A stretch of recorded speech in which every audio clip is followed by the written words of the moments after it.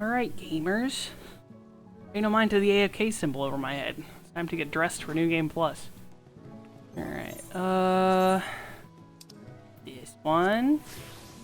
I'm gonna leave my fancy new sword because, you know, gotta be done, but I will change the shield.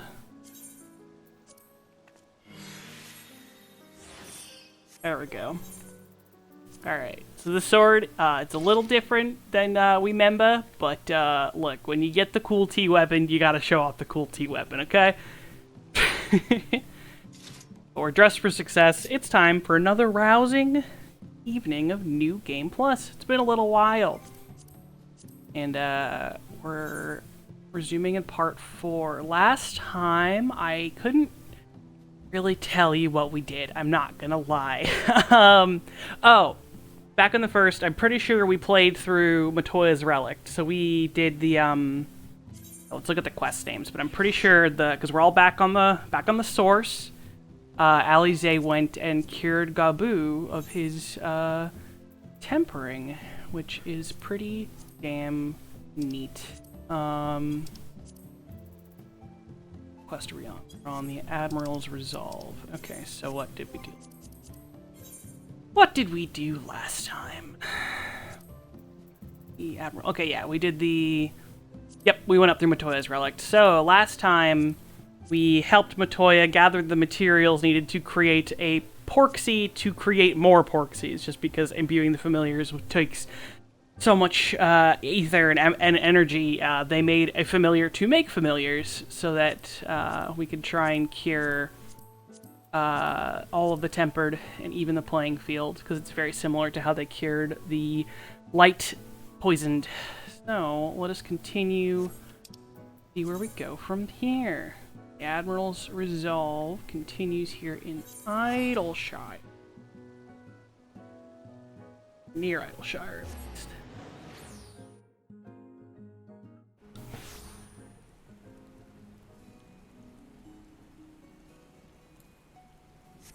I feel like it's always nighttime when I play New Game Plus. At all times. And then I go into a dungeon and that takes up the daytime and I come back out at nighttime again.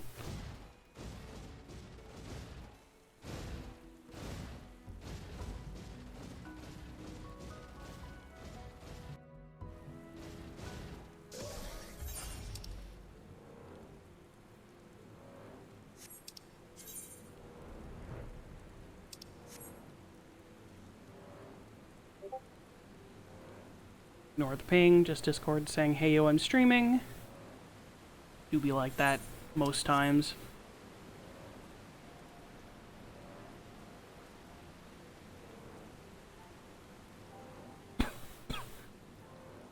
Alright.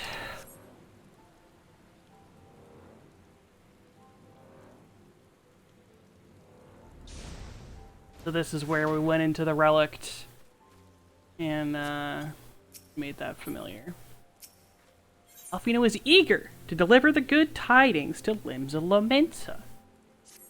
Well then, my friends, let us return to Limsa Lominsa and deliver the good news to the Admiral. A word to the officer in Bulwark Hall should be sufficient to secure us an audience. I'm already unable to read the English language, and I apologize in advance. English be hard.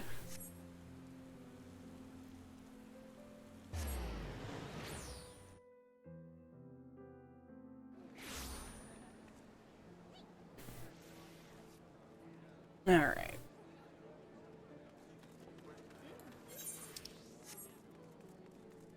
Turn up the game volume a little more. I feel like it's a little bit low.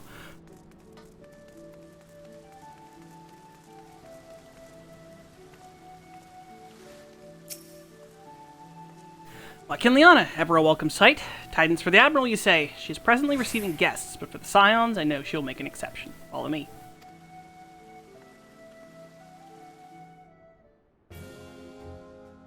Beast Tribe Chieftains.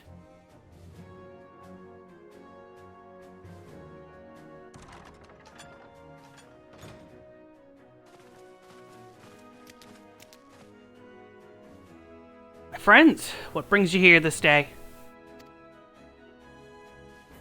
Well, you see, we kinda did the good. Is this true? By the Navigator, a cure for tempering. As often as I've been in awe of you Scions, I would not have thought it possible. And yet it is, Admiral. We have done it, here in Limsa, and production of more familiars has already begun. You have my thanks. Truly, this will do much to advance the cause of peace, yet I fear it will take more to close the rift twixt man and beastman. Bah! Even to speak thus divides us. Welcome as it is, a cure will not guarantee reconciliation between our peoples. For though summoning and the tempered may serve to fuel the conflict, they are but symptoms of it. We are to resolve the primal problem. Once and for all, we must address the cause. We must strive for mutual understanding and find a way to leave our bloody past behind us.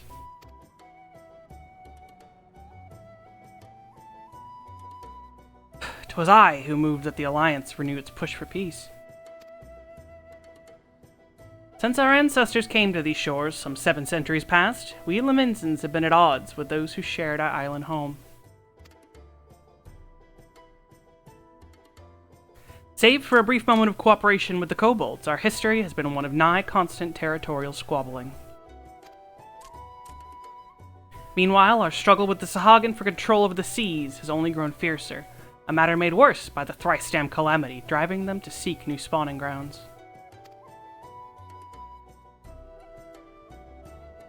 With the survival at stake, each had no choice but to fight, and so I dismissed peace as impossible. Impossible was a word coined by the weak, I proclaimed to all who'd listen, and then gave up. You and yours put me to shame. Since you led us to victory against the Black Wolf, you've achieved the impossible again and again and again. And I thought it high time that I followed suit, hence my proposal to the Alliance Council. But no sooner did I reach out to our neighbors in Vilbrand than my own people sought to thwart me. You speak of the pirates who failed to attend the meeting. Aye, by acting though a friendly faction among the kobolds, we'd intended to seek an audience with a prominent patriarch. But the bloody executioners would hear nothing of it, and their absence sent a message to the rest. Though they are but one of the 3 pirate powers, they are the greatest, and any attempt at peace would founder without them. I am given to understand that their leader, Captain Hilfir, has been bedridden for some time with an ailment of the lungs. Correct. In his absence, his right hand leads, a man named Sickard, but recently risen to prominence among their ranks. Save for his disdain for authority, little is known about him. We have invited him to speak with us more than once, but he will not come.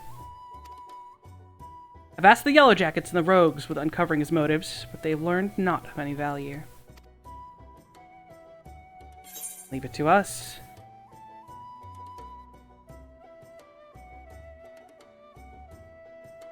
We have a nose for the truth. Whatever this Sickard wants, we'll find out. Truly, I would be much obliged. I shall look forward to hearing what you learn then. Good luck.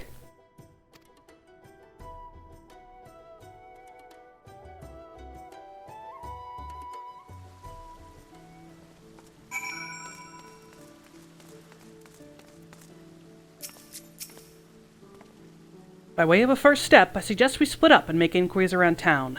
Someone must know this Sickard. You could approach the pirates, Kinliana. The rest of us will seek out merchants and adventurers. I would love to approach pirates.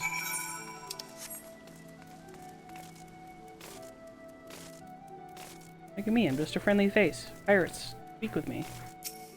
You're very spooky looking. I want to look at this spooky person. I love it. It's good. What horns are those? That's gotta be Cash Shop.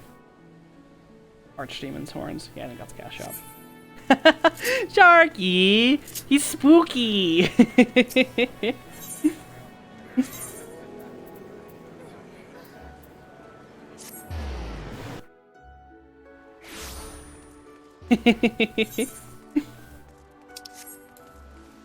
Look, we can't all be total cuties like my character, okay?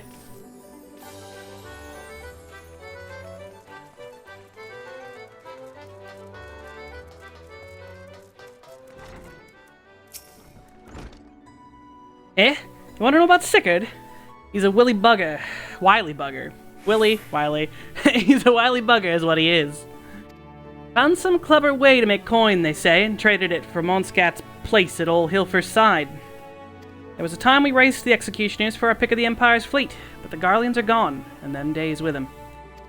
Owing to which, we've all of us had to look for other ways to make ends meet. What the jumped-up Bildrat Sickard landing the juiciest, whatever it may be.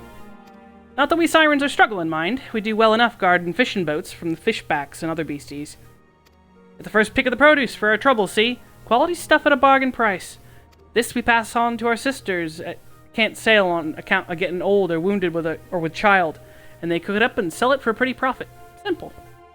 Oh, I miss the old ways, don't get me wrong, but when I see the girls with their little ones, I think to myself, a life of peace ain't bad at all. Peace and quiet ain't bad at all. I can hardly speak English, and they tell me to read pirate. God! Bim, bim, bim, and bim, bim, bim. Oop, out of sync. Yep, thanks, Elgato. Yeah, there's like a golden saucer campaign going on right now. I hardly do anything with the gold saucer.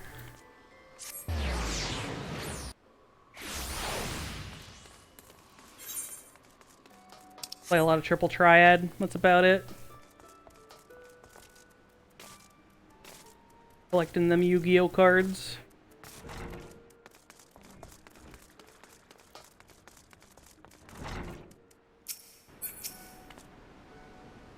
Curious about Sickard, are you? As am I, my friend. As am I. Sadly, I know nothing of the man, save that the bloody executioners experienced a marked improvement in their fortunes after his promotion. Quite how he achieved this is a matter of some debate.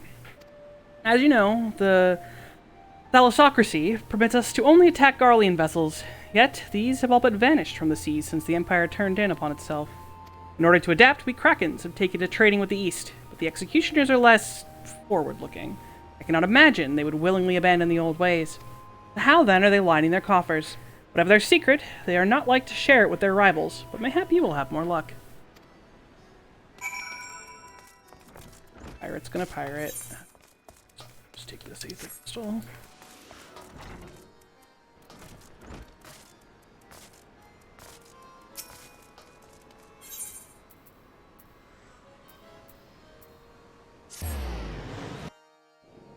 Yep.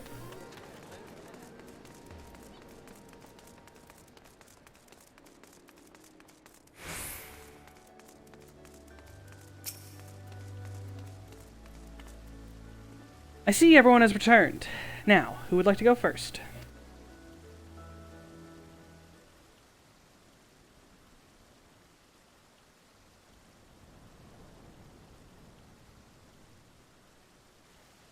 So, just as their imperial prey began to disappear, Sickard turned the executioner's fortunes around with a mysterious new source of income. Whatever it is, it's nothing to scoff at. According to a tavern keeper I spoke to, the crew have been indulging themselves as never before. But no amount of drink seems to loosen their tongues as to how they are coming by their coin. For my part, I spoke with a reporter from the Harbor Herald. The publication has been investigating the secret of the executioner's good fortune and making little headway. Plainly, the executioners do not wish the nature of their business to be made public. And I think I may know why. In the course of making inquiries on Hawker's Alley, an interesting fact came to light. Just as the executioners began to enjoy better fortunes, the price of crystal went into sharp decline. A sudden fall in demand, I was told. Curious, I contacted Hoary Boulder, who has been watching the movements of the beast tribes, and my suspicions were proven correct. Despite ever-worsening relations between the beast tribes and the thalassocracy, neither Titan nor Leviathan have made an appearance of late, suggesting that the kobolds and the Sahagin lack the means with which to summon them. Do you mean to say the executioners are Do you mean to say the executioners are divesting them of their crystals? All indications point to that conclusion, yes. Though we have no hard evidence as yet, we must investigate further. Agreed. So how do we proceed? Oh, I have an idea about that. In fact, I've already taken the liberty of making certain provisions. Did y'all know that English is impossible? All of these dialogues should be vocalized, so I don't have to vocalize. During my inquiries, a disgruntled merchant informed me that a wholesaler of crystals had recently arrived in Limsa, offering wares at prices far undercutting the competition. After asking around, I was able to gain an introduction, and will shortly pose as a potential buyer in a bid to establish the crystals province. The man is due to be at Auchan's Embrace in Lower Lenosha shortly. I suggest we make our way there at once.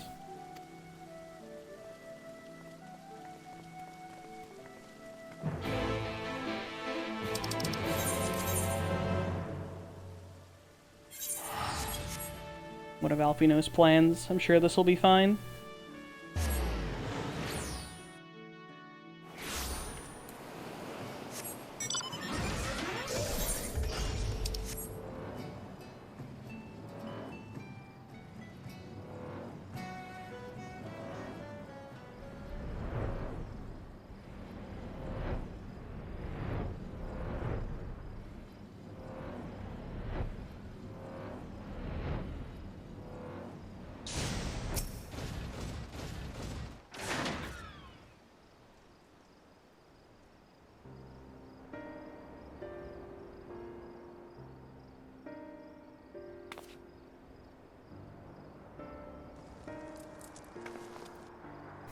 That appears to be our merchant. Wish me luck. Wait, if he truly is in league with the bloody executioners, he will surely be wary of those allied to the Admiral, the Scions not least of all. Compared to yours and Kiliana's, mine is an unfamiliar face. Let me play the role of the buyer. Raha is right, and even if you aren't recognized on sight, you look too genteel to be mixing with society's underbelly. Genteel? But very well, I leave it to you, Graha.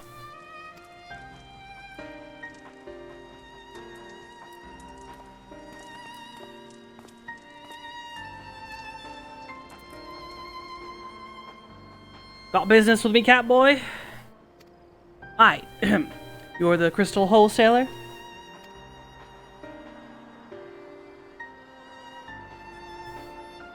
That I am, but you're no merchant. So what do you want the crystals for? Aye.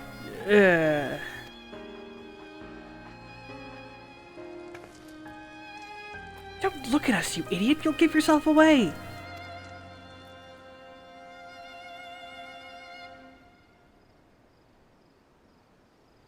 Oh, I see. You're a weaponsmith, am I right? And you need crystals to make stabs like that fine specimen you got there. That's right. I am indeed a weaponsmith, and I use naught but the finest materials. I bid you show me your wares. Well, we don't invite just anybody into our storehouses. It takes time to establish trust, you understand. Look, I have a large and urgent commission. If the quality is satisfactory, I will not quibble over the price. Alright. It's plain that's no ordinary crystal adorning your staff, so I'll make an exception. Come with me.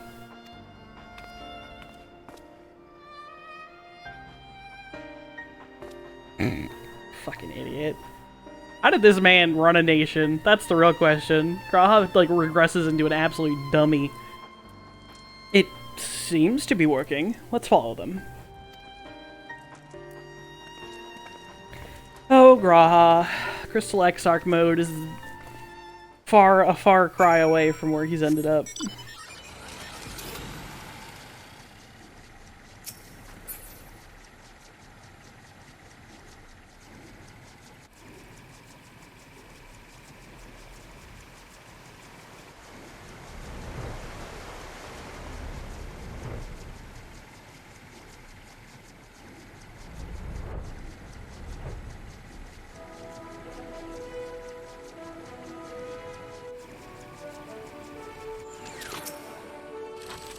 They went into that tunnel, quietly now.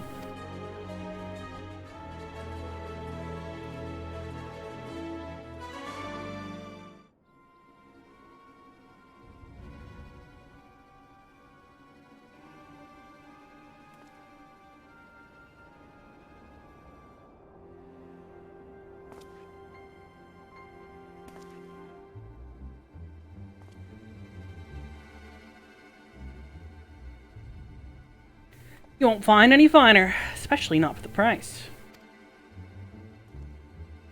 Indeed, I would expect to pay more than double for such quality. How could they possibly be so cheap? There's nothing unlawful about them, if that's your worry. They're from Ogomoro, if you take my meaning. Stuff's as pure as it gets, and you won't be disappointed. So, how much do you want?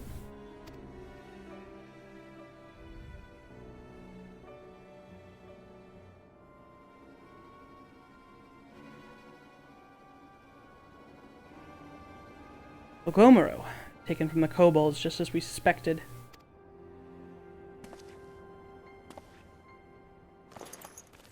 That's enough. Shut your gobs and turn around. Slowly.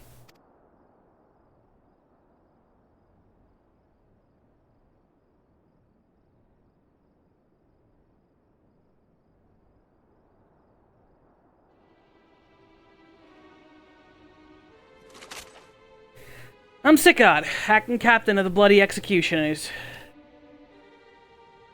No need to introduce yourselves. We know who you are, scions.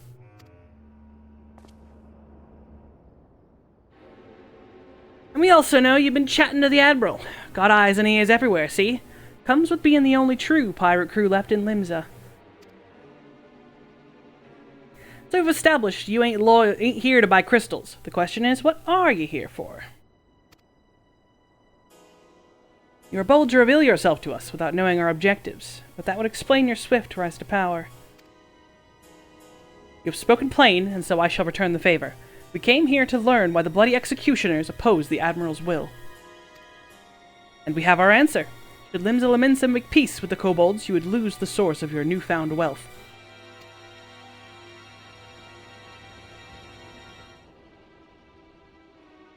That's right. Just to remind you, though, we ain't breaking any rules here. The law forbids us from attacking any vessel not flying the Imperial flag, but it doesn't say nothing about beastmen. Only reason we keep our operation nice and quiet is because we don't want no one taking our business. Wait, just listen to the end, will you? For what it's worth, I have the highest respect for you and yours. Her, especially. While the Maelstrom were worrying about Dirty and their fancy red clobber, you lot stormed Ogomoro and battered Bleeding Titan himself. Raised a mug to you when I heard the news. And now we're following in your footsteps, making sure the beastmen never summon their stinking gods again. Practically your successors, we are. But when there were still Imperial ships about, we did our bit for Limsa and went after them. With the Garleans gone, there's no one left to ply our trade on except the beastmen. Let us have that, eh? It's only fair. Contentious though some may find your views, it's true that you have broken no laws. That being so, I see no reason why you should not state your case directly to the Admiral's face, unless the acting captain of the only true pirate crew left in Limsa Lominsa has some other cause to hide in a cave. Well said. Well said indeed. Alright, I'll meet with the Admiral. I'll even provide the venue, the Alastasia. I trust she won't turn down the invitation.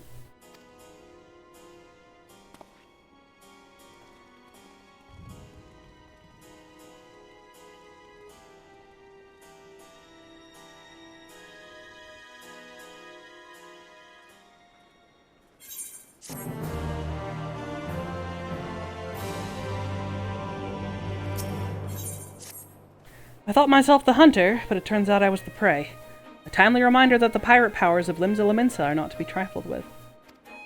But all's well that ends well. Grahatia's timely provocation had the desired effect, and Sickard has agreed to a meeting.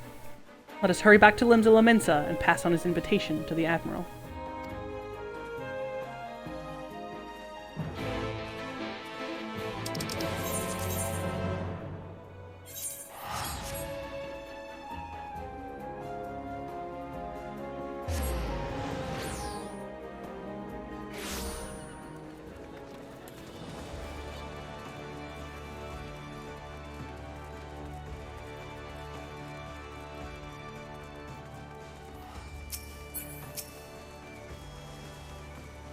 Kiliana, your companions have already reported to the command room. Will you be joining them?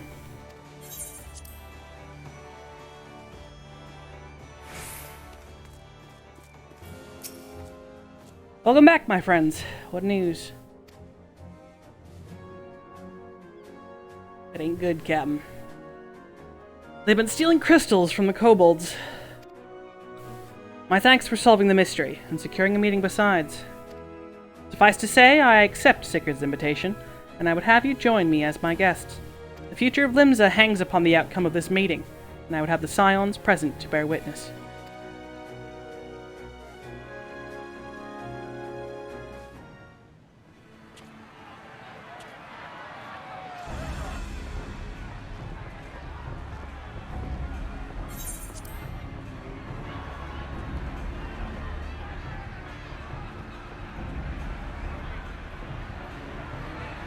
Look who's come crawling! Traitor! You can shove your piece!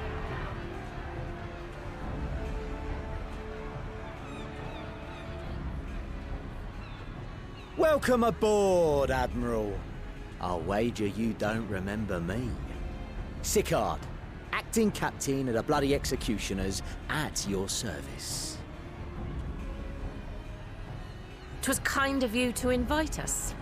Now, if Captain Hillfear has a message for me, I bid you speak it. We have just the one demand. That you forget this bilge about making peace with the beastmen. Ours is a nation of pirates. Always has been, always will be. Deny us our right to plunder, and you deny who we are. Too bloody right! Pirates till we die! What we want, we take!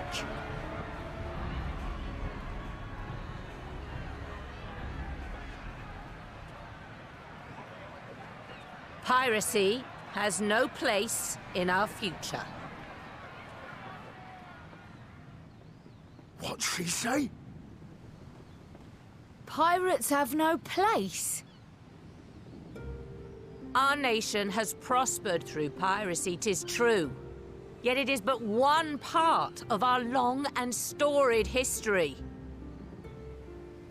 Centuries ago, our ancestors led a failed rebellion and were driven from their homes with little more than the shirts on their backs.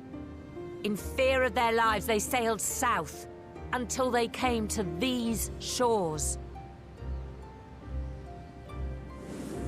Finding the land occupied by kobolds, however, they were forced to turn to piracy in order to survive. And survive they did. But not so long ago, when the Empire threatened to crush everything we'd built, we set aside piracy and joined hands with our neighbors. This too was in order to survive. And survive we did. Time after time we fought the Empire, and time after time we won. And through trade with our newfound allies, we prospered more than we ever did through pillaging and plundering. The Empire teeters on the brink of collapse.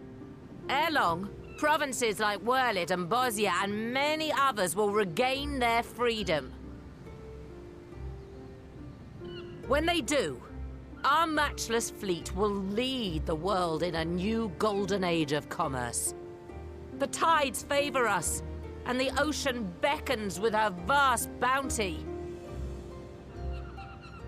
But if we cling to the old ways, this great ship we call Limsa will trade the boundless seas for a lagoon.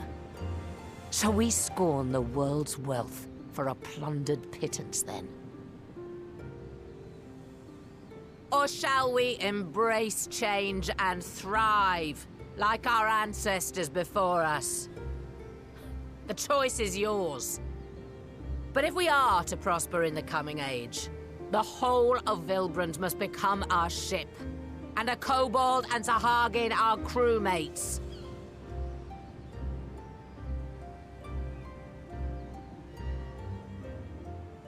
Rousing words. Might even be some truth in them. But pirating's all we've ever known. And we ain't about to give it up just 'cause you say so.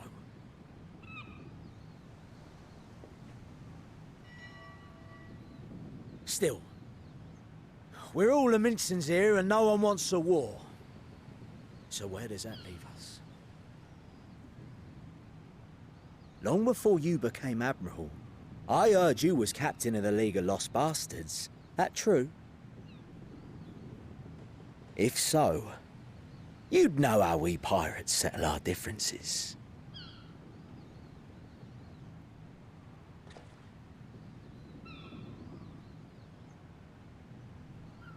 A duel. Very well. As Admiral of Limsa Laminsa, I accept your challenge.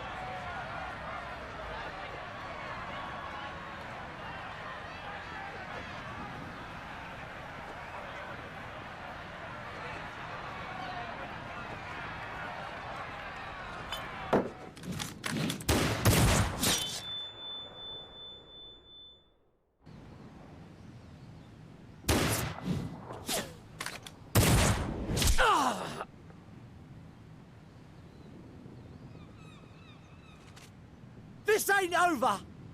Not till one of us is dead! Finish the job! Or I will!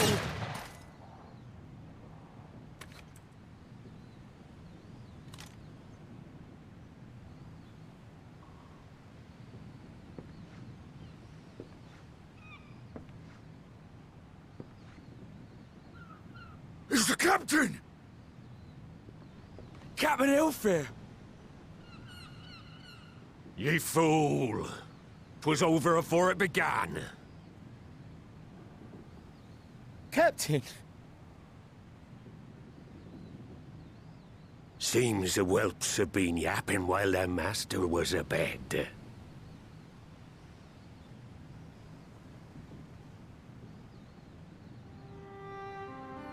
Listen well, all of ye. Since the signing of the Galadian Accord, we all of us have been part of the same crew. The crew with a good ship Limsa Laminsa. At the helm of that ship is the Admiral. And 'tis she who decides where we sail. Was I not clear on that point? Or did you forget whose deck you stand on? Nay? Then what in the seven hells are you playing at? It's all we know, Captain. If we ain't pirates, what are we? You're bloody idiots is what ye are. Idiots with your own lives ahead of ye. Ye can do anything ye want. Be anything ye want. We're pirates, aye. And we pirates love our loot. But that ain't our first love. Our first love is the sea. The sea! And what she brings us. Freedom! So hold fast to that. Let the brine-crusted husk that stands before you now be the last of them as knew naught save out of steel. And make of yourselves a new breed of pirate!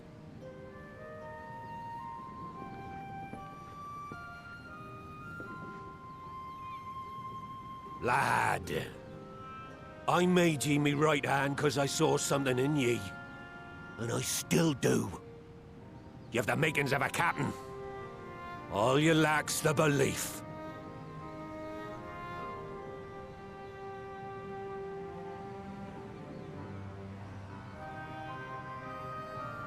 Well now, it seems we're of one mind after all. Apologies for the misunderstanding, Admiral. We're with ye, wherever ye be headed. You have my thanks, Hilfir.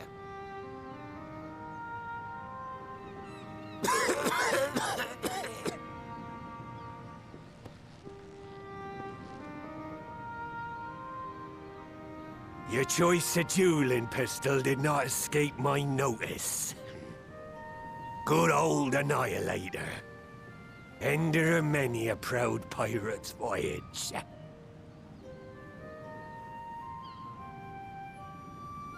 Mistbeard's vanished into legend, and it won't be long before I take my rest in the depths. Yet be that as it may, the old ways can only truly die when we've dealt the Empire the telling blow. There'll be stormy seas ahead, no doubt. But I'm trusting ye to steer us through to the other side.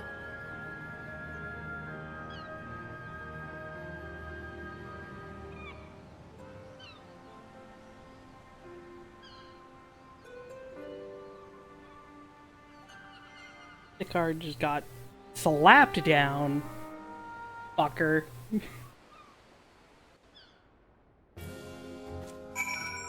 And during that whole cutscene, I added some BTTV emotes to the channel that I've been meaning to do. Though I had anticipated a duel, I did not foresee that Hilfir would intervene. Full glad am I that he did. It would have been a shame to kill the boy. Instead, the whelp has learned a valuable lesson, and we have made peace amongst ourselves. All that remains is to do likewise with our neighbors.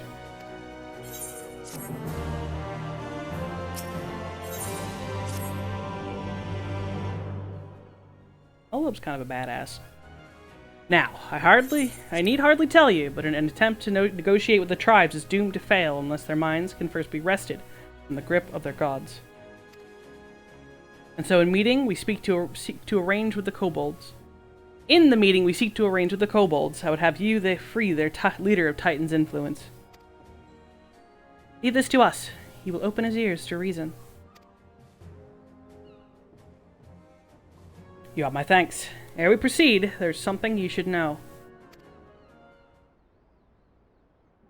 Some 50 years passed, when the Sahagins swarmed at our hulls in even ever greater numbers. Limsa entered into a covenant with the kobolds.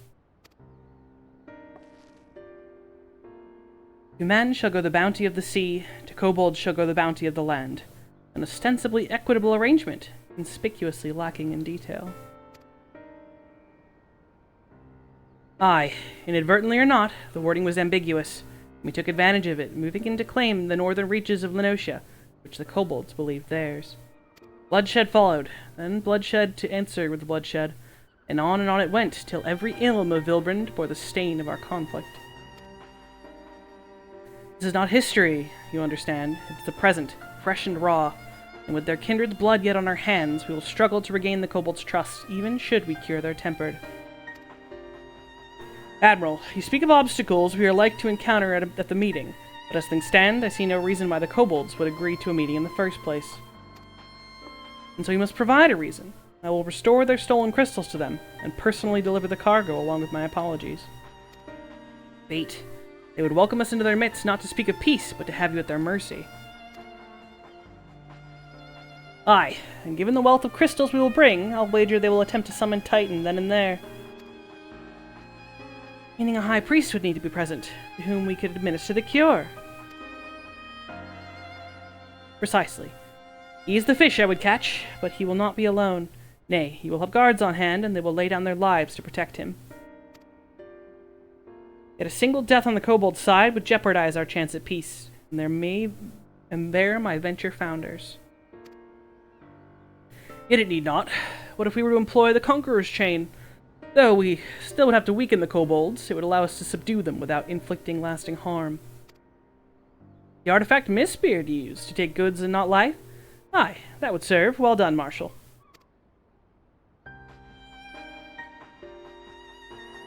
So, friends, what do you think of our strategy? The effects of tempering are cumulative, and we may safely assume that the High Priest's exposure to primal influence is extensive. It will therefore take a great deal of ether to reverse its effects, not to mention time. Time during which Alize would be defenseless. Even should we all look to her protection, I am not convinced we could keep an entire army of kobolds at bay. Well, I'm happy to take that risk. It's not as if we have any other choice.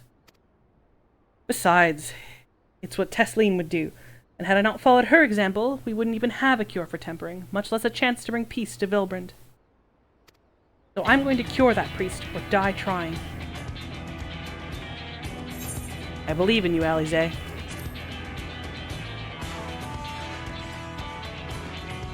And I believe in you too. You and everyone. I know you'll keep me safe. It's settled then. See to your preparations and make for Camp Overlook. We will join you there anon.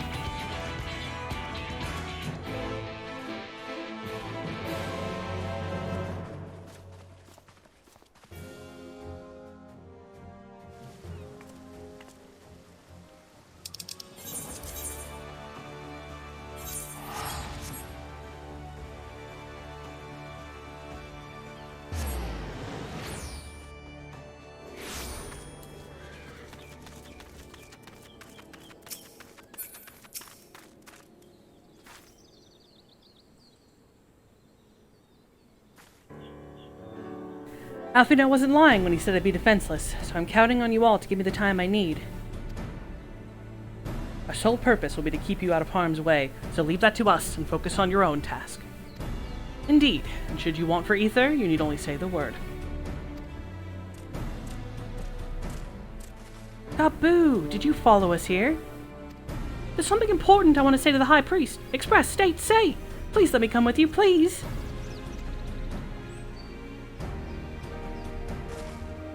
I'm sorry, but it's too dangerous. I need you to promise me that you'll stay here where it's safe, alright?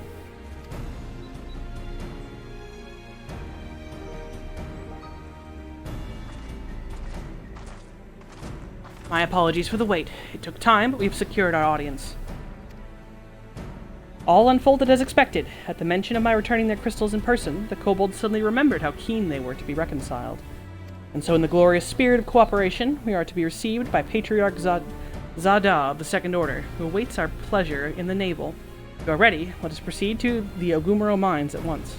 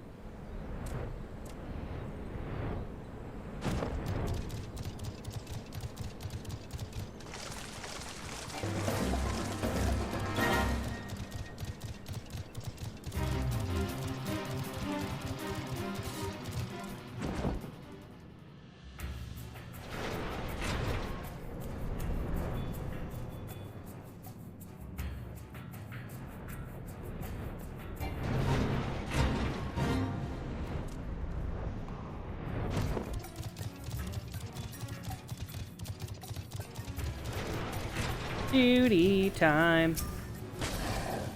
Zathryde will bear us to our quarry. Should he make to summon Titan, as I anticipate, we will halt the ceremony and restrain him.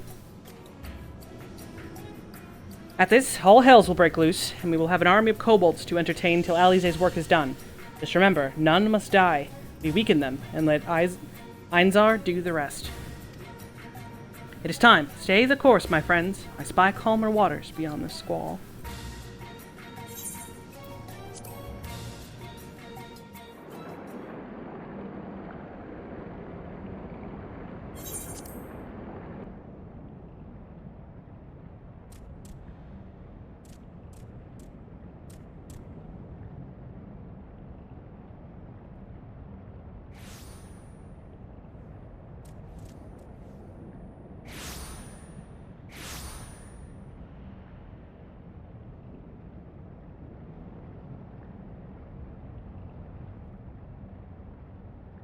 Those corpses have been sitting there for years, and they look immaculate. Greetings, Patriarch. I am Merlwib Blufistvin, Admiral of Limsa Laminsa. I come before you to offer my sincerest apologies for the many wrongs committed by my people against you and yours.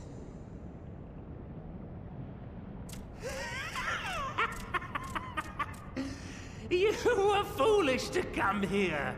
Stupid, unwise, foolish. The Great Father shall have your souls for your folly.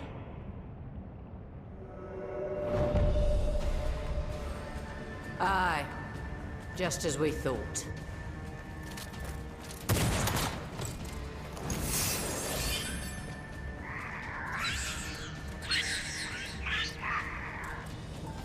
Now, Alize! Quickly!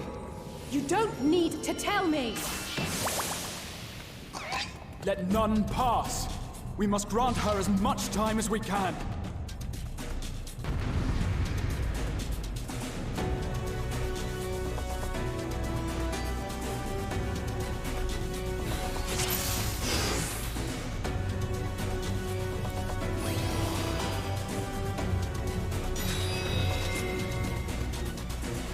The girl seeks to harm the Patriarch with vile magics. Kill her. Slaughter. Slay. Kill. We must protect Alize! Not if we have anything to say about it.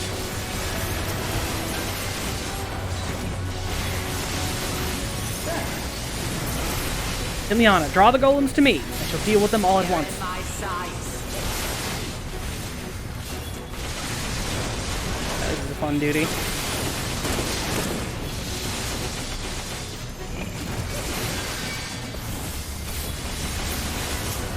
Because Melwood's kind of a badass. You're in my sights.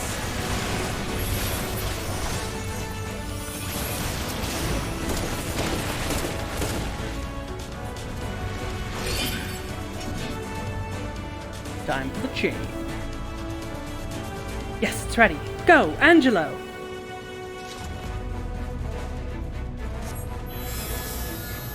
What sorcery is this?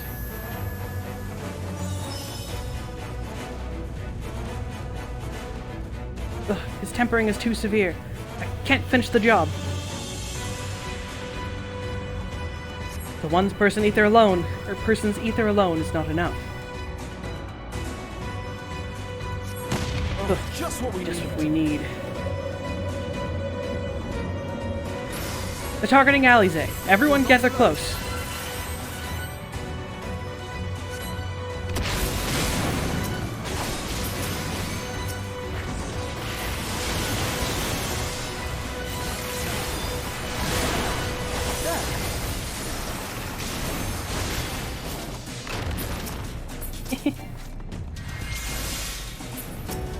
Oh, look at that man doing cover. What a good boy Grahatia is.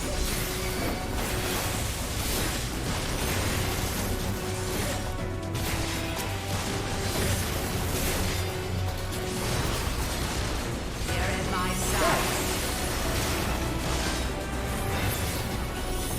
Alfino, let us lend Alize our ether.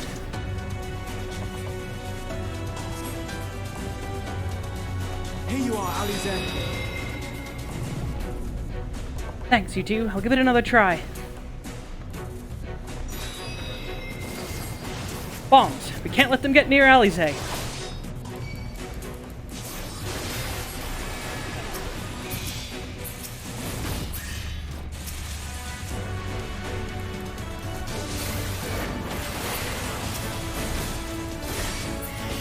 Ugh, I'm nearing my limit.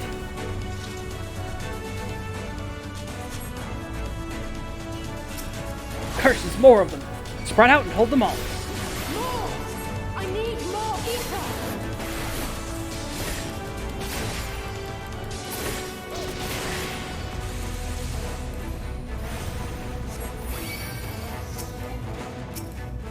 Oh, that's not the right menu. I'm trying to shirk someone, that's good.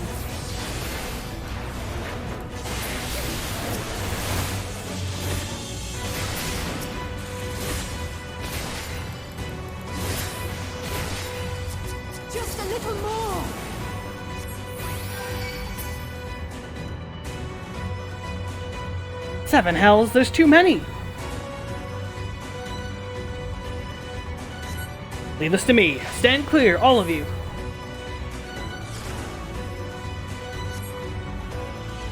Mad lad. Thank you for your sacrifice. Of all the reckless things, Alize, now's your chance. Alright, please, please let this work.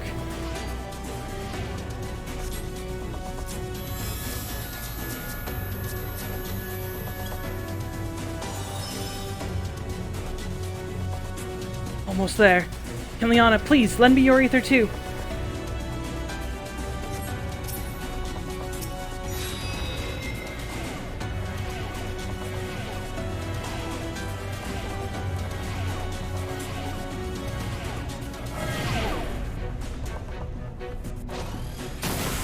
Hehe, you're dead now, girl. Finished, done for, dead. No, you don't. No, Admiral, it's too dangerous. I made my decision before I came here. No matter what it costs me, Limsa will have peace.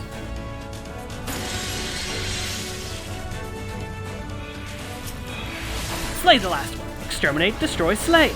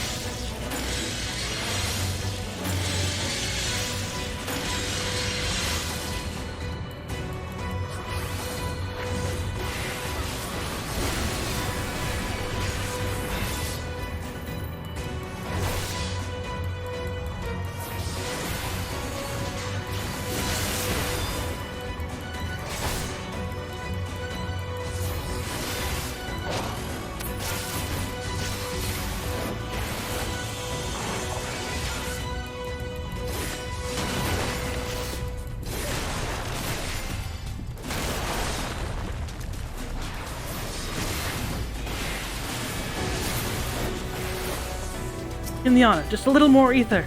Just a little more, and I can finish this. Thank you. It will work this time, I promise.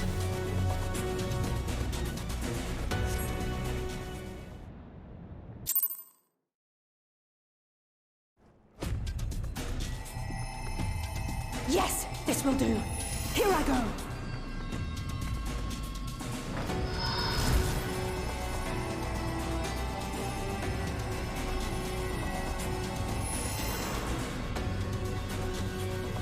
Go, Angela.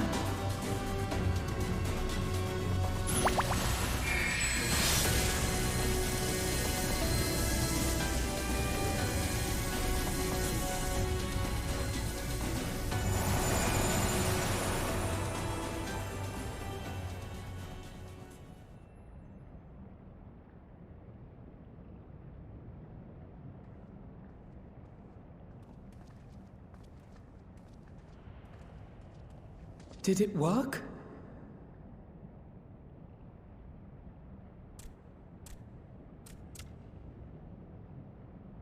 What?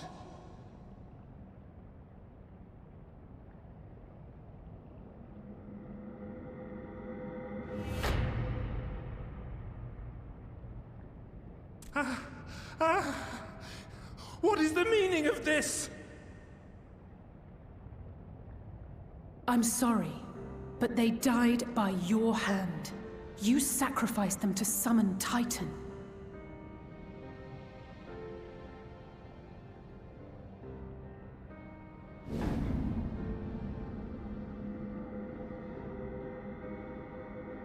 No. No, no, no, no! Why? Why would I do such a thing?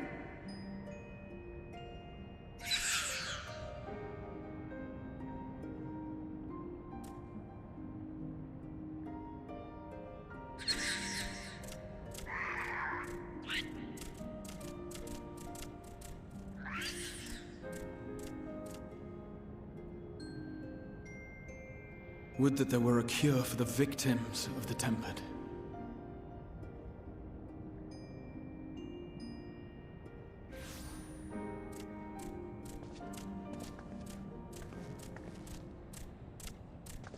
Gabu!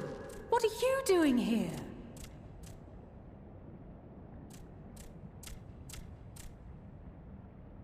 Patriarch, please listen to me. Hear, heed, listen.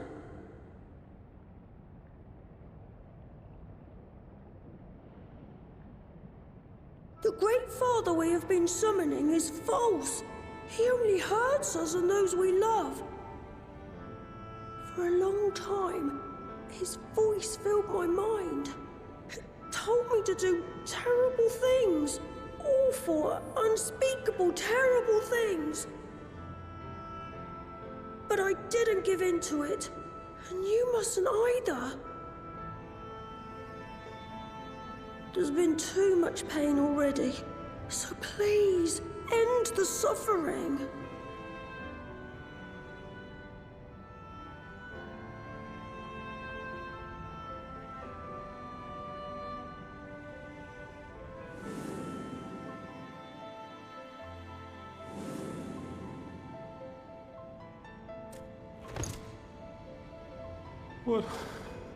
What have I done? We share this child's desire, Patriarch. An end to summoning, for it spells naught but misery for both our peoples.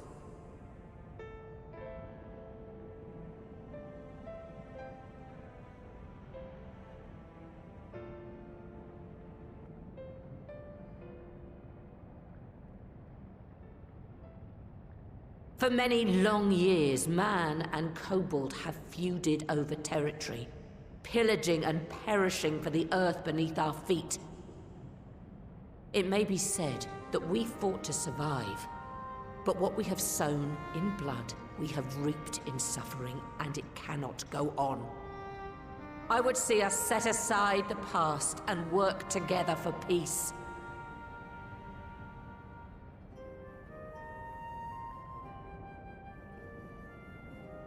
It was wrong of me to hurt my own in the name of the Great Father. Sinful, evil, wrong. But that doesn't mean there can be peace between us.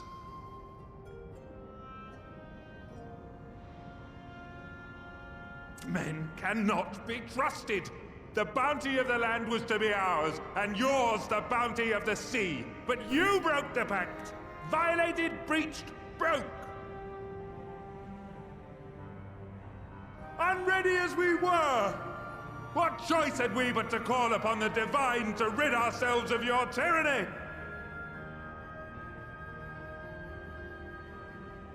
None, and I do not blame you for it. In violation of the spirit, if not the letter, of the pact, we took your lands for our own. The fault lies wholly with us. On behalf of all Leminsons, I offer you my humblest apology. I pray you'll find it in your heart to accept it.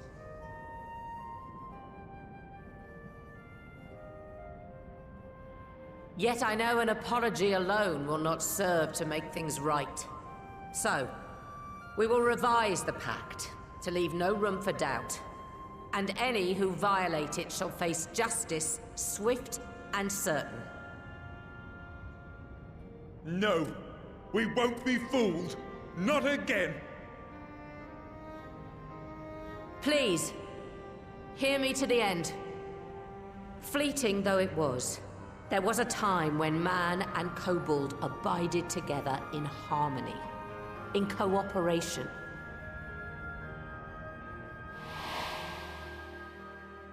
In those days, your people shared the secrets of smelting. Knowledge which allowed Limsa Leminsa to thrive. Much of what we have, we owe to the kobolds.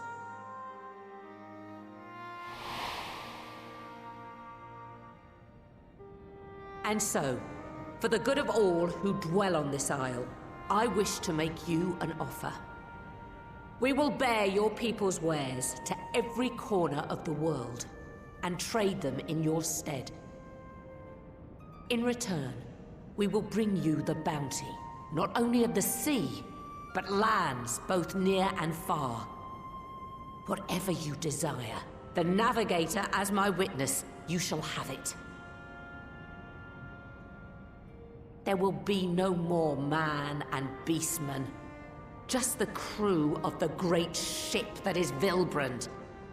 And together, we will share in the wealth of the world, if you'll only accept our hand in friendship.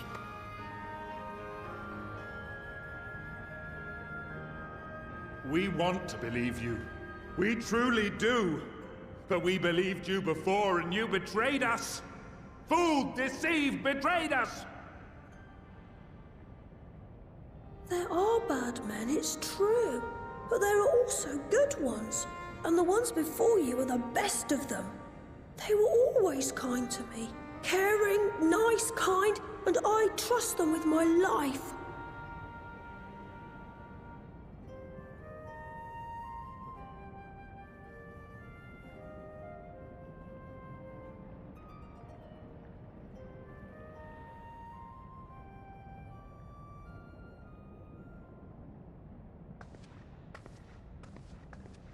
Before I became Admiral, I was a pirate. I stole, I fought, I stained the sea red with blood. Such is my past, and I dare not forget it, however much I might want to.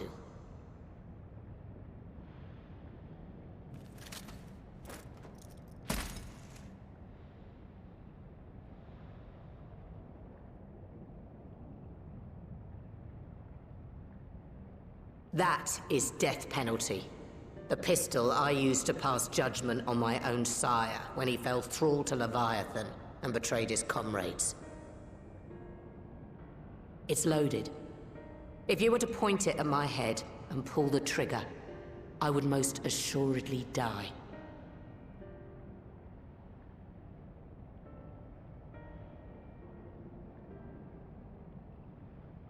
Though it isn't much, my life is the single most valuable thing I possess.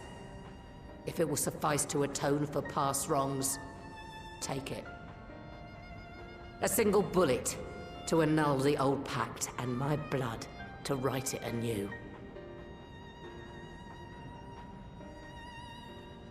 What comes after, I entrust to this man, my second in command. I know that he will do his utmost for the happiness of all who call Vilbrand home.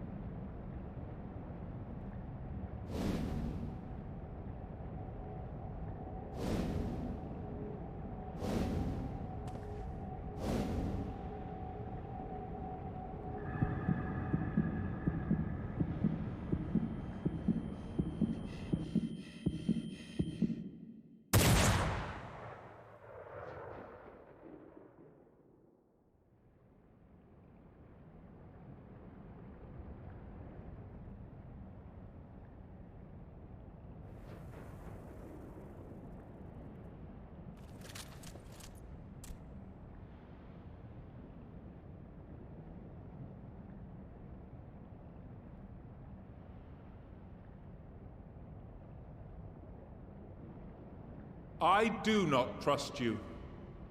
Not yet. But Gabu does. And I will trust him.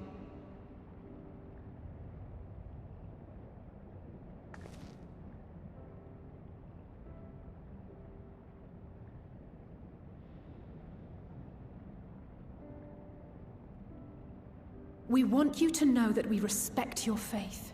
There's nothing wrong with giving thanks to the land which sustains you. But summoning is different.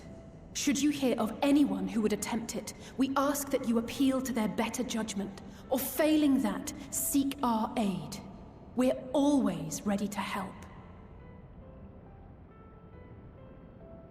Many and more of my brethren are yet enthralled to the Great Father, just as I was. If you could free them too, I would be grateful. Appreciative, thankful, grateful.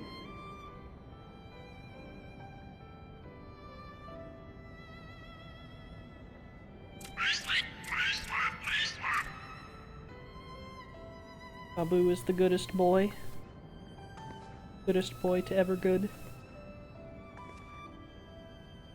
'Tis we who should be grateful, Patriarch. I thank you for affording us this chance.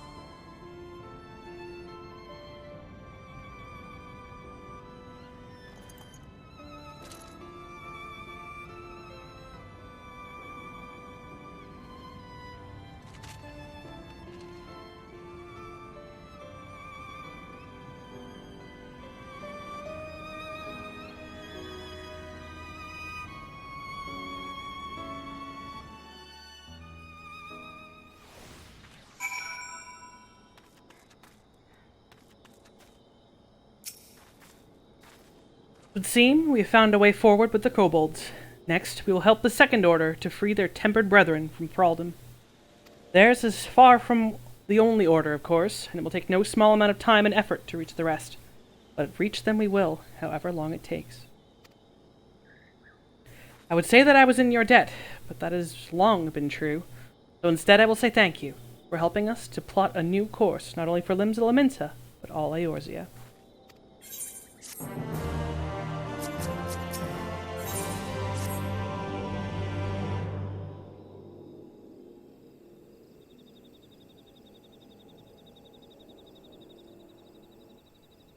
Right. Let's return to the Rising Stones.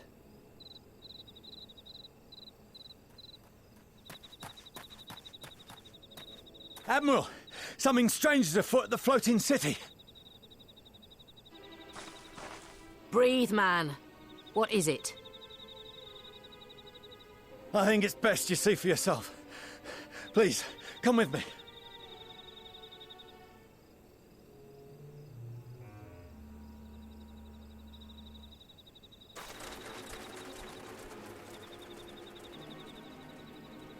We can never have nice things. If a good thing happens, that means a bad thing's about to happen right after.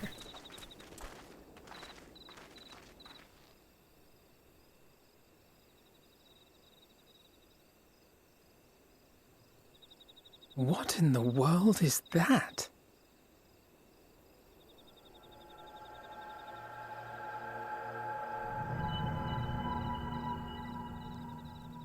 A tower. You can see it too, then? I feared I was losing my wits. One moment I was patrolling as usual, and the next it was just there.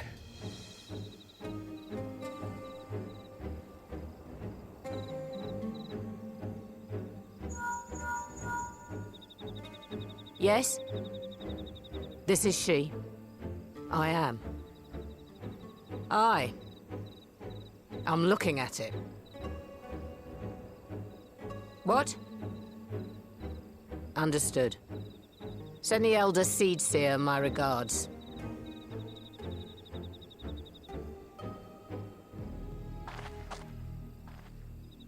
The communications officer. It seems this isn't the only tower. They've sprung up all across Eorzea.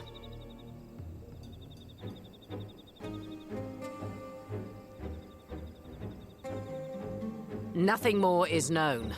Only that they appear to be of Garlean construction. Our allies on the Alamegan front are on highest alert. Forgive my directness, but would you join them? They may well need the help. Of course, Admiral. We shall make all haste. My thanks. I will return to Limsa to weigh our response. Look for Commander Hext when you arrive in Alamigo, and may the Navigator speed you on your way.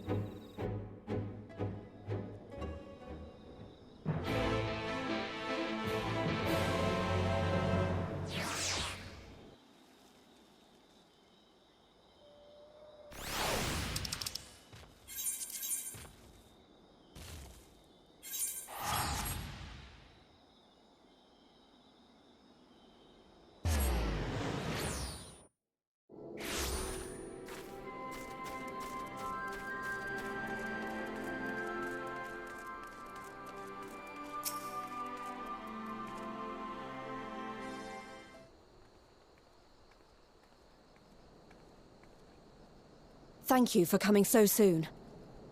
I'll send for Commander Aldin at once, and we can decide what to do about these infernal towers. Roger preserved!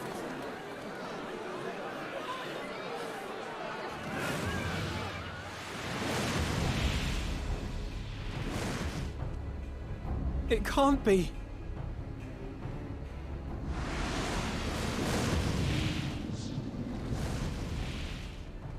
The palace!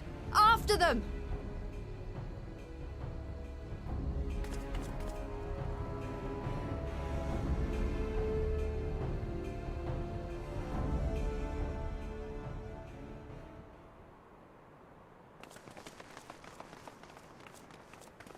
You're here, good.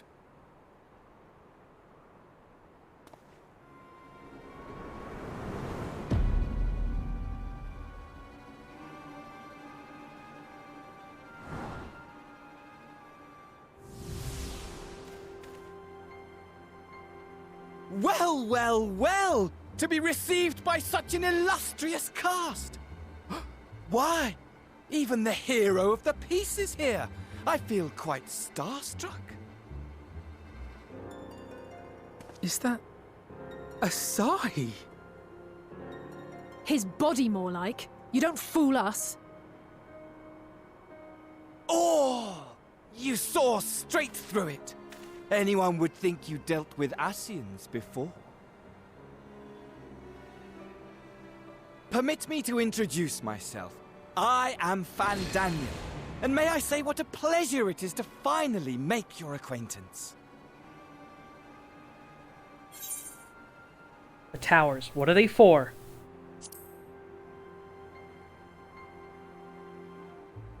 My, straight to business is it? Suit yourself. It is my intention to recreate the final days, to which end I have distributed a collection of rather ingenious devices, or towers, which will, in time, give rise to the grandest of spectacles. The final days?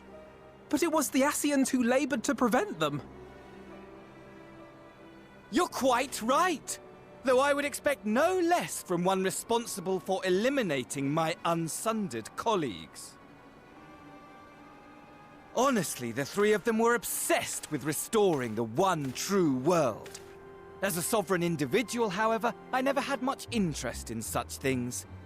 I mean, why bother when you're just another sundered minion? Admittedly, Elidibus was not convinced by that argument, but thanks to you, I'm finally free of his incessant nagging. Free to use my powers as I see fit, to fulfill my heart's desire.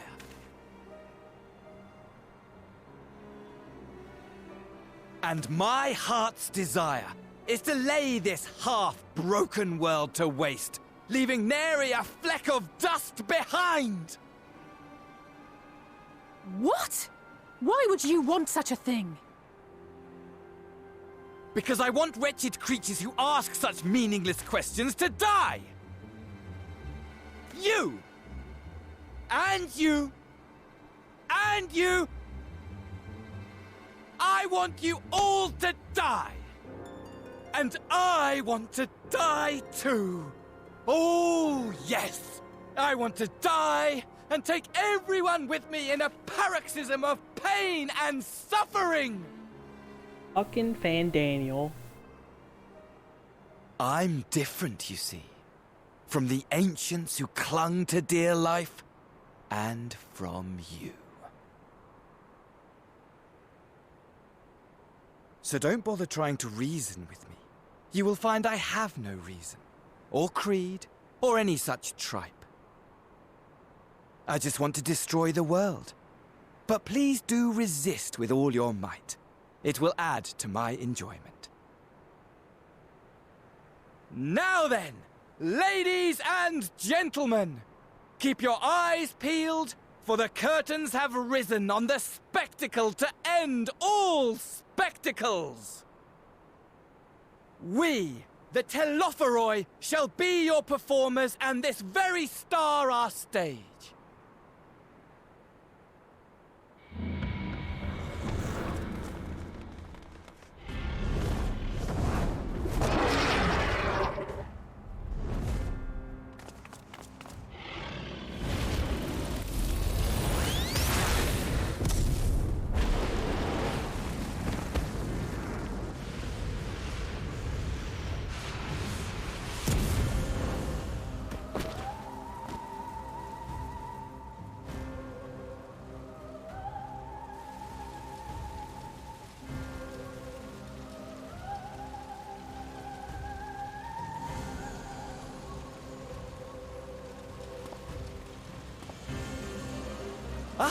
But I nearly forgot.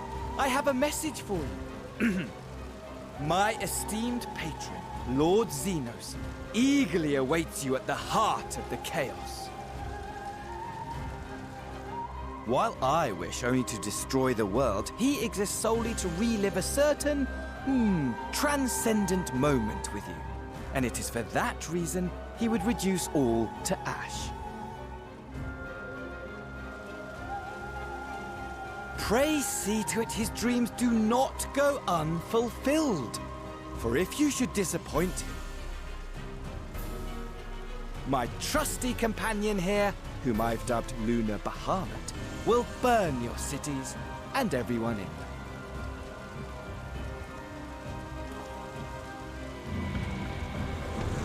them. Xenos has no existence other than to play footsies with you one more time.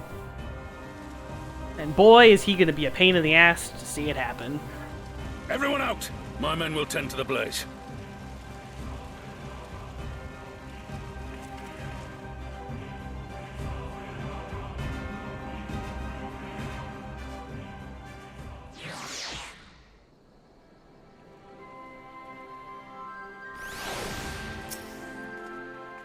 Thank goodness everyone's safe.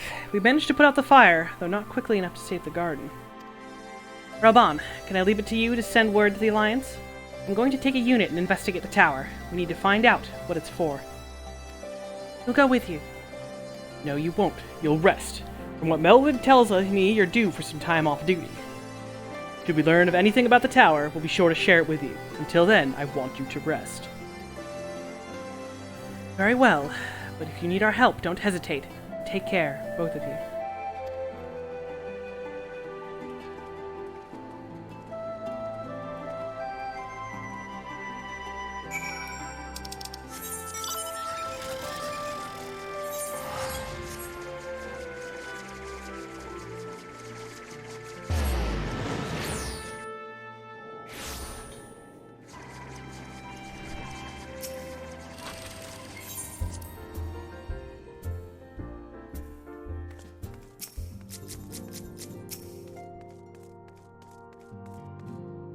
Ah, you're back too. Good.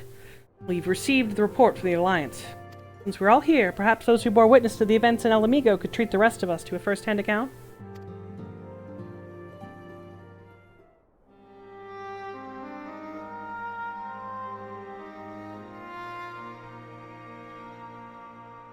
No sooner do we overcome one problem than another appears. It would all seem tediously predictable, but for the endless variety of our foes. This Fandaniel sounds even more unhinged than his patron. Unhinged, perhaps, but no fool. For all his pantomime theatrics, he gave away little about his plot. We know only that he intends to recreate the final days, and that the towers will somehow facilitate this.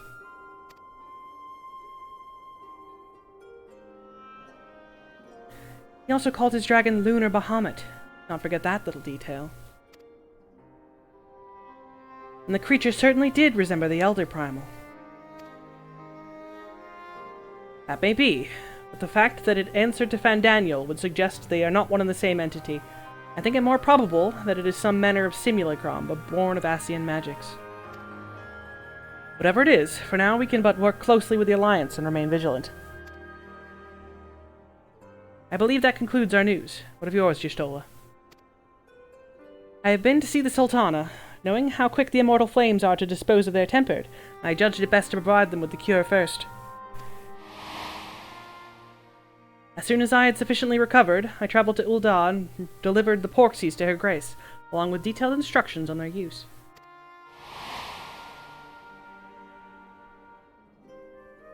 Yet my visit chanced to coincide with the arrival of some troubling tidings. The Immortal Flames had been on the cusp of agreeing to a truce with the Amalja, when negotiations abruptly collapsed. The Amalja claimed that a number of their kind have been abducted, and that men are responsible. Not as known of the perpetrators as yet, but as the Immortal Flames went about investigating the abductions, they came upon one of Van Daniel's towers. On the subject of the towers, you may be interested to learn that they are not an exclusively Eorzean phenomenon. According to the Alliance, they have been sighted as far afield as Yangsha. It would seem reasonable to assume that they are everywhere. We simply have not found them. Well, as you said yourself, we can do little for now save remain vigilant, and since we are dealing with a dragon, ostensibly at least, I believe it would behoove us to enlist the aid of an authority on such foes. Estinian! Estinian? Now just a moment. If he could be persuaded to lend us a lance, I would be the first to welcome it, but the truth is, we will struggle even to find him. You let me and Kryl worry about that. We'll sniff him out, no matter where he's hiding.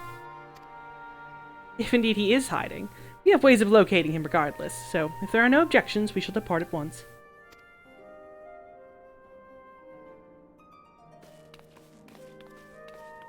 Hey, Treviors. Welcome, welcome.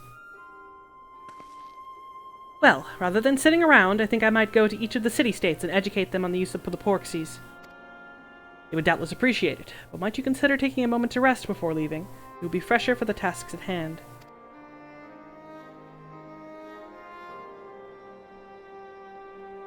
Well, my friend, our moment of triumph did not last long.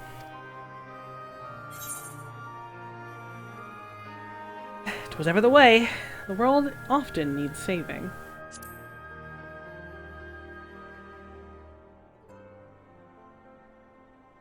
Save it we shall.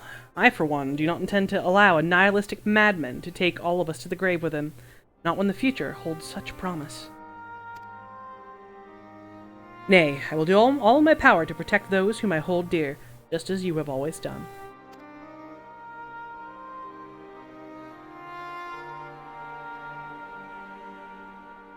Yes, hello, and me, the hero. Alright, and that's the end of patch 5.4. Now we have 5.5, and then 5.55, and then it's Endwalker. Then we walk to the end. But first, meanwhile, in the Fortress of Doom.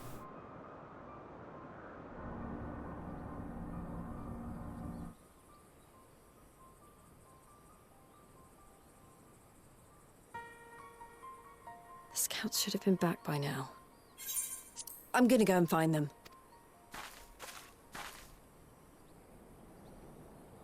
We got a little more riding home. Just a little.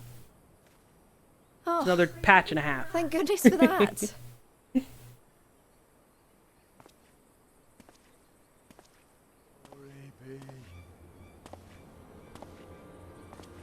What a healthy looking scout. Clearly everything here is fine. Nothing is wrong. Glory be.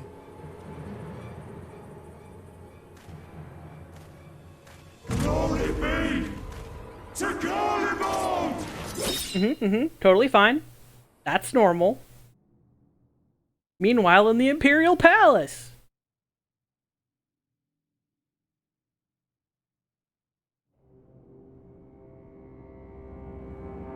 It's the boy, Xenos motherfucking Galvus.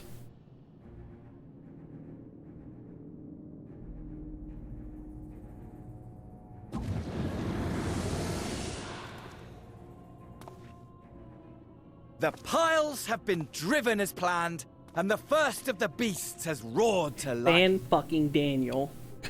Moreover, I am pleased to report that preparations are well underway for the rest. Ere long, chaos shall reign over all the land, as befits the final days. Call it what you will, so long as my friend returns to me, fangs bared and claws sharpened.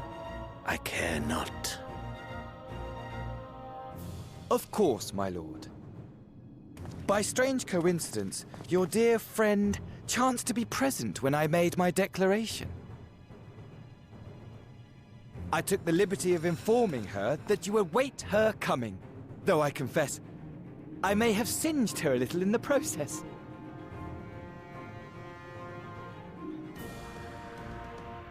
And why do you tell me this? Are you in such a hurry to die? None can kill her but me. Ah, my apologies. I must guard my tongue lest it be the end of me. Though, there is something to be said for such a glorious death. Better to fall to one who has it all than falter before an inferior. Huh. I shall keep it in mind as a contingency. For now, however, I shall proceed with the plan. My lord.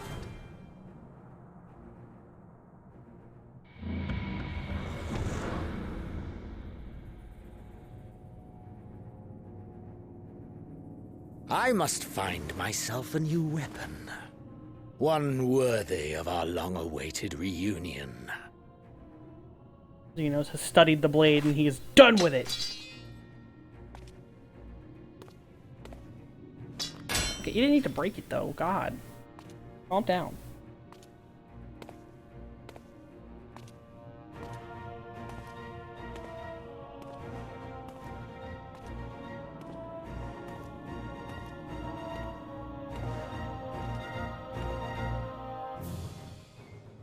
Alright, and thus we move on to patch 5.5.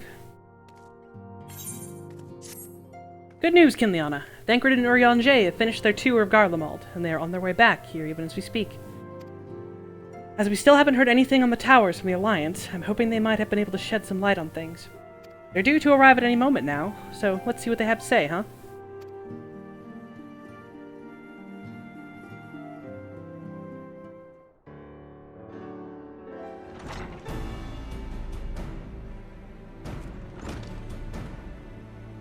Ah, a welcoming party. You needn't have gone to the trouble. From what I hear, you've been more busy enough as is.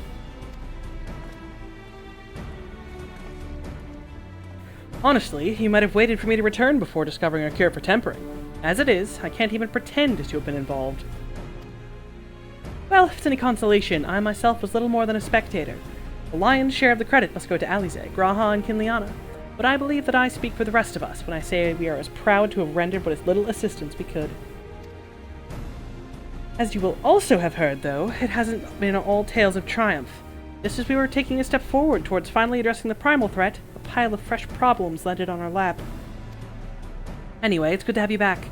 Though I can't help noticing that we're one Urianger short of a scouting party. You haven't lost him, have you?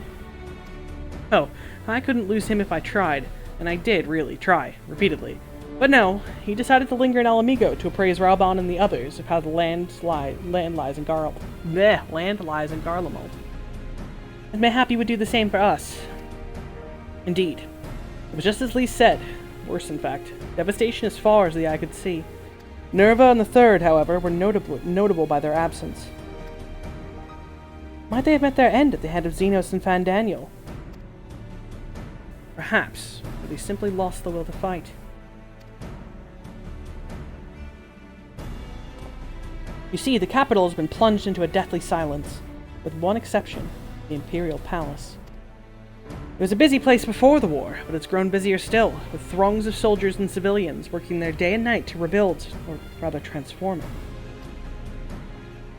Transform it? Into what? That is a difficult question to answer. Construction is vast and unsettling to behold, like something from a nightmare. According to Urianger, certain aspects of its design were clearly devised with the manipulation of ether in mind. Magitech, in other words. It as unnerving as said edifice was, it's nothing next to the sight of its builders. They swarm the palace like so many insects, working with nary a word exchanged between them. No one overseeing construction, no one barking orders, as if they were possessed or tempered. We wanted to investigate more closely, but given our suspicions, it seemed wiser not to take the risk. If Fandaniel could bind Bahamut to his will, might he have done the same with the people of Garlemald? Whatever the truth may be, this transformation is certain to prove valuable. Information, not transformation. You have our thanks. English is hard. Well, be sure to save some for Oriange. Which reminds me, I have a message from El Amigo. Raban is hosting a meeting to discuss the latest findings on the towers, and he's requested our presence. Why not leave that to us? You must be weary from your mission. No, I'm fine. Those towers have been on my mind since I first spied one on the way back, and I'm keen to get to the bottom of this. In that case, I shall stay and begin looking into another matter. As I promised Kryl, we need not all attend. Very well, I suggest the rest of us make our way to El Amigo forthwith. The sooner we leave, the more time we will have to speak with Oriange before the meeting. Anger.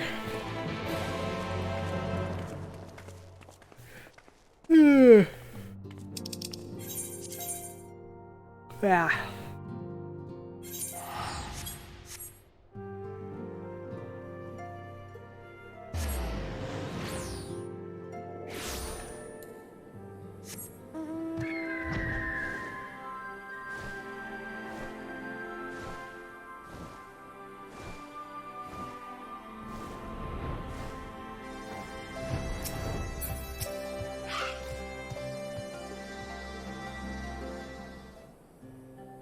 My friends, much and more have I heard of your travails in our absence. Heartened am I to see you all hale and whole. As are we to see you safely returned from your mission, Oriange. I trust Thancred made you feel welcome. Well, if it isn't Alfino and his merry band.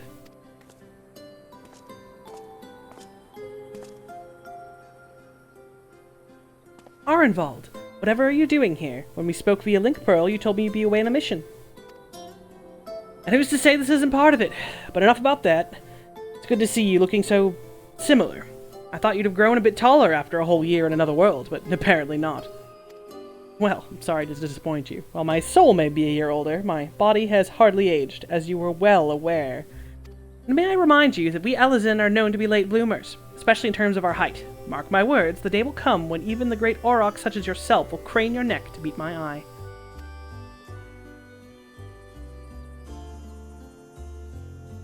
Aye, 'twas not until my 20th summer that I myself outgrew my boyish proportions, though Moonbrita towered over me nonetheless. Arenvald brings out the best in Alfino, doesn't he? They both seem so at ease in each other's company. It's almost endearing. What exactly brings you here? For Dola, mostly. We need to go over a few things before we set out. Set out? Wait, does this have something to do with the towers? What gave you that impression? Actually, tell me later. You've got a meeting to go to. I'll see you afterwards, alright?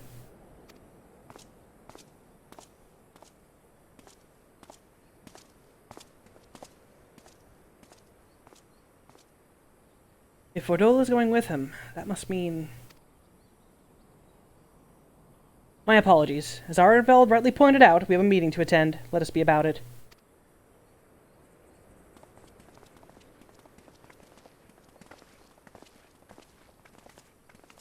Already so weird to see Alfino with a scholar book.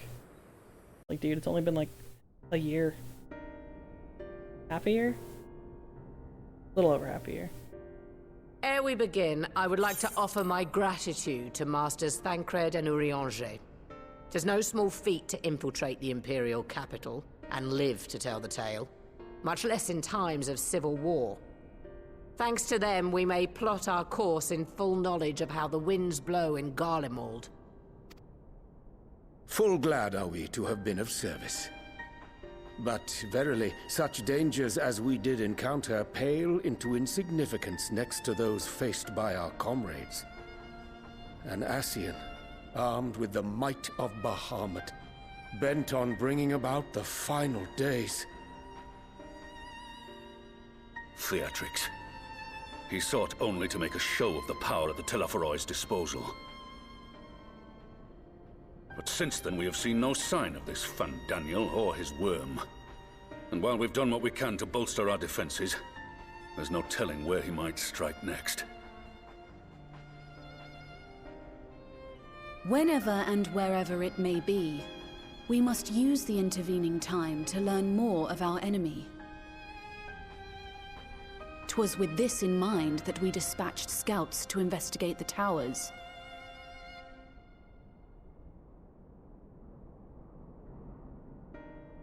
Our advance party took longer than expected to return. And when they did, they tried to kill us. Luckily, I'd seen that sort of thing before, and we were able to restrain them before they did any harm. Then it was just a matter of letting the Porksies do their work. Are you saying they were tempered? Once they'd come back to their senses, they told us everything they could. It seems that just as they were getting close to the tower, they heard an ear-splitting roar, and that was the last thing they remembered. But what worries me most is what they were saying right before they attacked. Glory be to Garlemald.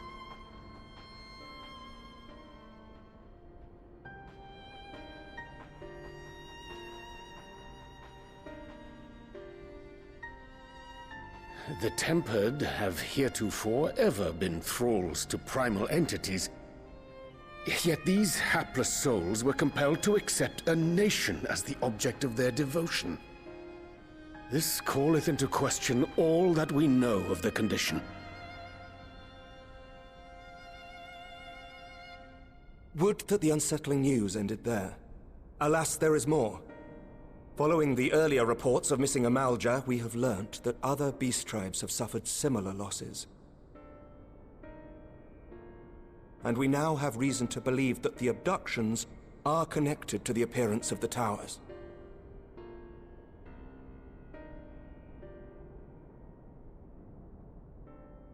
Our scouts sighted black-garbed figures leading shackled Ixal in the direction of the tower in Dravania. The Temple Knights were able to intercept them before they could reach their destination, liberating the Ixal and apprehending their captors, each of whom was found to be equipped with Garlean arms and armor. So the Empire is the common thread. With the support of Xenos, it seems likely that Fandaniel has rallied a faction of the splintered Garlean army to the banner of the Telophoroi. Lord Hien reached the same conclusion when I shared our findings with Doma.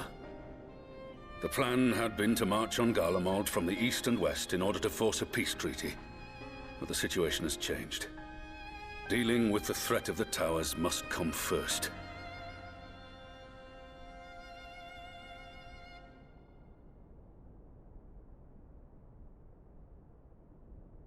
Given the nature of the enemy and the proven risk of tempering, I could think of few suitable candidates to aid in this task. But I am confident in my choice.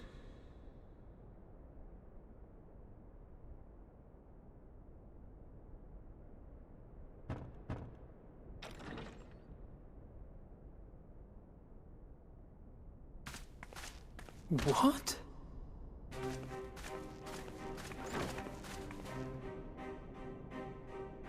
Resistant to primal influence as they are, they can investigate the towers without fear of being turned.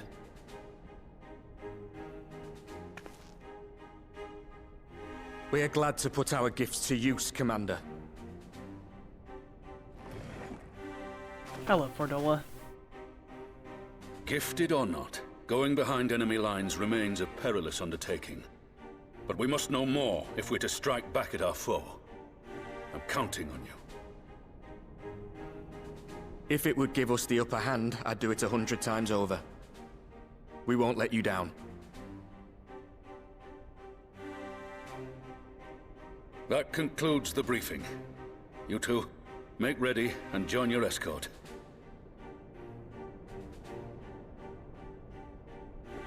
Are you certain about this, Arenvold?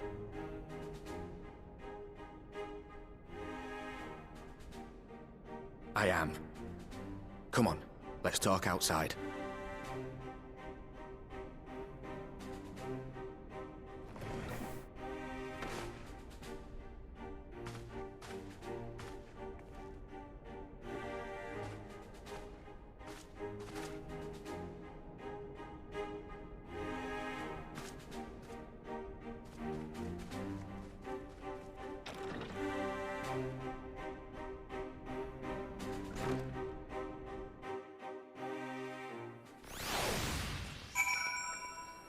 Oh damn, during that cutscene I saw on Google, apparently the guy who voices Ferdinand in Three Houses just died. That's easy.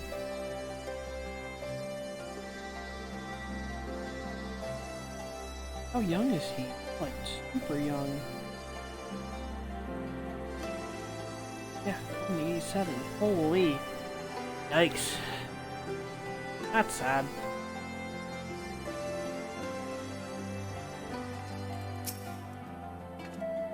Now that it's out in the open, I don't have to keep it under my proverbial hat anymore.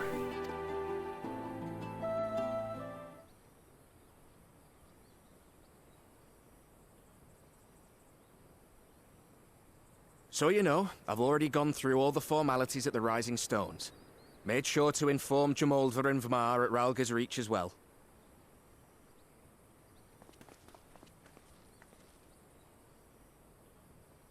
Arenvold, I admire your enthusiasm, but this is far more dangerous than anything you have done before.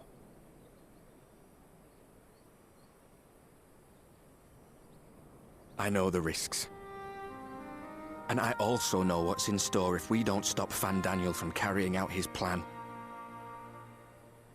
With this power of mine, I can make a difference. If I stood idly by, I would regret it for the rest of my life.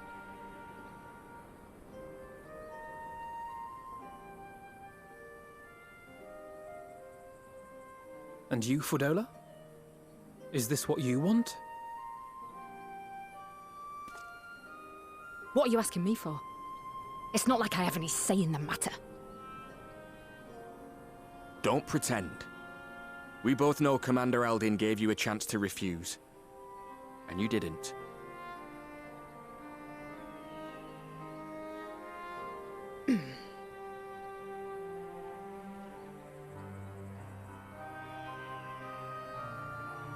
So the Empire's finished, is it? But that's what they're all saying. That the great and glorious Garlemald slit its own throat. And now, from out of its twitching carcass crawls the Telophoroi with bloody Xenos at its head! I fought for Garlemald. Killed for Garlemald. What was I part of? I need to know. Whatever it is, I need to know.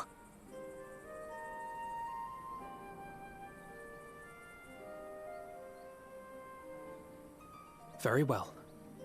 If your hearts are set on this, I shall not stand in your way.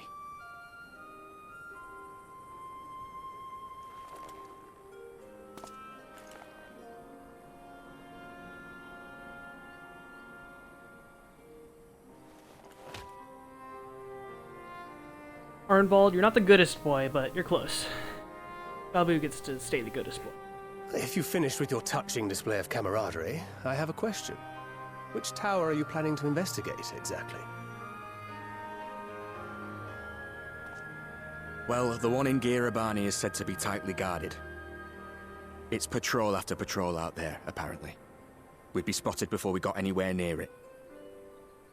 Which is why we've set our sights on the one in Pagalthan instead.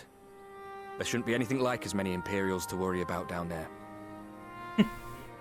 Even so, I doubt the local Amalja will look kindly on it if they catch you sneaking around in their territory. Fordola and I had a chance to learn the lie of the land in our previous forays there. We might still find trouble, but at least we won't lose our way. I'm so far behind on Hildebrand quests. I think I'm still in ARR. Well, we'd best not keep them waiting any longer. Mayhap when all of this is over, we could take another trip to Loxeld. I would have you know I've become a rather capable swimmer since our last visit. Ha! I'll believe that when I see it. Though, to be fair, getting into deep water does seem to be a scion's lot in life. Take care, eh?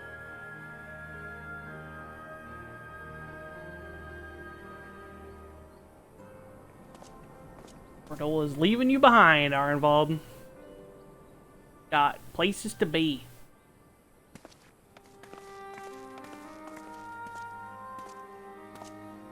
It means a lot, you know. You coming with me.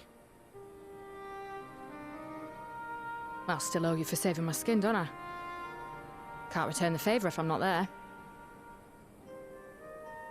I dare say you'll get your chance before long. That Fandaniel sounds like a tricky customer. Too much for the likes of me, anyway.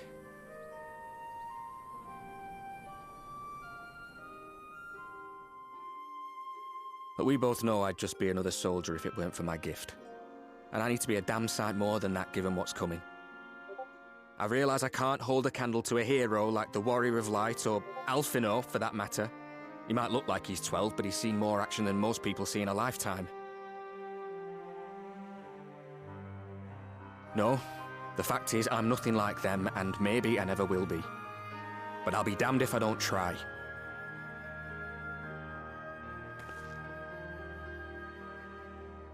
They're counting on me. On us. So let's give it our all.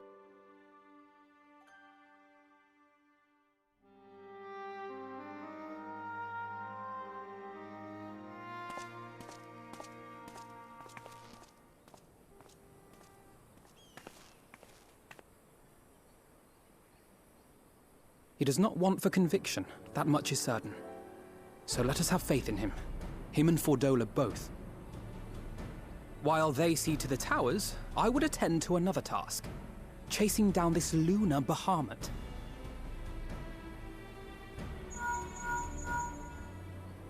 Ah, bloody thing. Can you hear me? It's Tataru. Ah, I'm happy to say we've managed to find Estinian.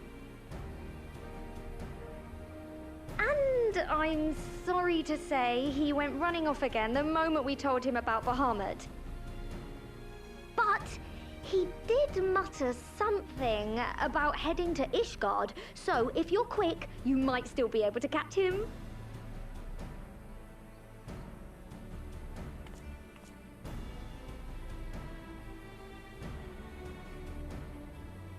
Even if we set out this instant, he may already have left by the time we arrive. Have her send the Bonanza to Ishgard. It may prove useful should we need to give chase.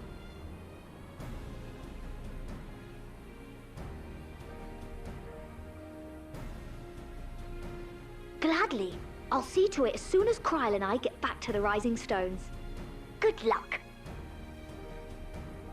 While you go off on your dragoon hunt, Urianger and I will return to headquarters. We have much to tell the others. I wish you every success in your search for our elusive friend. May we all meet again ere long.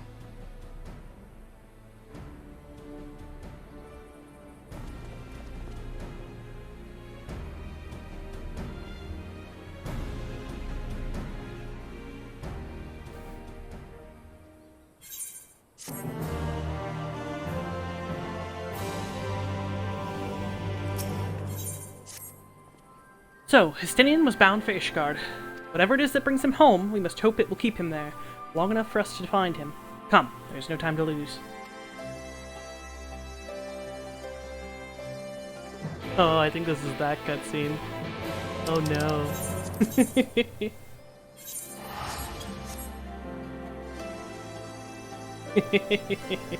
Oh, I just remember what's about to happen.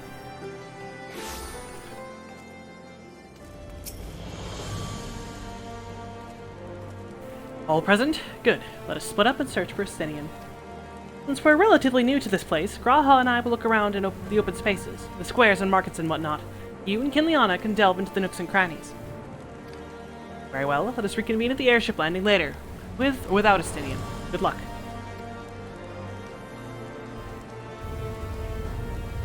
I think I should begin at the Skysteel Manufactory, so perhaps you could try the congregation? Lucia may well have heard news of our friend's return.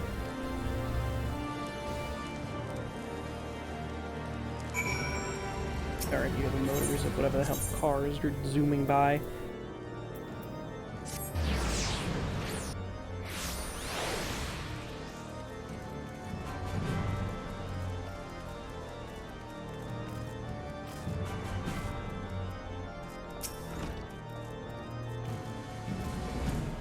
Good day to you, Warrior of Light.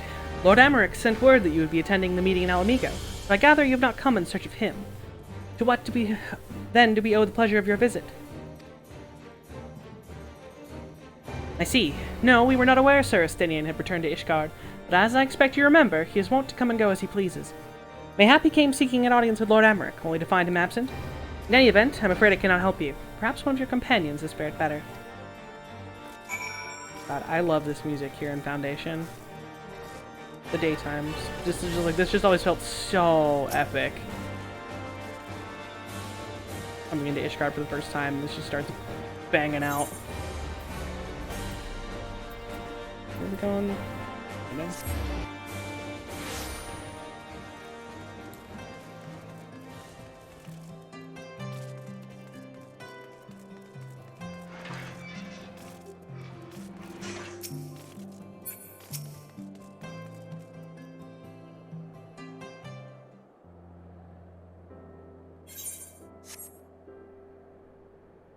Funny haha coming in. Good cutscene. No sign of him. Not that I've ever met him before, but the way Alphino goes on about him, I'm fairly sure I could pick him out in a crowd. Speaking of which, it does seem awfully quiet. If the erstwhile Azure Dragoon had returned to Ishgard, would it not be a source of general excitement?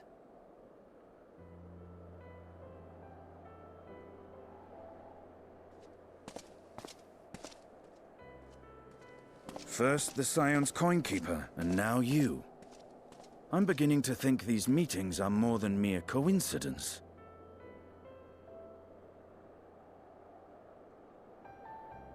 Not that I'm complaining. It's been too long. Too long? You look an ilm taller and twice as rugged. It suits you, Alphino.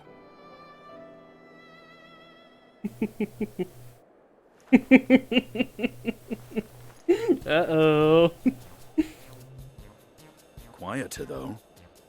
Have you been giving him lessons on how to be the strong, silent type?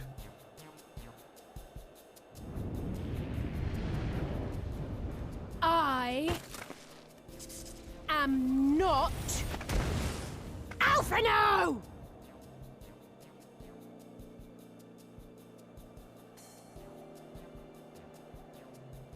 If the two of you are such firm friends, perhaps you should remember what he looks like.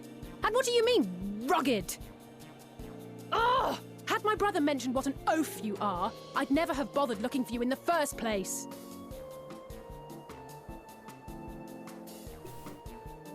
Estinian Wormblood, the Azure Dragoon. He who fought and felled here the comes dread Graha, the Worm fucking Midhogg at the warrior fanboy. right side. To think the day would come when I should see this living legend with my own eyes. Would someone mind explaining what is going on? Is everything all right? I thought I heard Alize shouting.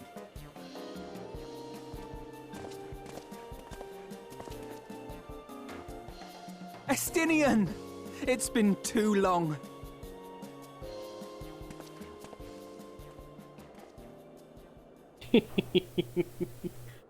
Alize's gonna kill a man, and that man's name is Estinian. No, it's quite understandable. That was hardly the first time we've been confused for one another. Nor, I suspect, will it be the last. Well, I, for one, will not be making that mistake again. What I will say, for the second time today, is that you've grown. Inside and out. I can tell. One can't remain a spoiled little lordling forever, you know.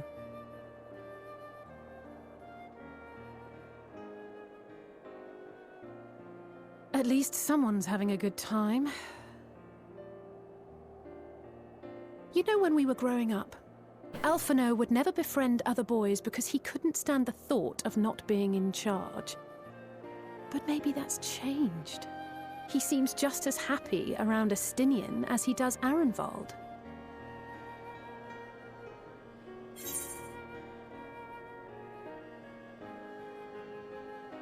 I think he learned how to talk with people rather than at them.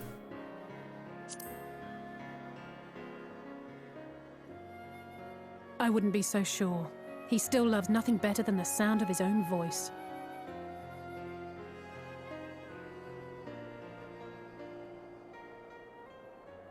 No rest for the righteous, eh? Speaking of which, I was just on my way to borrow an airship to take me to Azisla. Azisla? How could I forget? The dragon with whom Bahamut shared the deepest of bonds. Aye, Tiamat, his mate. Even now she remains imprisoned on Azisla, though her remorse binds her faster than any shackle. I see. As the one who first summoned Bahamut, you believe she may be able to shine some light on his latest incarnation. Might I suggest that we make the journey to Azisla together? I'm not sure if Tataru mentioned this, but we Scions have an airship of our own now. I see no reason why not. Assuming your sister can bear the thought of sharing a deck with me. Be my guest. But confuse me with Alphino again and I'll throw you overboard. It's just red Alphino and blue Alize, you know? I don't know who he thinks he is, but he's nothing like Alphino painted him to be. I will admit, he is not exactly as I imagined him either. Based on what I had read of the man, I think I was expecting someone a little less blunt? Yeah, how are you expecting someone less blunt? The man is blunt incarnate.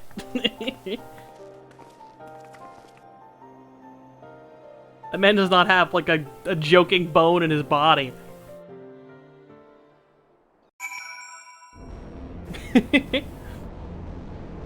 I need to actually redo ARR New Game Plus now that they've redone, like, all the dungeons. The only thing sharp about him is his spear. That's a good one.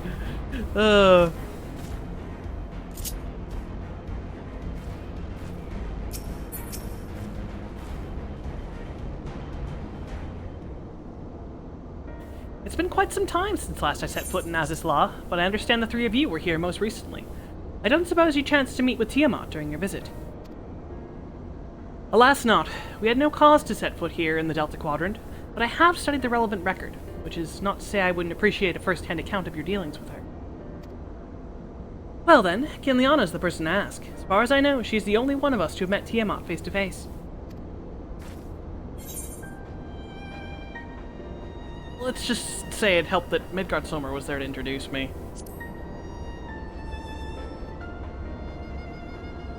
Ah yes, you were a friend of her father. I too have met with Tiamat.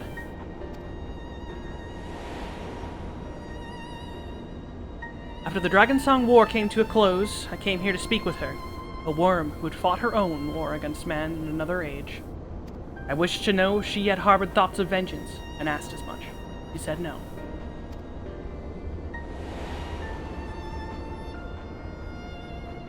My hatred for your kind was extinguished long ago. But the guilt she feels for resurrecting Bahamut burns on undimmed. It torments her, even now. I see. Then your original reasoning for coming here was out of concern that Tiamat had been forced to summon Bahamut. Nidhogg is a part of me. I feel his emotions as my own, and I know that he would not allow his sister to be made a tool of evil. In his absence, it falls to me to watch over her.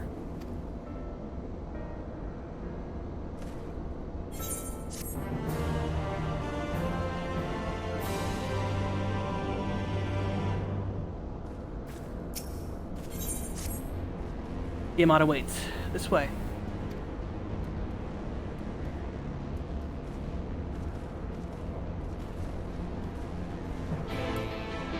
Vroom vroom. Go, Goobu, go. Yeah, I need to redo ARR New Game Plus since they redid all the dungeons. I actually still haven't done the new Castrum and the four-man stuff. But let me tell you, I'm glad that I got to experience soloing 8-man Castrum for myself, because going back and watching that video is just beautiful, because you had to kill Livia with the cannons. I didn't realize that. So I sat there and I soloed her down with my weapons. And then she just stayed at 1 HP and I had to sit there fucking dodge around and shoot her with the goddamn cannons. Oh, it was amazing. It was beautiful. It was like an hour of my life.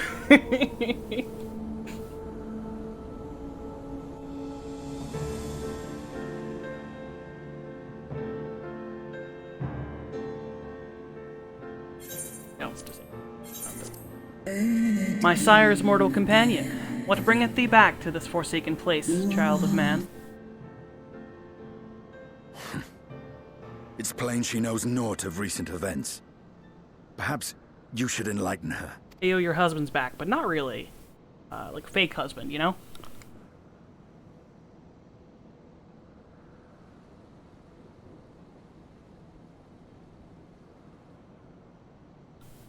Yeah, having to bait out her AoEs. Then my sins should be repeated. I sense not the faintest stirring. As to who could have called him forth, I know none save the dragons of Mericidia, our children.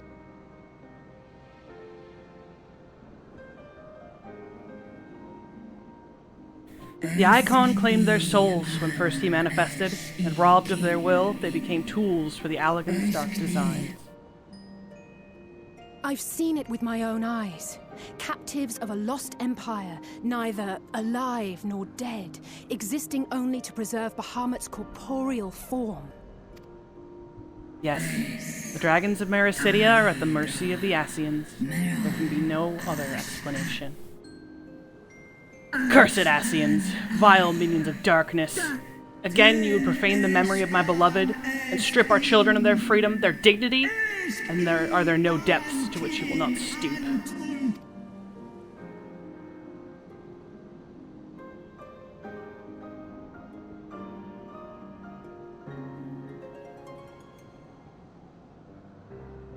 Your children's pain means nothing to them. They laugh at your kind suffering. But tears will not right this wrong, nor will lamentations see the perpetrators punished. What wouldst thou have from me, Slayer of Dragons? Behavior befitting a great worm. We came here to ask mighty Tiamat of the First Brood, consort of Bahamut, mother of the dragons of Mericidia, what she intends to do about the crimes committed against her children.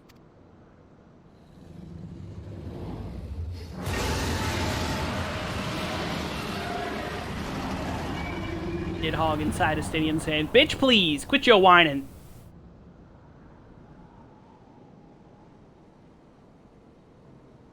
Were I free, I would answer thine insolence with fire, but words shall have to suffice.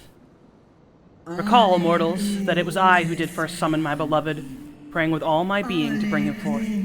You who contend with icons cannot well be ignorant of the consequence. You too were exposed to his influence. That you are yet in possession of your own will is testament to the indomitable strength of your soul. But were you to meet with Bahamut again, you fear you might succumb. Indeed. Ask the Dragon Slayer, and he will tell thee the power we of the First Brood wield. Were I to lose myself to the Icon's influence, all would pay the price. But it is of little matter. For even had I the strength to resist, I yet lack the strength to break my shackles. This prison shall be my tomb.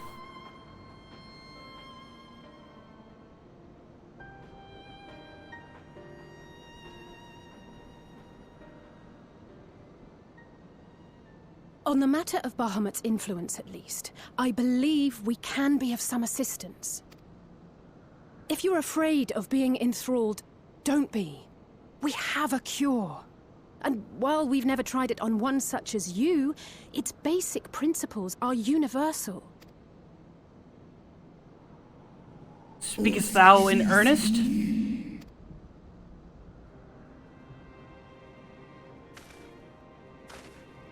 There is no future for those bound to the past. That you committed a terrible sin, I do not dispute. But if you feel remorse, you may yet make amends. We offer you that chance. Take it, or you will forever remain a prisoner, not of these cruel shackles, but of your own guilt. A chance to make amends, to lay Bahamut's memory to rest.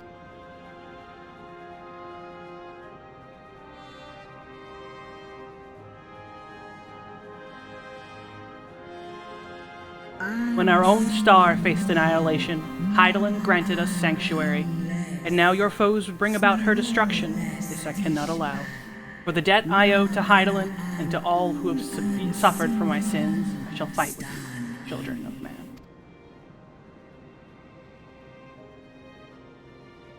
Aliens! Alien dragons! The Stydian smiled! A volcano just erupted somewhere!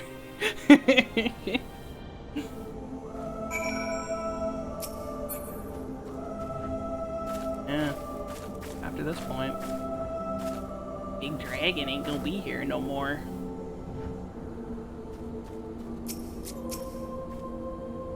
Space bards.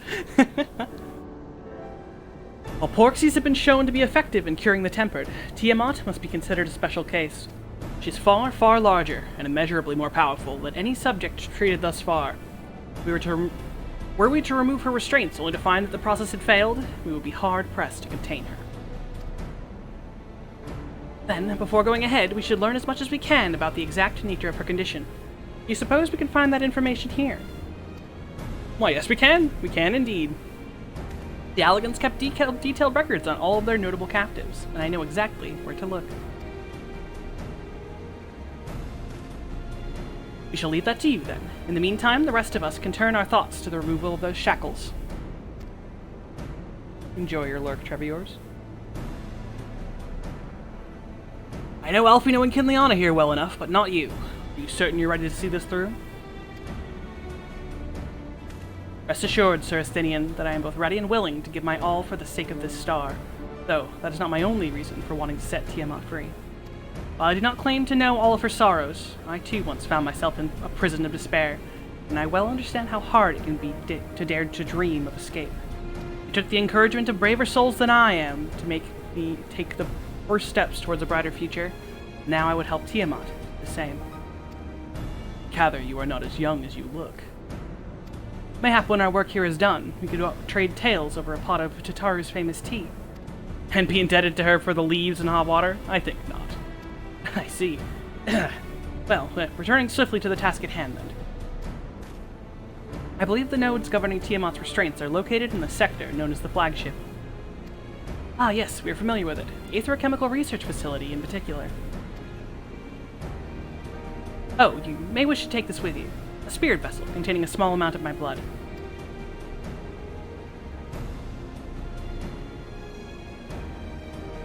Which you happen to be carrying around with you. I suppose that could seem rather odd. To explain, Rambros, Oriange, and I are researching the use of spirit vessels and the transference not only of memories, but the traits of certain bloodlines. And so I keep one at the ready should the opportunity to test our theories arise. As for its use to you, you may recall that during our previous visit, the nodes here granted access to restricted functions, having identified me as being of royal blood. And armed with that spirit vessel, I posit that they will do the same for you, even in the absence of, well, the rest of me. It seemed worth a try, at least.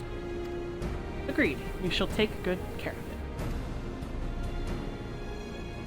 The flagship, then.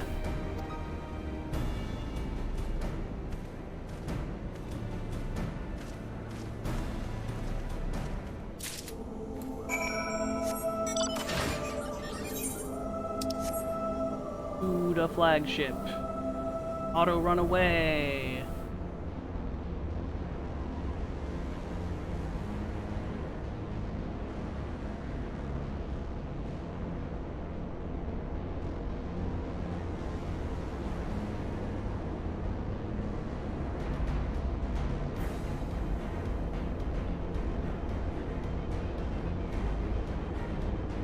This was such a cool final zone. All the final zones, like Phoenix does final areas very well. They're all big and really cool like themes and like atmospheres. Be green, lightning and fucking Allagan shit everywhere.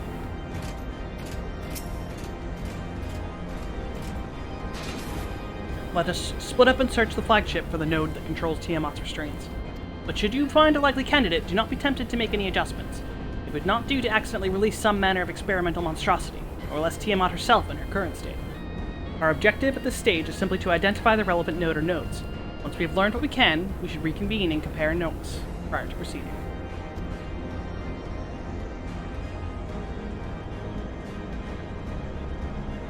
That's fun.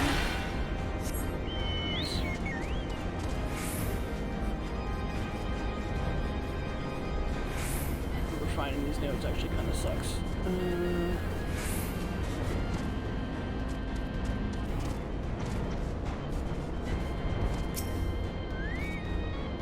Data link with Delta Quadrant broken. Possible cause, intruder interference. Advised deployment of automated combat units. Proceed? No. No thank you. Don't proceed. Blip bloop. Warning. Scheduled dragon restraint maintenance due in negative 2020 years. Failure to verify system integrity may result in unscheduled specimen release.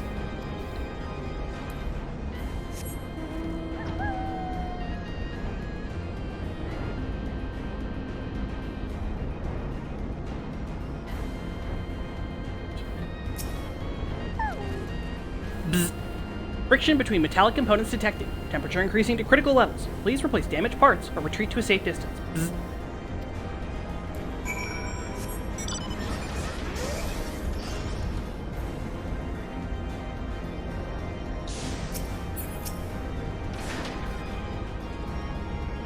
I'm afraid Estenian and I have little to show for our efforts. Did you find anything? Yep. A chirping node which spontaneously warned me about neglecting the dragon restraints. Spontaneously, you say? Well, that does sound promising. Almost suspiciously so, in fact. But then you were in possession of the spirit vessel. I dare say it is indeed the node of which Graha spoke. And it was chirping, you say? Very well, let us take a closer look.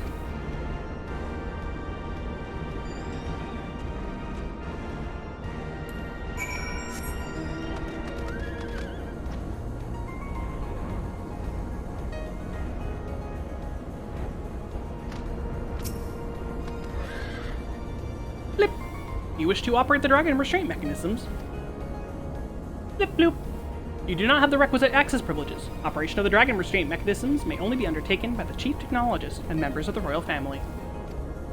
Or those with a vessel full of royal blood, perhaps.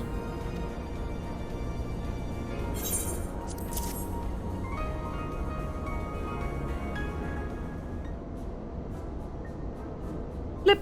New user detected. Commencing biometric authentication. Bloop. Authentication complete. User identified as member of the royal family. Please state your name. Henliana Ironhide.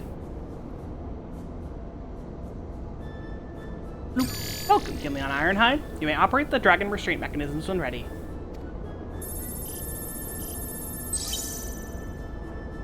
Blip bloop. Error. Unable to disengage restraints of the specimen Tiamat. A system update is required. A system update? What do you suppose it is asking of us?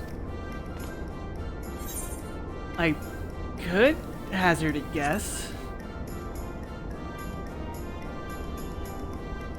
Well, that's more than I can say. Confounded bloody thing. User agitation detected. Initiating guidance program. Bloop. In order to operate the restraint mechanism, I require access to the central control system. However, I am unable to establish a link to said system due to obsolescence of my own software. This issue can be resolved by applying a system update using the corresponding terminal located within the flagship. So can this thing release the restraints or not? It can, but only once it has received the requisite system update, as far as I can tell. Until which time it'll float there spewing nonsense. User dissatisfaction detected. Initiating placation protocols. Bloop. I am here to help. Rest assured that I will be on hand to guide you through every step of the system update process. How gratifying. But I dare say we will fare better with guidance than without it. These technologically inept magic users.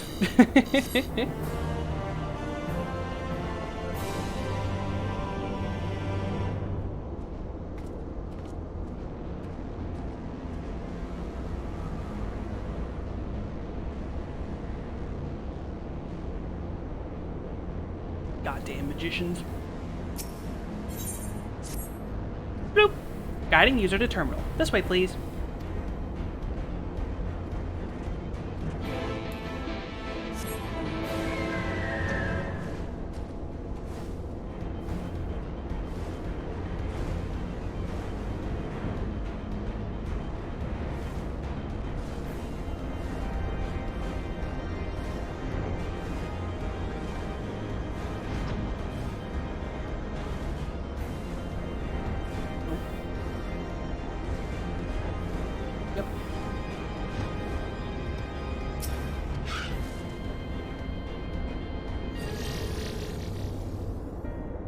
Let's see. According to the terminal, the central data control system is presently employing software version 56.135. Dare I ask which version you are employing? Why, software version 42.002, of course. Blip bloop. Warning. Errors detected in the data management system. Estimated time required for update, 5 years, 1 day. That is rather longer than we were hoping. Aren't there any other options? For instance, using this terminal to operate Tiamat's restraints instead? Bloop. The proposed method is indeed an option. Please be warned, however, that the procedure may have changed as a result of the system update, and my instructions may no longer be accurate. Well, I can't imagine it will have changed all that much. As long as we pay due attention to any discrepancies, I dare say we'll be able to muddle our way through. Don't bother trying to explain, just tell me if we've made any progress. I would say so, yes. It does, however, require that I remain here to operate the terminal. I shall inform you via link pearl once I am ready to release the shackles. It might be best if you left the spirit vessel with me. I may yet have use for it. Rest assured, I will be certain to return it to Gra Hatia once this is over.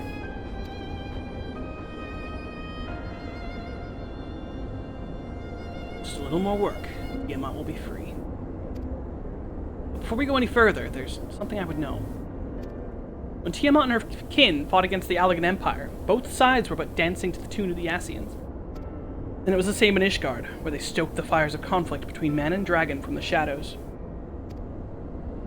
All that the Ascians touch turns to ash, and thus have you made it your mission to fight them. There have been times where you tried to reach out to them instead, to find common ground. So I must ask, what do you intend to do with Van Daniel? You try and reach out to him too?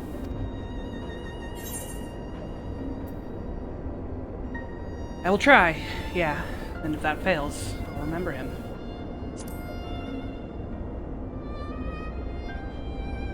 I see little point in reasoning with the wretch, or remembering him for that matter. Perhaps that's the difference between you and me. You see the good in people, even if it's but the faintest glimmer. I only hope you do not come to rue your benevolence. You think it unwise for us viewing the world thus? Far from it. That has ever been your way, as I learned when we journeyed together with Iceheart. But the fact remains that there are some who view compassion as a weakness to be exploited, and there may come a time when you extend the hand of friendship only to wish you had dealt the killing blow. So, save your mercy for those who deserve it. Well, we should be getting back to our task. Alphino has things in hand here. I suggest we rejoin the others.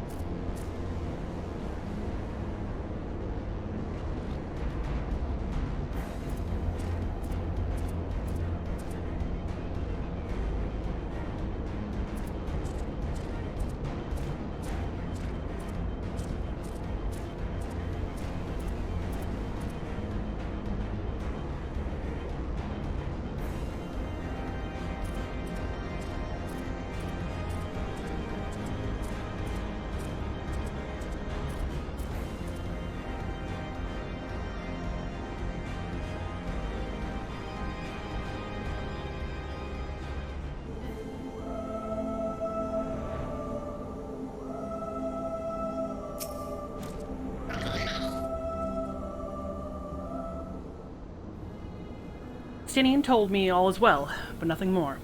Honestly, it's like getting blood out of a stone with him. I take it from Alpino's absence that he's indeed elsewhere.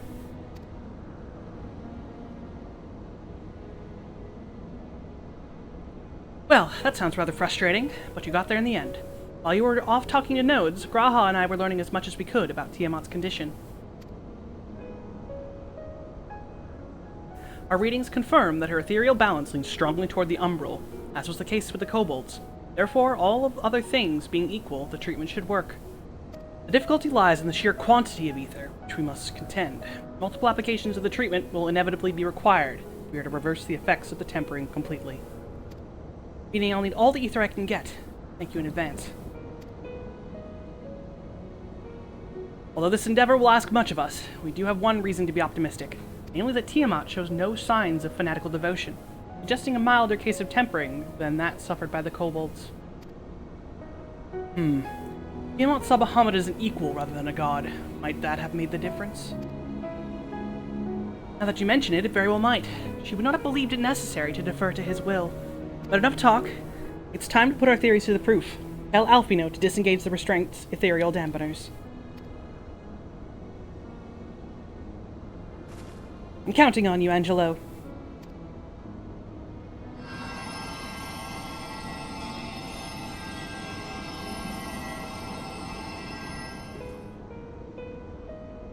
Ah, such warmth.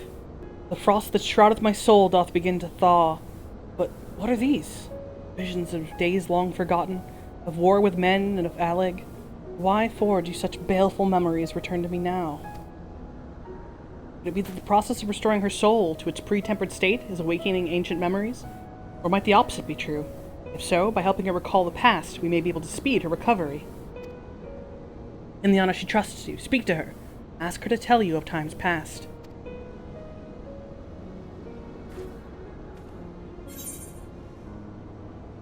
Tell me of your war with the men of Alleg. Wicked, bloodthirsty creatures. Not content with their own lands, they brought fire and death to Mericidia, our home.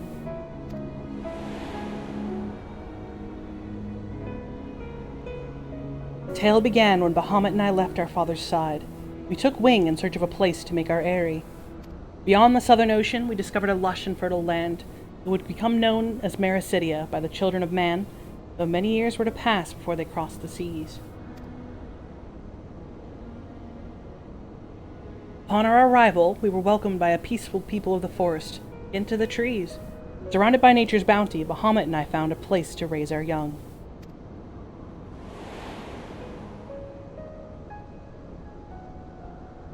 Fascinating. This correlates with the writings of the Charlian scholar Rurusha. He posits that man first settled on the southern continent toward the end of the Second Astral Era. Correctly, it would appear. If only she were with us to hear the tale from Tiamat herself. Again, Angelo.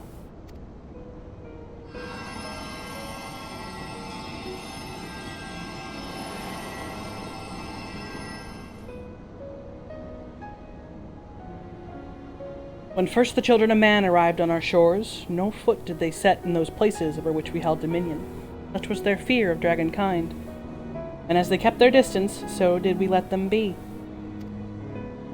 Yet as the days went by, ship after ship appeared upon the horizon, bearing even more of their brethren, who divided the vast land amongst themselves. For a time, they knew peace and prosperity, but as their numbers grew, the smaller their share came to seem, and soon they began to covet the territory of their fellows.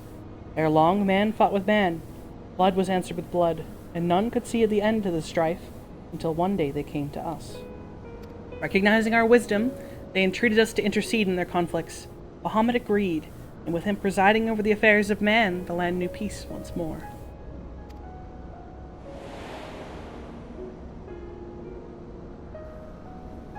Alas, those golden days of harmony too were fated to end, for the men of Allag slew my beloved, and I, in my rage and sorrow, heeded the envenomed words of the Ascians. The rest thou knowest only too well.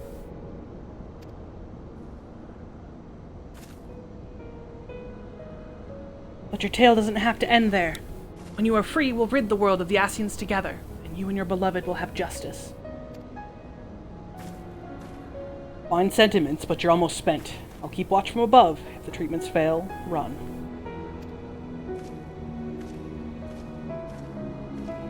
Oh, thanks for the vote of confidence. I swear when this is over. Keep going, Alize. The magic is working.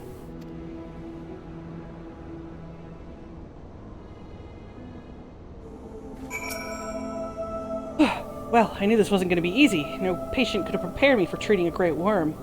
But we're close, I can feel it. And while I've only got a few more drops of ether left in me, with yours and Graha's, this will work. And I believe I speak for both of us when I say that you may take as much as you require. Careful, I might hold you to that. Alright, here I go.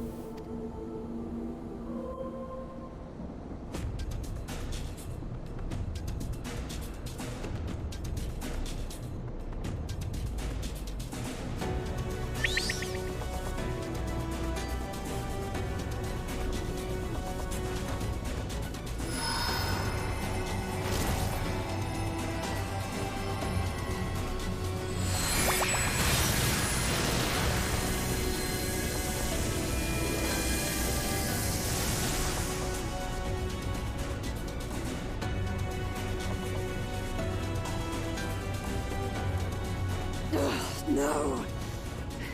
I'm almost there!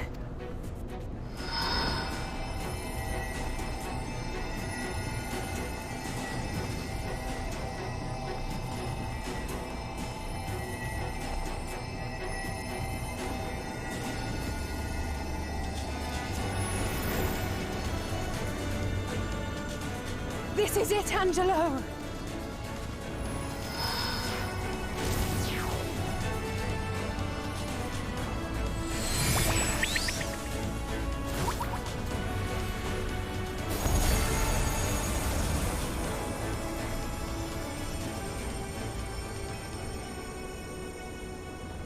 Yes, I feel it. The icon's grip groweth weak. Did it work? We won't know for certain until the shackles are removed.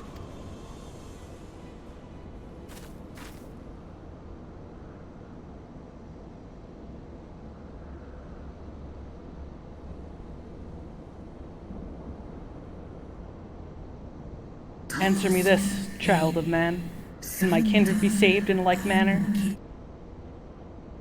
Many have been subjected to the Allagan's dark arts, their flesh irrevocably altered. For such tortured souls, I fear there can be no salvation. My children. Should you hearken unto my call, we shall fly together once more. But should you not, I shall grant you peace. Better to die than live as a tool of evil. You too would wish this, I know, and I shall do as I must. When that time comes, you won't be alone. We'll stand by you.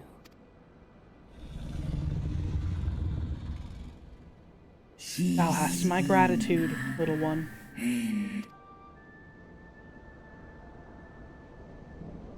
Alphino's ready. It's time.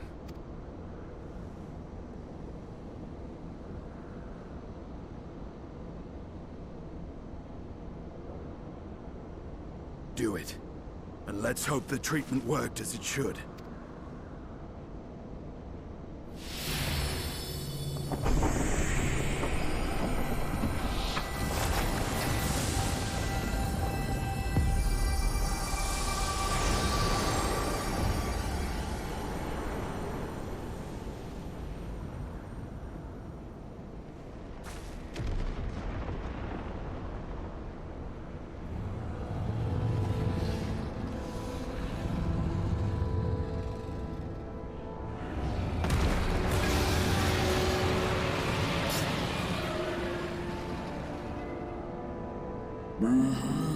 Bahamut, my beloved, for vengeance and atonement, I rise.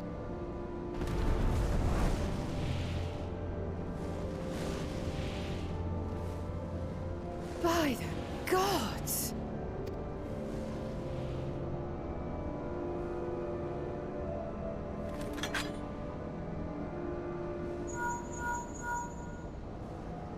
Urianger, your timing could not be better. Understood, we're on our way. It's Bahamut. He's been sighted over Pagalthan. He flies for the largest Amalja settlement in the region, at the head of a vast host, including dragons.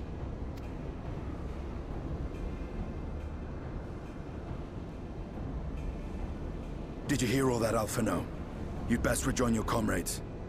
I'll make my own way. Our enemy awaits. Shall we?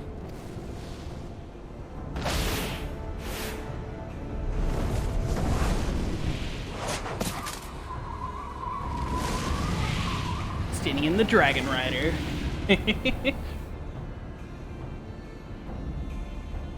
surprised they didn't do anything with Tiamat and Endwalker. If they brought her back, I think we'd have like seen her somewhere. Well, I'm sure you're desperate to join Estinian and Tiamat in battle. It'd be wiser to gather the full strength of the Scions first. The foe we face demands no less.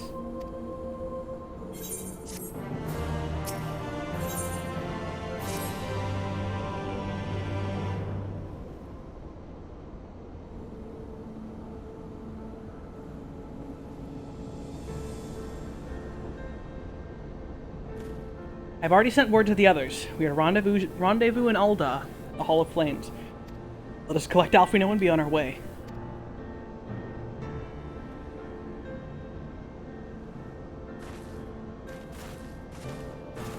Alright, give me 0.5 seconds to, like, devour the rest of my soup. I was trying to do it during the voice cutscenes, but Tiamat doesn't speak English!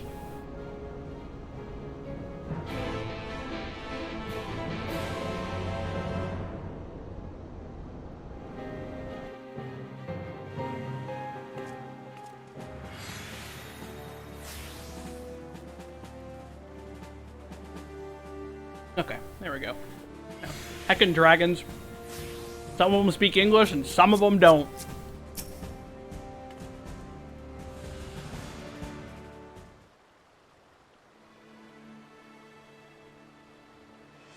Now I know some of you could do with the rest, but I'm sorry to say the Telophoroi have other plans.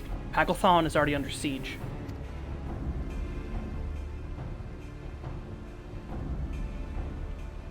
Happily, the Immortal Flames arrived just in time to join the defensive effort, with Marshal Tarupin at their head.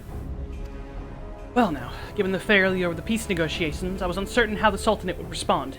It's good to hear that Ul'dah has not abandoned the Amalja. Abandoned them? Did we not profess to be their friends?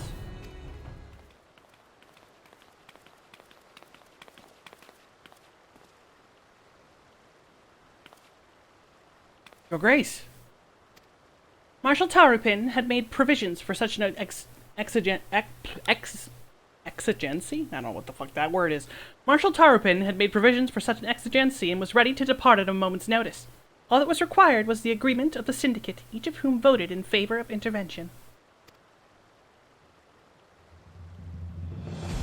Nor is Ul'dah alone in its resolve. The other Alliance nations have likewise dispatched their troops to Pagalthan. Yet even with our combined strength, we shall be sorely tested. For we face not only the might of an Imperial Legion, but Lunar Bahamut and his draconic horde besides. Tiamat's children. Fight as we may, victory is by no means assured, but not all of the omens are grim. Our forces report that despite their proximity to Lunar Bahamut, none of the Amalja show any signs of tempering. Strange. What primal would turn down a chance to claim new thralls?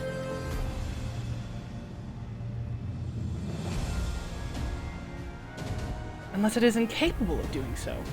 Primals do not want to serve a master, Ascian or otherwise. It may well be that Lunar Bahamut differs in some fundamental manner from those we have previously encountered. If that were true, anyone could fight him, and Kinleon and others like her wouldn't have to shoulder the burden alone. Be that as it may, Lunar Bahamut remains an incalculably powerful foe whom our soldiers will struggle to best through mere force of arms. With the aid of the Scions, however, I believe we will fare rather better. Assuming, that is, you're ready to take the field? An airship awaits to bear you to the front. Pray set forth as soon as you're able.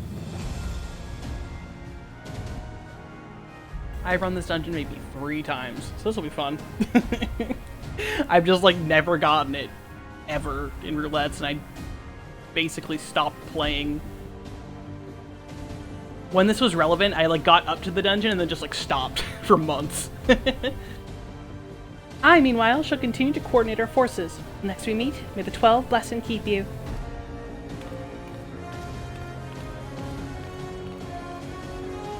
It's kind of her to speak with us personally. You may be certain she has no shortage of other responsibilities. Well, I for one am inclined to do as her grace requests. Lest we forget, our involved in Fordola are in Pagothon on reconnaissance. The sooner we save the day, the better their chances. Indeed, to the airship then. Pagothon has been unlocked. The Duncan I've run 3 times. That's 3 whole times. I will BRB. I'm gonna run to the restroom quick. We go to the airship landing in the restroom. Because it is Duncan time.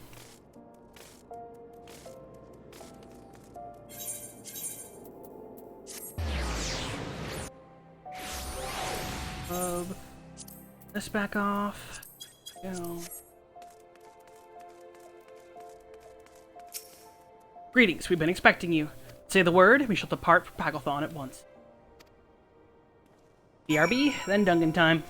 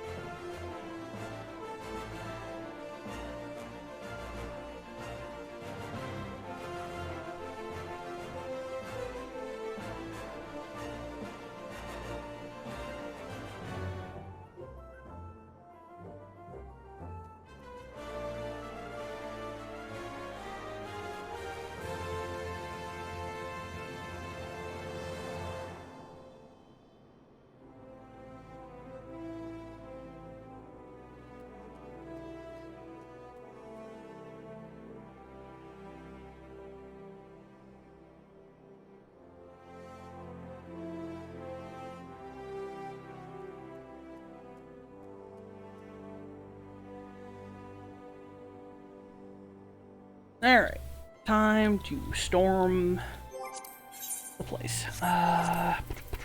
What is it? It's not trust anymore, it's duty support? Which I think I can technically take my trusts in there. Get them some experience. Or wait, no. No. I think I have to do it this way. I think technically just running it with trusts wouldn't count towards the MSQ. Unsure, but no. Yeah. Wins plus Stola, I think. Yeah, maybe... I stand ever ready. We'll let Graha come along.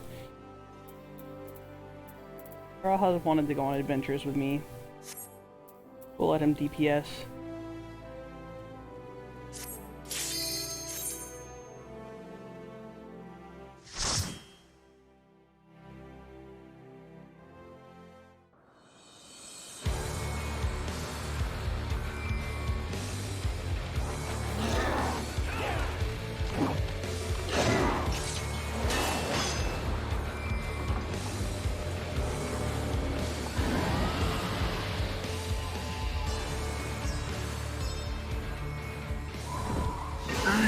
Asian vermin, you shall torment my children no longer.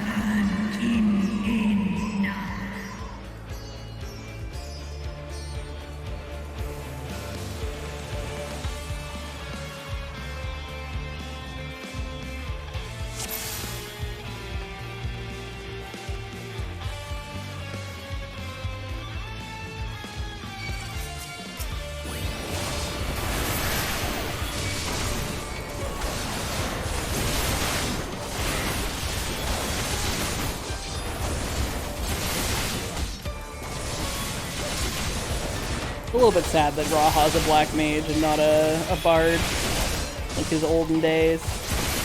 Baby Graha was a bard.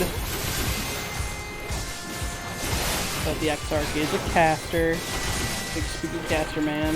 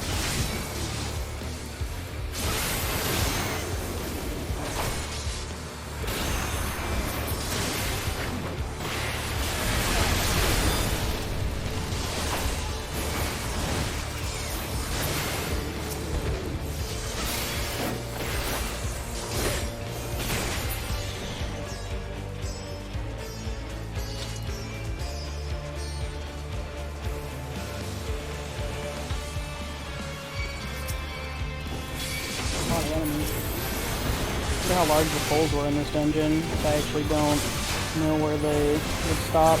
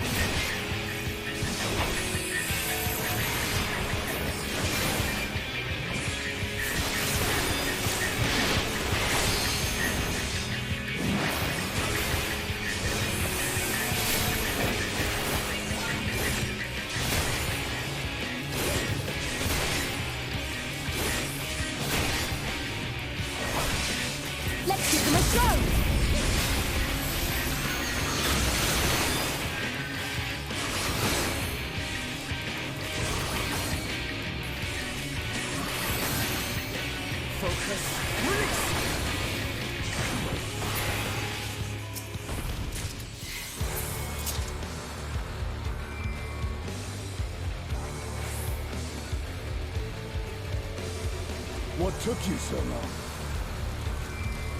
The Amalta are in trouble. Let's split up. Very well, I shall fly to their aid.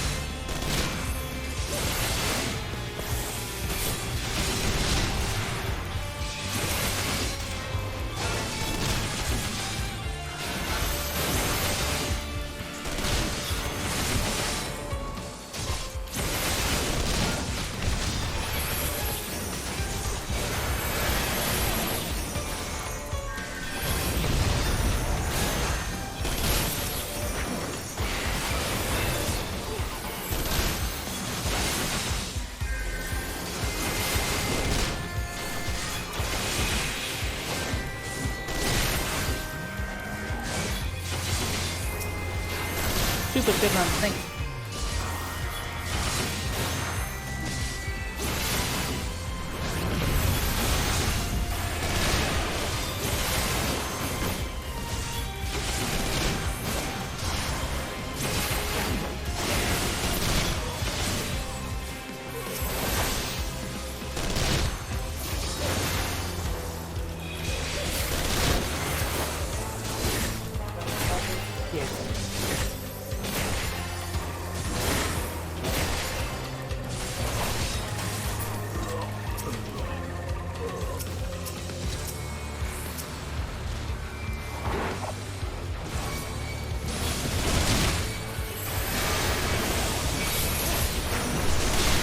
Good pals Lucia and Amric are here.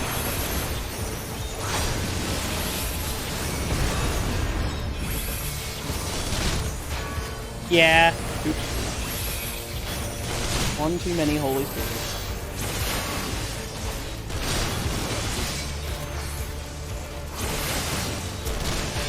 Yeah, I like the cinematic dungeons.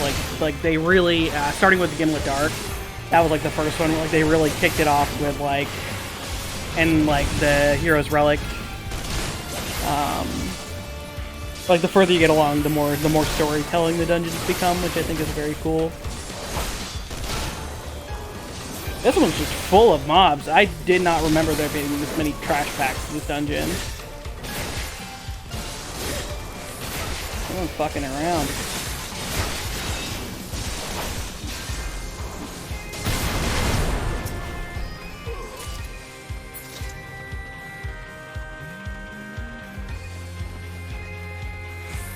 Oh, no, you don't. Thanks, Justinian. Bye, Justinian.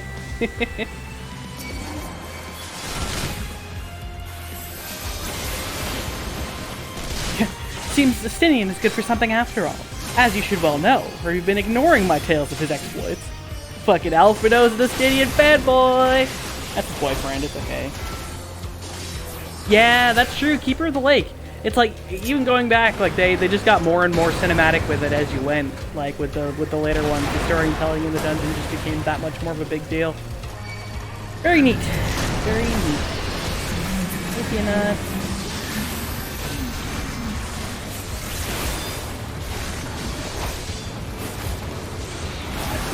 I got that dungeon so often in roulette. Literally, 50-60 roulette was just Keeper of the Lake roulette for me.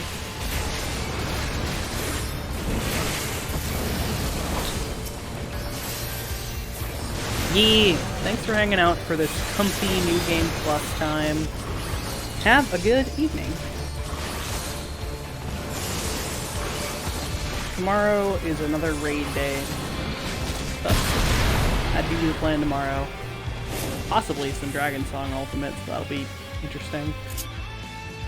We're slowly getting people geared for that. Oh, it's another mob. Right, I remember this fight now. I remember. Another one of them mob fights.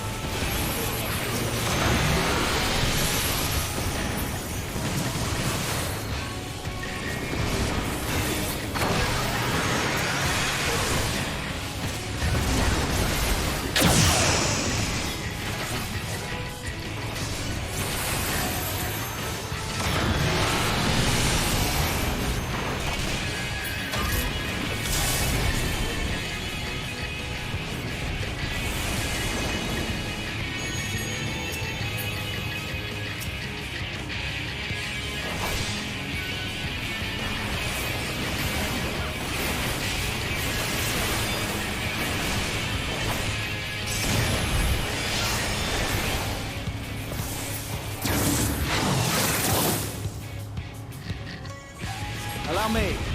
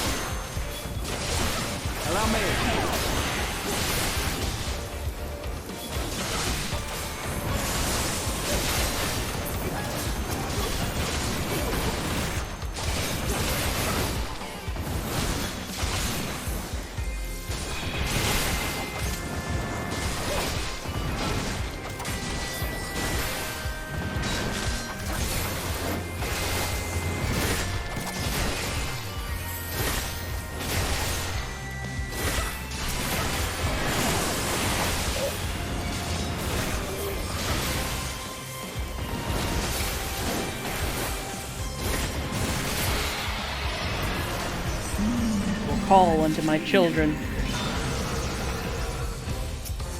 The icon waiteth in the heavens. My children shall bear thee to him.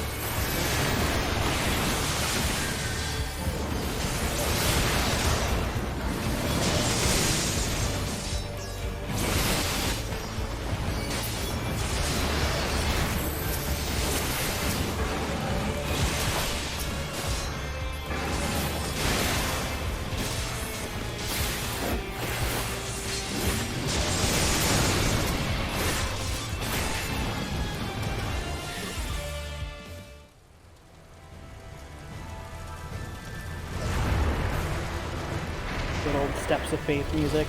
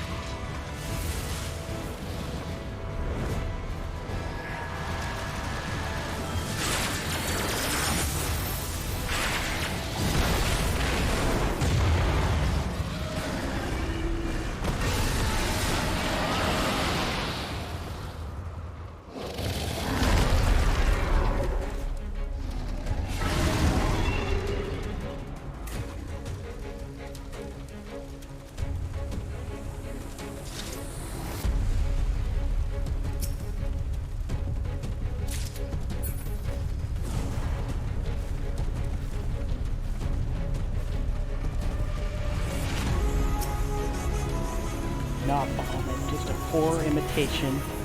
Good words, Alize. You and I were there. We dealt with the real Bahamut.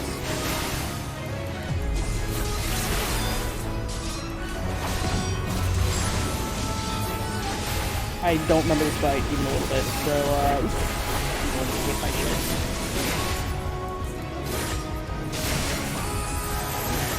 Oops, I'm get by that because my hand wasn't on the controller. Ew.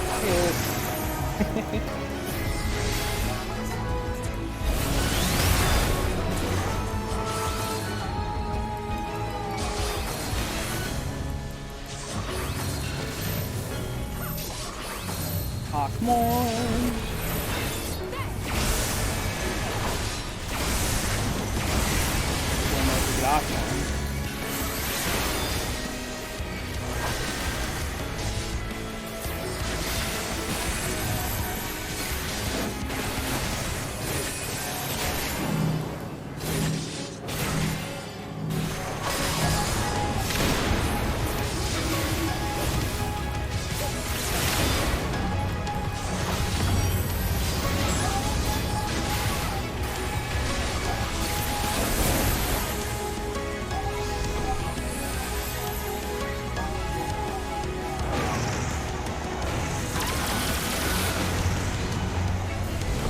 Allow me. Right,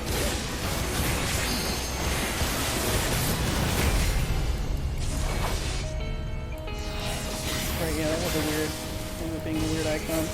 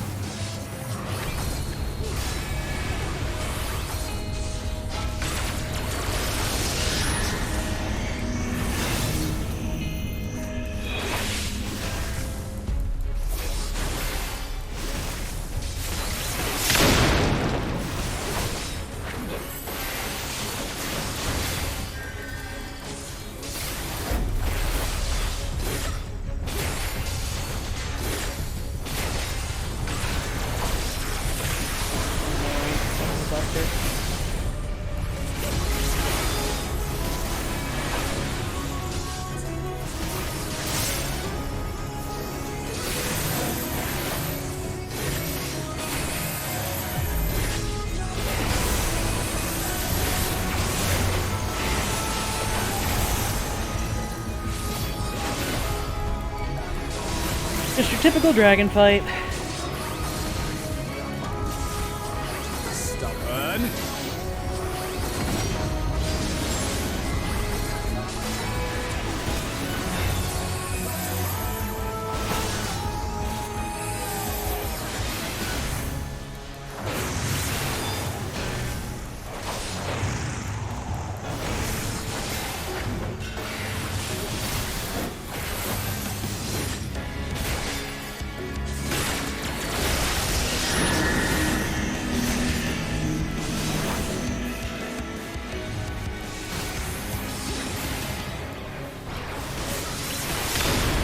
Allow me.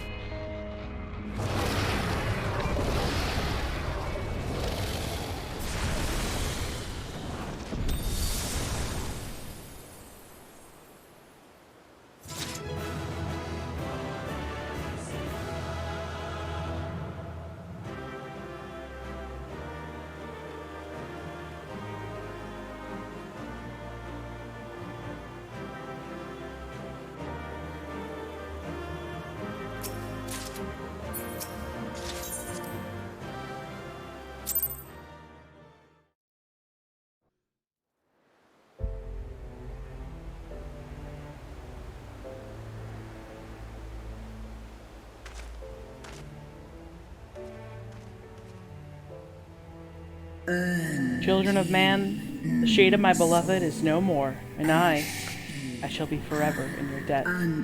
By your deeds are we set free, and free shall we remain, as long as I draw breath. Never again shall the dragons of Mericidia hearken to the lies of the Asians. This I vow.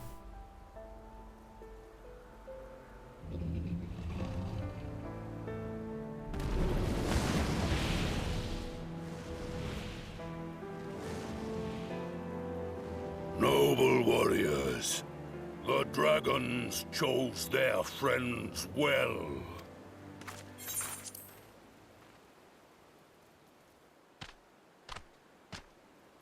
Long have our peoples waged war, but no more.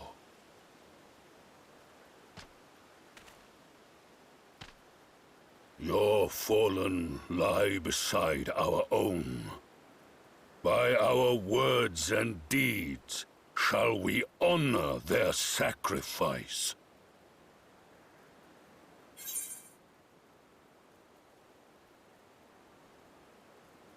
We will be proud to call you our allies.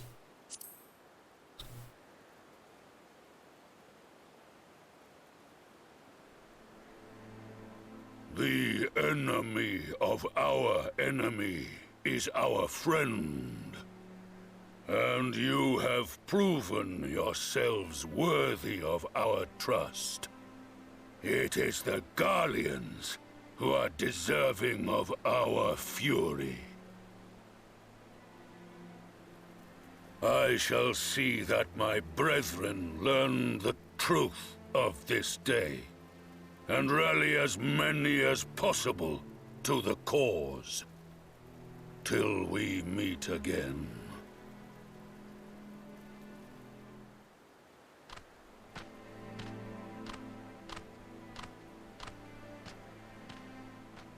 And thus did we make allies of the Amalja.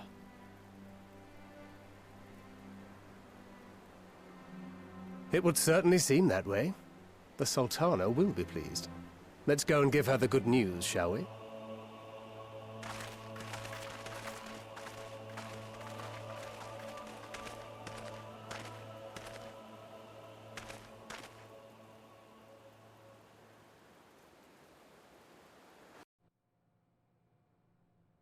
Sometime earlier, inside the Pagelthon Tower. 'Cause that's where our friends are.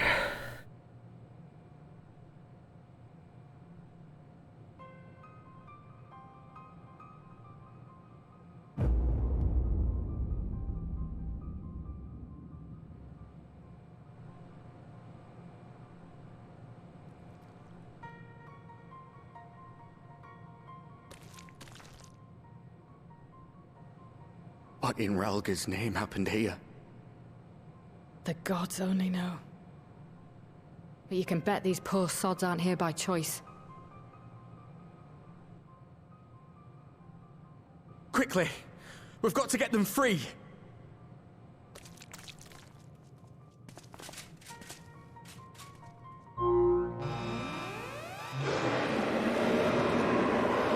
Get back!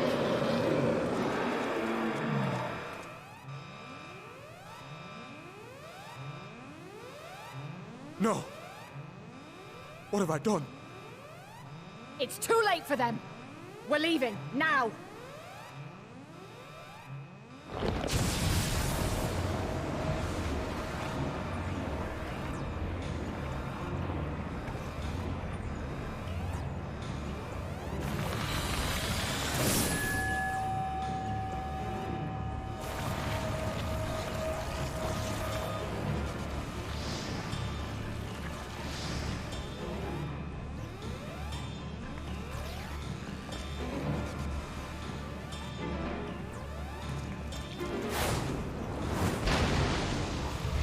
We're free. No! No! Don't you dare! We came together and we're leaving together!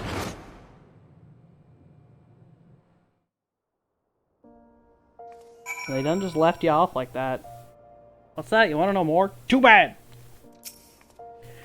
Well, it would be too much to hope that we had seen the last of Fandaniel. We have dealt his schemes a telling blow this day, and that alone is cause to celebrate. And celebrate I will, when we've received word of Arnvald's safe return.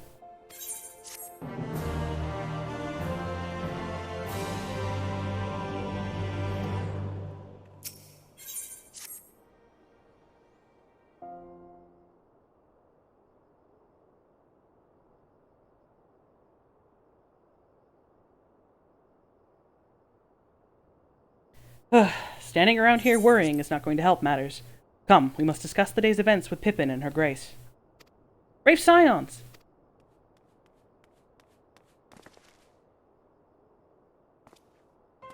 Would that I could treat you a hero's welcome, but I bear urgent news from the Frontistery? What are these words, Nanimo? Would that I could treat you to a hero's welcome, but I bear urgent news from the Frontistery. Your Grace, whatever's the matter? As our troops withdrew from Paglathon, they came upon 2 scouts sent to the nearby tower. I have yet to hear a full account, but it seems that one of them, your friend, I believe, has been wounded, and was being dragged away by the other. Oh no. I must go. Forgive me, Your Grace. His other boyfriend! Justinian, don't get jealous. Can you tell us aught of Arnvald's condition, Your Grace? The wounded scout. Not save that it is grave. The Chirurgeons tend to him even as we speak.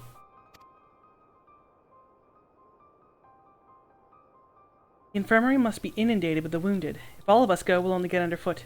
Kinliana, Estinian, would you mind going after Alfino?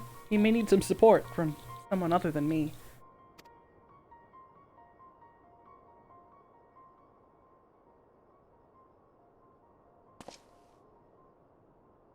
Very well.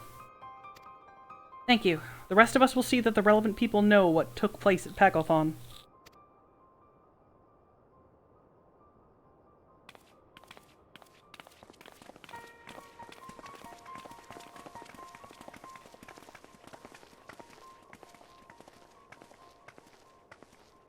Come on, then.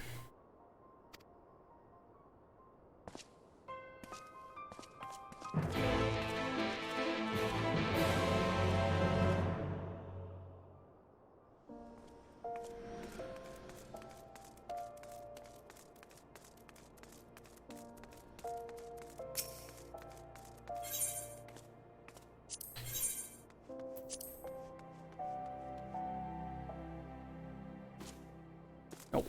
Went to the wrong. Wait, no. No, I didn't. Okay.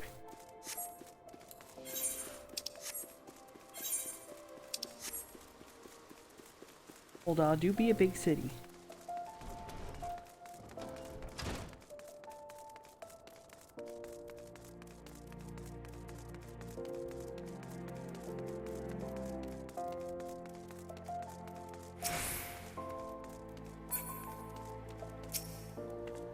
Another one has come to see the lad in silver armor. Master Demelot is attending to him as we speak. Would be so kind as to wait. What did Master Demelot say? Tell me his exact words. Enough, Alfino, this isn't helping. But, you're right, forgive me. When we said our farewells to Arnvald, I was afraid that something like this might happen, but now that it has, all we can do is wait.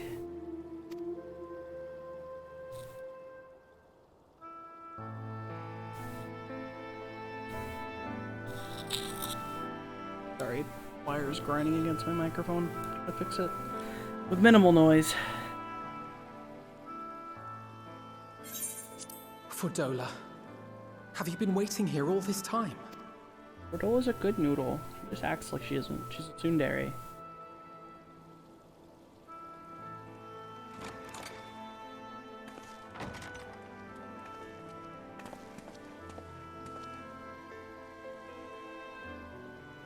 We have done what we can. The rest is up to him. May we see him? I do not think that wise. You must let him sleep.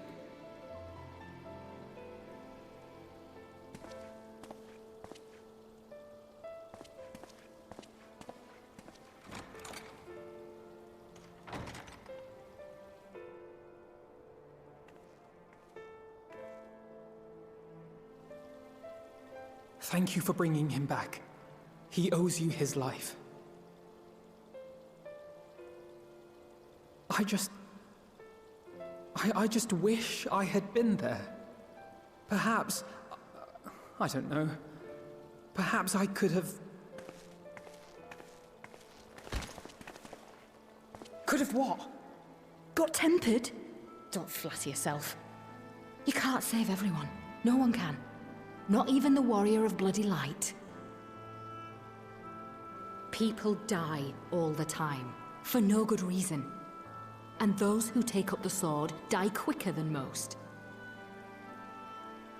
If you're going to shed a tear every time a soldier falls on the battlefield, you'd best stay away. It's no place for the weak of heart. It may be that victory cannot be won without cost. But all life is precious, and I refuse to shrug at its loss.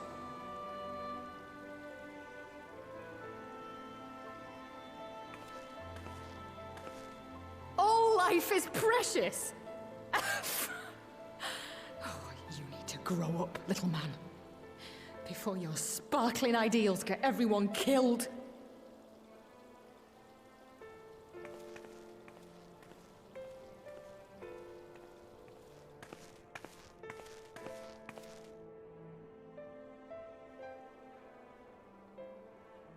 You're right. He is idealistic.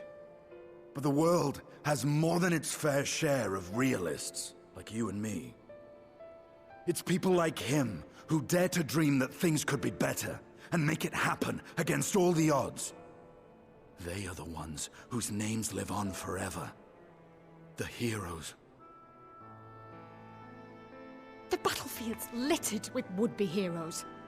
At this rate, you'll lot'll be next. And what'll become of your precious dreams then? They'll be gone. Like dust on the wind.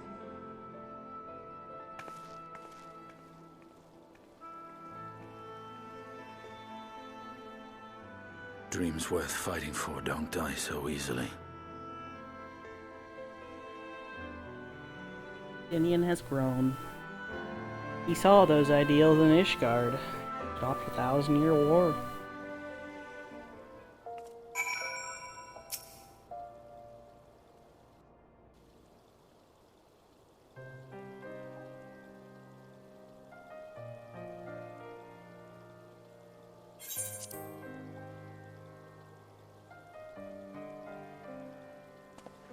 I know.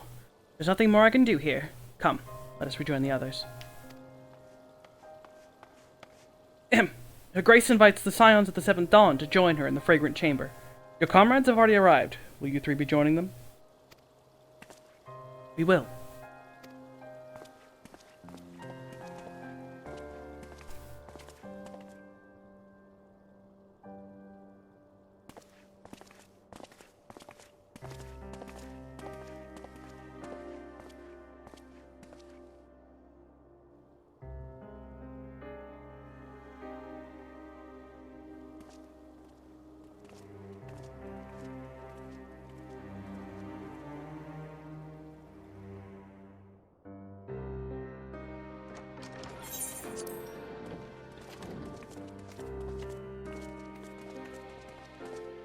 Your Grace, pray forgive us our lateness.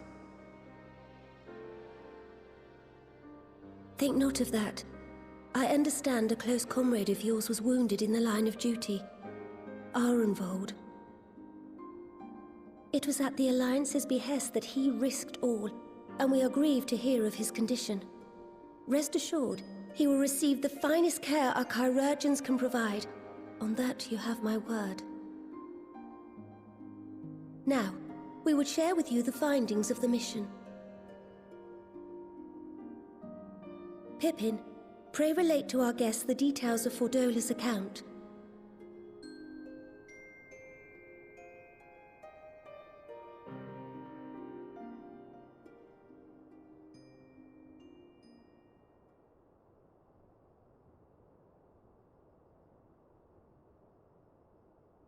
First Bahamut, now Ifrit. Or Lunar Ifrit, as Fan Daniel would doubtless have it. 'Tis now all but certain that the towers were conceived to facilitate the summoning of primals by those imprisoned within. Less certain is the means by which the Telophoroi constrain the wills of said entities to enact their designs in defiance of the pleas of their victims. Mayhap they do not. If mere proximity to the towers is enough to make loyal servants of the Empire's mortal enemies, it stands to reason that the same is true for those held captive. They invoke their gods for the good of Garlemald, and in their disturbed state of mind, summon a primal whose form reflects their own alteration. It all begins to make sense. Upon closer inspection, I realized that the towers bear a striking resemblance to a much larger structure which Urianger and I observed from afar during our visit to the Imperial capital. Assuming it too is capable of tempering those in its immediate vicinity, it would go some way to explain the swiftness with which the Telophoroi managed to rally so many Imperials to their cause.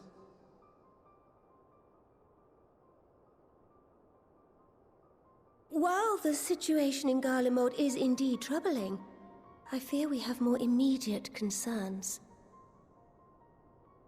Ifrit was not the only primal summoned. At approximately the same time, observers at several other towers bore witness to the emergence of further such entities.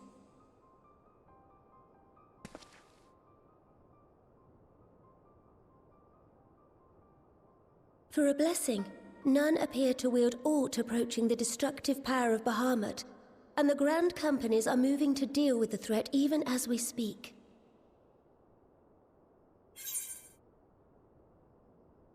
You need only tell me where they are, Your Grace.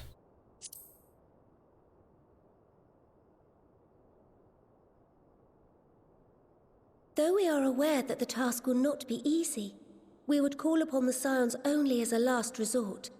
Pray, conserve your strength for now. After all, it was not so very long ago that you rid us of Bahamut. On which note, I am pleased to report that our talks with the Amalja have reached an agreeable conclusion. They have pledged their full support to our cause. It is our hope that this historic agreement will encourage other tribes to join us at the negotiating table. And I know that I speak for all of the Allied leaders when I say that we will welcome them with open arms at such time as they do. Of course, this was only made possible by the feats of heroism performed at Paglfan. Moreover, we shall not allow the sacrifices of those fallen in battle to have been made in vain. As hope leads to victory, shall victory lead to a new dawn for Eorzea. May these words ever be our guide, Your Grace.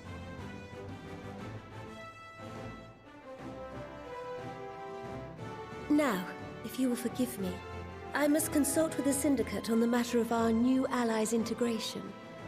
Till next we meet, my friends, I bid you safe travels and blessed respite.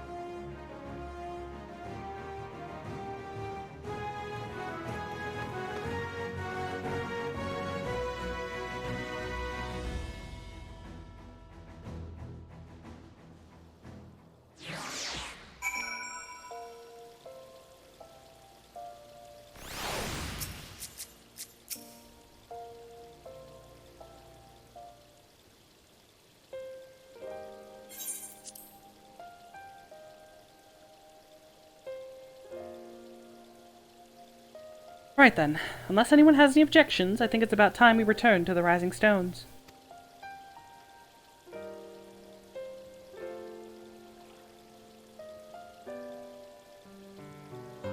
And that includes you, Alfino. Arnvald is in good hands here. Of course, you would doubtless mock me for pacing about the infirmary.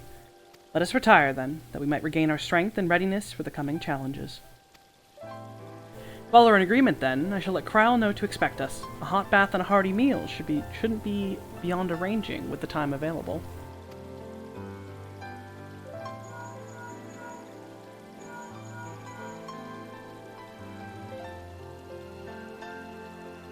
It'll be good to be home. I have some thinking to do.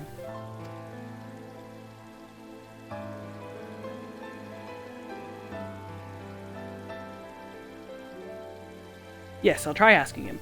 And thank you. I shall look forward to it. Our comrades eagerly await our return, and Kryle in particular has a few matters she'd like to discuss, one which concerns you, Estinian. Believe it or not. You will join us, won't you? Fine. Really? I thought you said you were avoiding the Baldesian woman.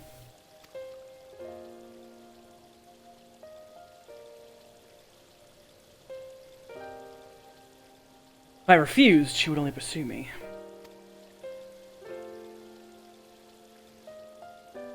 Let's get this over with, shall we? He's going for you, Alfino. He knows you're a sad noodle and he's your boyfriend.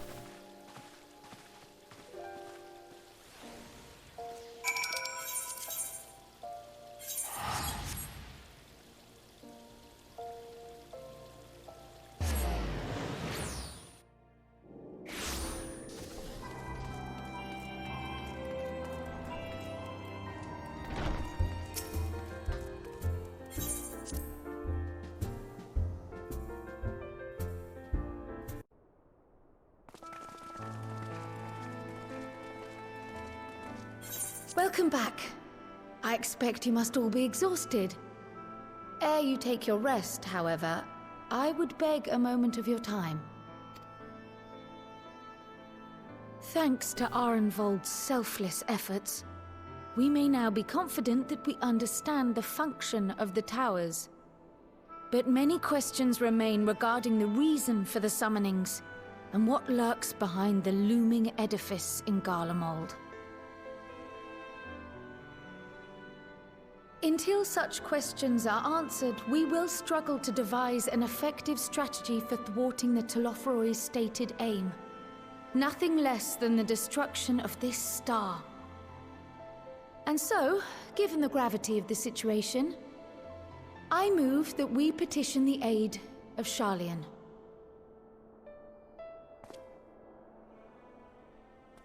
It is possible the ancient knowledge preserved within our archives may hide a clue to our enemy's methods. But given Sharlayan's established policy of non-intervention, our former colleagues are not like to aid us in its discovery. Oh, I well remember what they're like.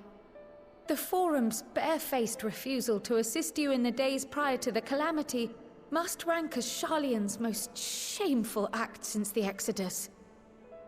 But were the final days to be reenacted, it would spell doom for us all. Surely even they cannot turn a blind eye to that. I trust we are all of the same mind on this matter. Urgent as it seemed, I took the liberty of petitioning the Alliance for leave to act as Eorzea's emissary, and have since received their blessing.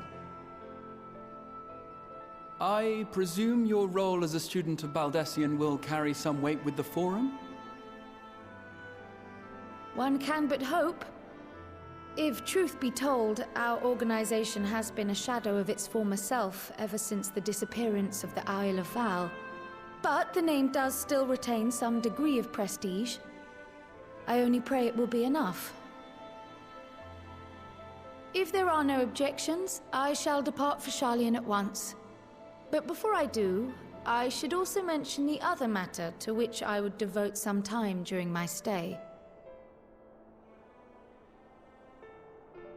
After hearing what transpired in the first, I began to question the true nature of Hydaelyn's blessing.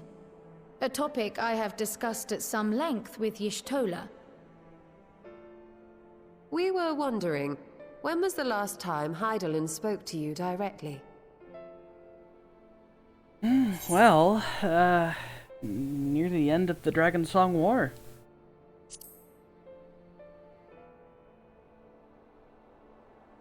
When you regained her blessing, was it not?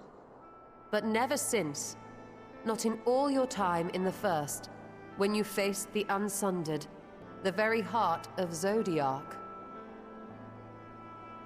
History shows us that Hydaelyn is able to awaken the echo in her chosen, convey her will directly, and grant the blessing of light. To our knowledge, however, she has not sought to intervene in man's affairs for some considerable time. Might not the explanation for that lie with her choice of champion? Mayhap she is content to trust in her judgment. Mayhap she is. But following my initial discussion with Kryl, I made inquiries of my own. And as far as I am able to tell, Hydaelyn has not made her will known to anyone. During my time in the First, the Oracle of Light spoke to me through Reen. But that was not the will of Hydaelyn. It was Minfilia herself. Indeed. And while she and Hydaelyn were inextricably linked, Minfilia yet acted of her own volition. A messenger, yes, but one who spoke with her own voice. I wonder, could Hydaelyn's silence suggest the presence of some disruptive force, perhaps? Some obstacle to communication? While I share Urianger's high opinion of your conduct, I see no reason why she would deny you her guidance altogether. Then again, who am I to say? The fact is, we simply don't know. But if the explanation is to be found anywhere, I can think of worse places to look than the archives of Sharlayan, and their research on the Ethereal Sea in particular.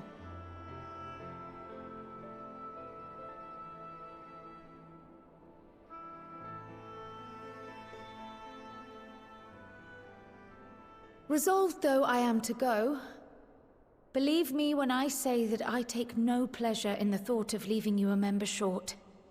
Now, of all times. Estinian, we stand on the eve of a struggle that will decide the fate of this star. One in which we Scions may play a telling part, yet we are but few in number. And so I must ask you again, will you join us?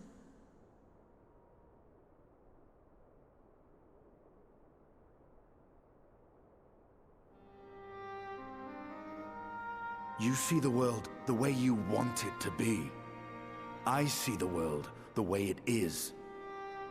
You are idealistic to a fault. But I know you would never turn your back on those in need. Never close your eyes to their suffering. And somehow, your deeds lend truth to your words, giving the lie to my doubts in so doing. I have seen others draw strength from your belief. In Ishgard, in Alamigo. You inspired them to stand up and fight. To win, no less. And even when you lost those you held dear, you carried their spirit with you and made their memory your guiding light. The burden of so many hopes and dreams would be too heavy for most to bear.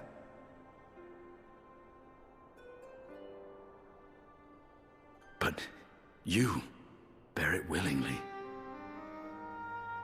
as you have shown me. Some dreams are too important to let go. If you have need of my strength, it's yours. After all you've done, how could I refuse?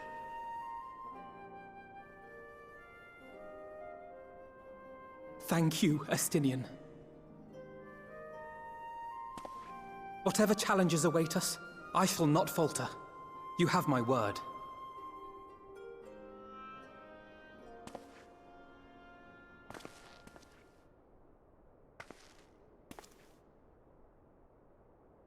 And now, I may bid you farewell.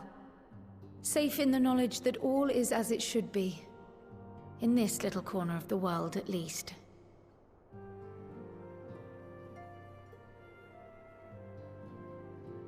You will be sorely missed. Tread warily in Charlian, and do try not to let the Forum embroil you in their politics. A forlorn hope, I know, given the individuals involved. I shall do my very best. Farewell.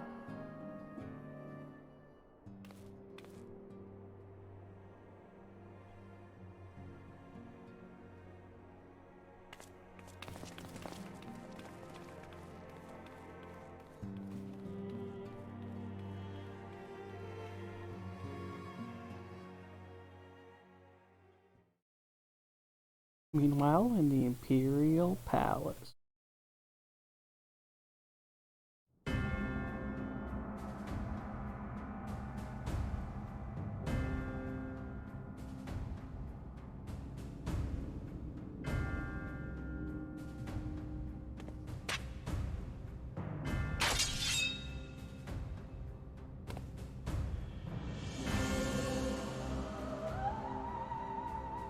Well, does this one meet with your approval?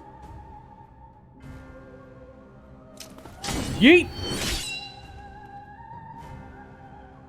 Apparently not. Or could it be that you're still upset about the dragons? You are unwise to remind me of so costly a failure.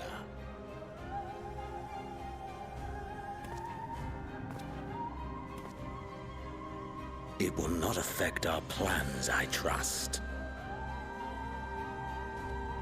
Oh, hardly at all.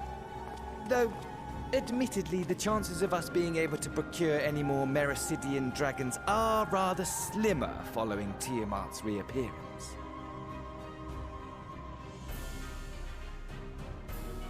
Oh, but the seeds have been sown, my lord. We have only to wait for them to quicken. Speaking of preparations, is it safe to assume that you will be ready to control you-know-what? The hour draws nigh. This nation, forged for Ascian ends, will finally prove its worth. A mighty empire, now no more than an instrument of this star's destruction. What a pleasure it will be to put it to use. Which brings me back to our earlier topic. My lord, while I appreciate that it is not an easy decision, it really is past time you chose your weapon. There is one that I have been meaning to test.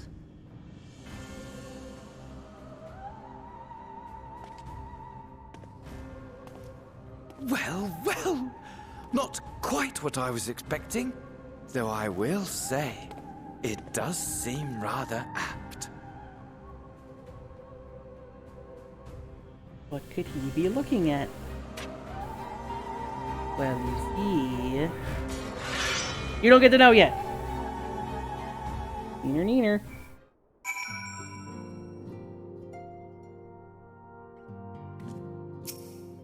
Well, looks like I'm going to have a busy few moons. Not that they ever seem to be anything but. Thancred's got me dispatching troops to every corner of the realm, which is not to say I don't trust the Alliance, because I do, but when it comes to putting down primals, nobody does it better than us. Well, than you lot, more accurately. You won't catch me trading blows with a primal in the near future. But for every fell fiend you vanquish, there's countless meals to arrange, baths to fill, sheets to wash, stores to replenish, and the list goes on. Which is where I come in, and gladly, mind you. It's the least I can do to support the scions who risk life and limb, like poor Arnvald. I wish there was something we could do for him, but we'll just have to settle for saying the odd prayer and keeping a roof over our heads. Wouldn't do to have him come back to complete shambles, now would it? That's enough of my rambling. Off you go to get some rest. If there are any developments, I promise you'll be the first to know. And that's the end of 5.5. Now we've got a little blip of 5.55, which I do plan to do tonight, because there would be no reason to put 3 quests into their own part. And that's Shadowbringers.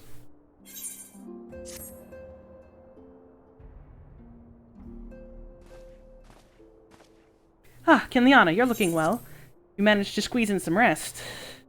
I take it you managed to squeeze in some rest. You came hoping to find tidings from Kryl. I'm afraid we're still waiting, but we do have some odd scraps of news to share. Scraps, she says. Lunar primals have been popping up all over the place, but the Alliance has the situation well in hand, thanks in no small part to Hoary Boulder and the others. Meanwhile, talks with the Beast Tribes are going better than expected. Encouraged by Uldah's progress with the Amalja, Gridania has opened negotiations with the Ixal, believe it or not. All of which is obviously very encouraging, but with the Telophoroi still out there, it's not as if we can afford to lower our guard.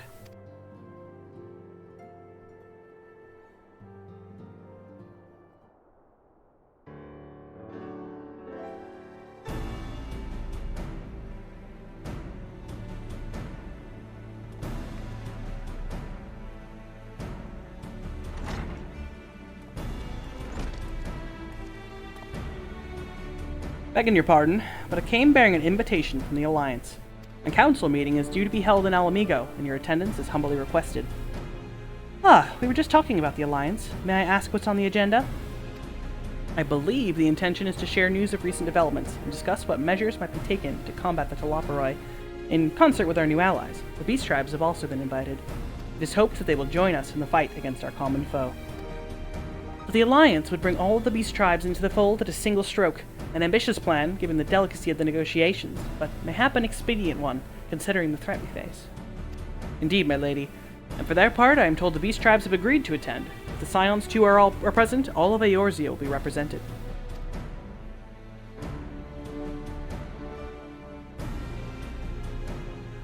To arrange such a meeting must have been quite an undertaking, not only diplomatically, but practically.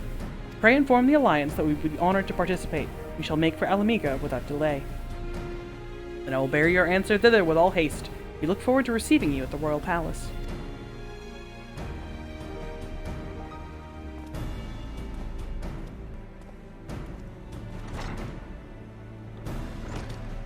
Well, now that we've accepted the invitation, who exactly is going to attend?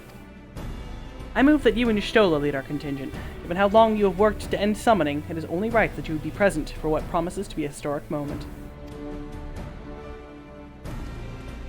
I think we've all played our part in that little endeavor, don't you, Kinliana? All present may rightly claim a seat, I do quite agree, but by your leave, I believe I shall remain here, and lend what assistance I can to the coordination of our defensive efforts. I'm not coming either. Emmerich will be there, and I'd rather not be interrogated. Very well, then.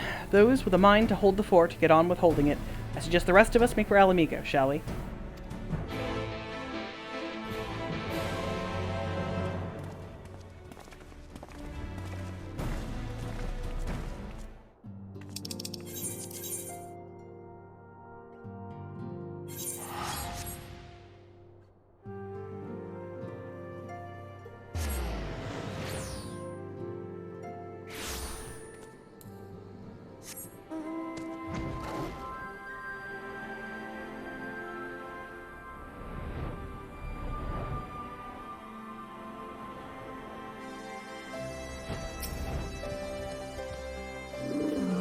Been expecting you.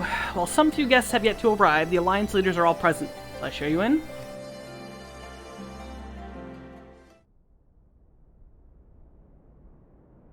I think this is voiced. You do be believing.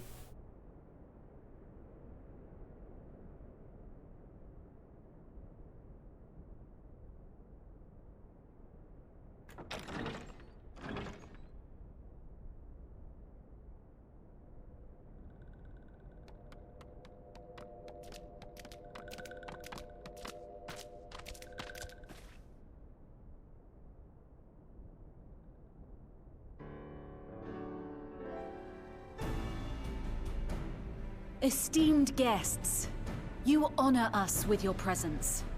As there is much to discuss, let us begin. Information on our taken brethren you have, yes? Hear it we would!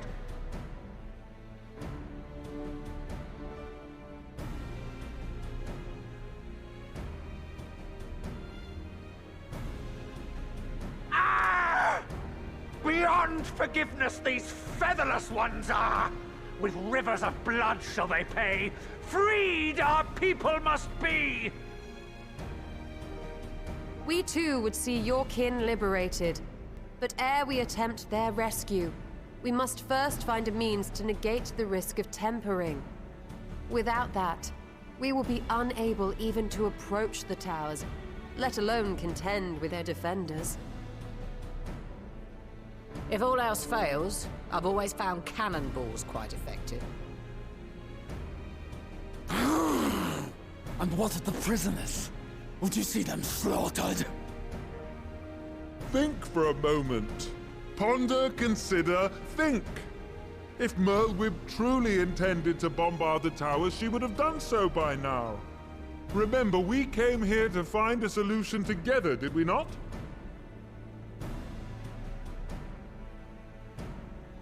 Y'Stola spoke of defenders. I but offered a means to clear a path, should you require it. Given the enemy's capabilities, we will all need to play our part if we are to have any chance of success. For if any here should give less than their best, it will be to the cost of every living being on this star. A paragon, the Empire, our very gods. How can we hope to prevail against such odds? That our foe is formidable, none would deny. But our strengths are many and varied. In this chamber, I see masters of strategy, masters of magic, masters of the land, the air, and the sea. And together, there is nothing in creation we cannot overcome.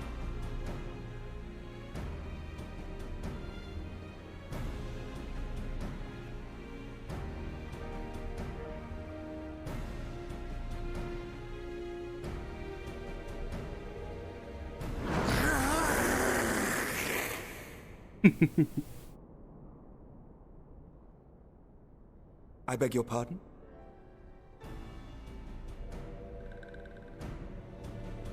What is it, Soulwalker? Do not express your passion thus. A little pretty without gills, perhaps? Suffice it to say, I am proud to be counted amongst Eorzea's finest. We Sahagin will play our part. We kobolds have not forgotten the crimes the Overdwellers committed against us in the past. But today we look to the future, as allies united in purpose.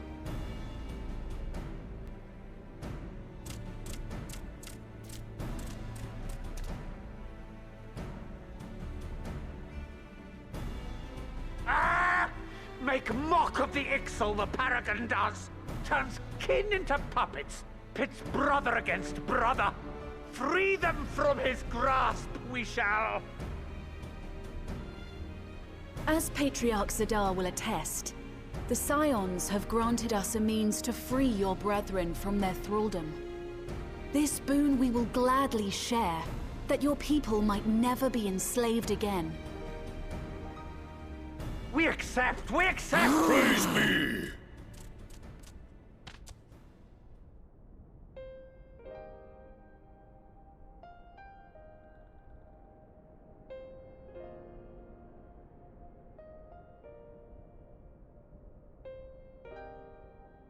It's taken a while, but I do believe we might be one step closer to a world without primals. Would that Minfilia were here to see it.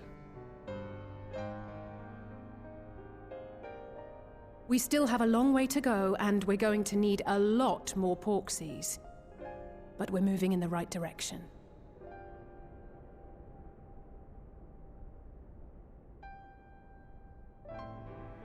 If I may have your attention, there is one other point I would like to raise. As we can all agree, freeing those held captive must take precedence over every other concern. But experience has taught us that none save those with the capacity to resist tempering can hope to enter the towers unscathed. And even once inside, a still greater threat may yet await them, that which we call a primal. Needless to say, if we are to succeed, engaging with such foes can only ever be considered a last resort. And so I move that we seek to prevent them from being summoned in the first place. Yes! Both prayer and ether are needed for the ritual. Should either one be denied, the summoning would fail. Indeed. And so we must endeavor to discover the source of the ether on which the process depends. Do so, and it may present a way to halt the summonings, or perhaps even neutralize the towers entirely. A promising proposal. While you are conducting your investigations, however, we will need to remain vigilant, lest the Telophoroi commit further abductions and summon primals ere we have the means to prevent them. To stand a better chance of keeping our enemy at bay, we would do well to coordinate our defensive efforts, sending reinforcements to assist our neighbors when needed. We Amalja would have been overwhelmed were it not for our newfound allies. But say the word, and we shall come.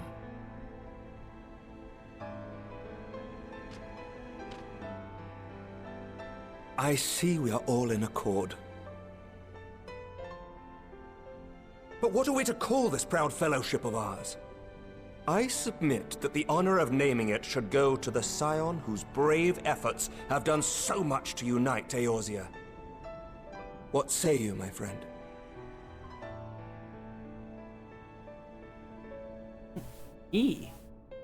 Well, I would call it the Grand Company of Eorzea.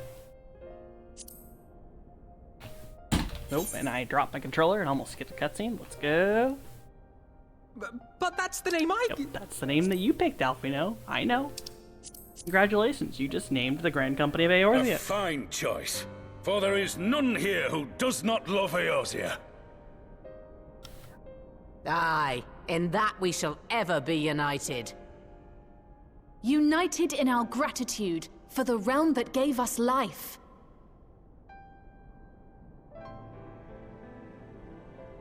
Then let it be recorded that on this day, the Grand Company of Eorzea was born.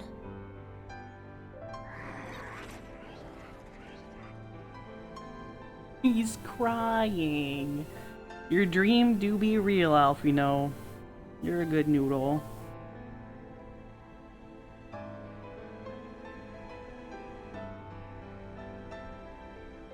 How long have we dreamed of this moment? And now that it's here, Oh, forgive me. Might we speak outside?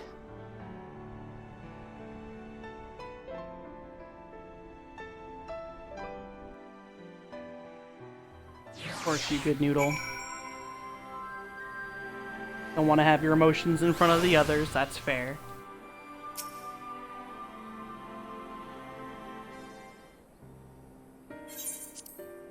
Well, now that we were out of earshot of the other delegates, I hope you will forgive me if I speak my mind.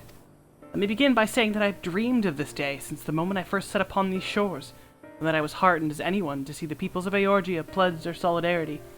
Yet even as they uttered their declarations, all I could think about was the conflict to come, of the sacrifices that would be made and the lives lost, inevitabilities that I still struggle to accept. But at least now there is hope. The formation of the Grand Company of Eorzea is the first step, the first of many. Many and more.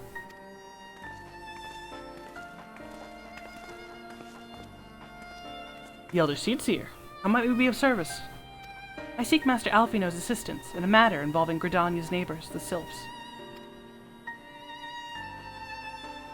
I know that you and yours have long kept a weather eye upon the crystal trade, the better to predict the coming of primals, so you'll be familiar with the Sylphs of the Ash Crown Consortium.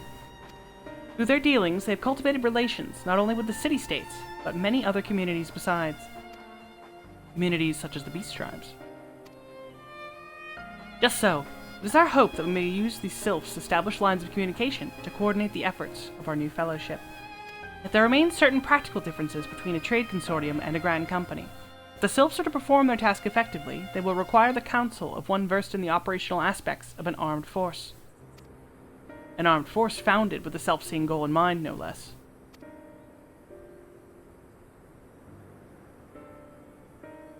The Crystal Braves, yes. Forgive me, Master Alfino. I know it was a painful chapter in your life, but the experience may yet be made to serve the realm. In my hubris, I plotted a course for the Crystal Braves which stretched far beyond the Order's initial conception. One intended to pave the way for the founding of what I intended to call the Grand Company of Eorzea. My plans all came to naught. Built upon a frail foundation of lofty ideals, the Order was doomed from the first to collapse under the weight of more worldly interests. And I have no wish to see this new endeavor suffer the same fate. Mayhap I ask too much of you? Not at all. You may count upon my assistance for what little it's worth. By your leave, I shall prepare a report, including a list of recommendations drawing on the lessons I learned from the failures of the Crystal Braves. You have my gratitude, Master Alfino, and my trust. When your report is ready, pray share it directly with the Sylphs. With your guidance, and the earnest efforts of every goodly soul gathered here this day, I have no doubt that our fellowship shall emerge from the shadow of the Telophori and flourish. Until next we meet, my friends.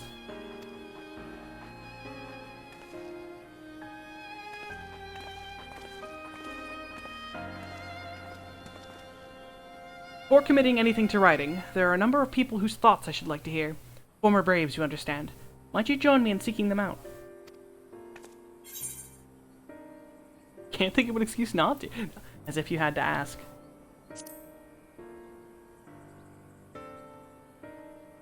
Thank you. As someone who witnessed the Order's rise and fall, yours would be a reassuring presence. I'll join you. If you're planning to canvass the opinions of your former comrades, it will be a lot quicker if we share the task of questioning them. And mayhap Graha can lend a hand as well.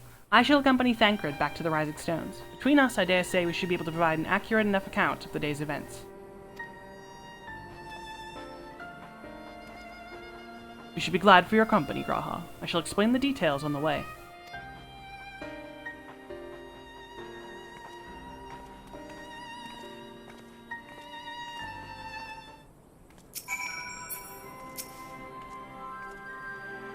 So, what's the plan, brother mine? Before discussing the task at hand, I should probably admit that the report I proposed is largely written. Not long after that fateful day in Ul'dah, I penned a detailed account of the organization's history, from the events that led to its inception to the failings that brought about its demise. Thus, I did primarily as a means of taking some semblance of responsibility. Never did I imagine that it might later be referred to by those seeking to form a similar organization. And while I made every attempt to be objective, the account was mine alone. Its events viewed from my singular perspective. For it to be of use, however, it must be broadened to encompass the viewpoints of all involved. Only then can it answer what seems to be the most critical question, namely, why, after the Crystal Braves disbanded, did some members choose to remain with us, while others did not? I see. You think the answer will tell us something about the nature of the ties that bind our new Grand Company together? And that this knowledge might help us prevent it from falling apart when those bonds are inevitably tested. That is my hope, yes. The questions I would ask are uncomfortable to some, and the former commander of the Crystal Braves, I doubt that those who abandon the cause would welcome my inquiries. And Graha and I will just have to try. Meanwhile, you two can talk to the ones who kept the faith. A fine suggestion. Have care, however. Certain of my former comrades are of questionable character. So keep your wits about you, and let us reconvene in Gridania later on.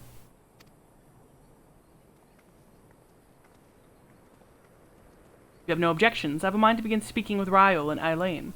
If memory serves, the two of them will be attending an intelligence briefing at Castrum Oriens. Let us seek them out there.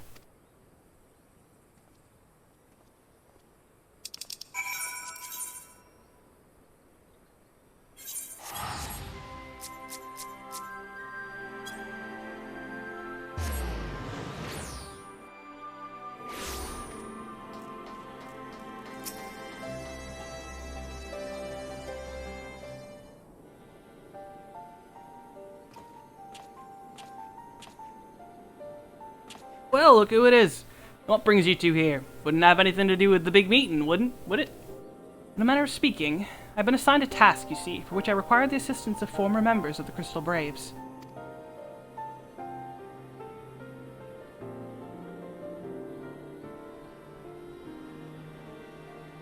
So you want to know why we decided to stick with the Scions, eh? Ain't an easy thing to put into words, that.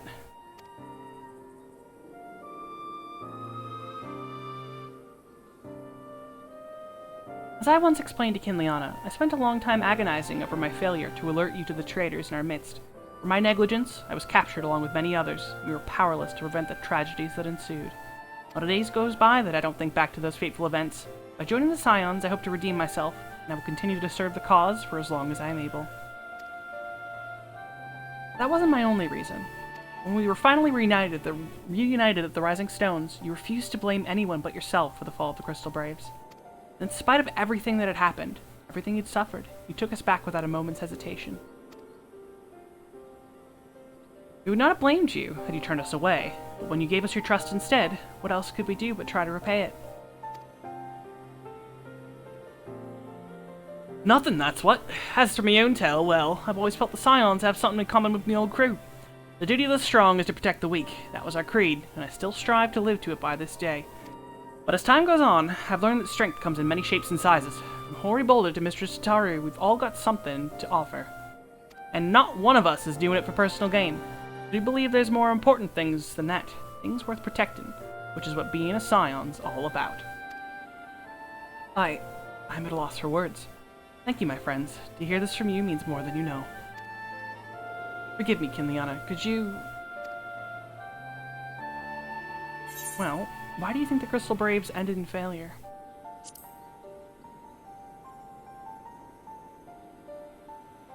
Well, its founding ideals were something to be proud of, but ideals alone don't make a crew. For every swab who signed up with good intentions, there was another who was only in it for the coin, the glory, or both. Ours was quite a disparate band, and while I will never forgive Ilberd, the fact that we managed to function at all was thanks in large part to his efforts. Just a pity he was doing it for all the wrong reasons, eh? Well, it takes one bad apple, they say, and the Braves had a barrel full of them. Not like the Scions. We might look like a ragtag band of misfits, but deep down, we've all got that shared sense of purpose. And why? Because Tataru sifted out all the glory hunters before they made it through the door. I see. So while our ranks comprise a diverse range of people, each with their own individual strengths, we are all people united in purpose. Thank you, my friends. With your permission, I shall make a record of our discussion to refer to it when drafting my recommendations. Until we meet again.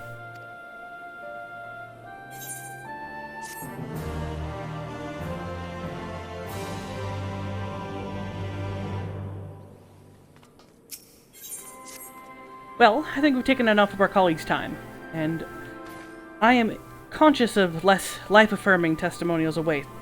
Let us make our way to Gridania and hear what the others have learned.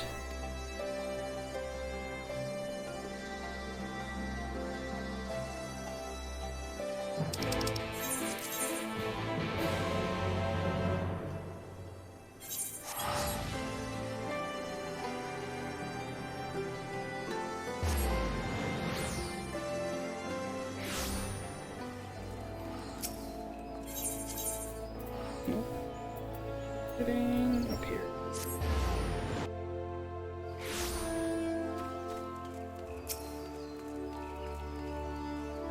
Thanks to Tataru's ever-dependable intelligence, we managed to track down a handful of former Braves without any great difficulty. Some were forthright, others less so, but we heard enough to form a picture. I must warn you, Alfino, some of their comments were harsh. I can well imagine, but their opinions are no less vital to my report. I seek the unvarnished truth.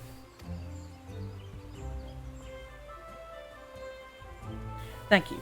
I will set about adding your findings to my own at once. In the meantime, pray go ahead to Little Solace and seek out Elder Frixio. I will join you anon.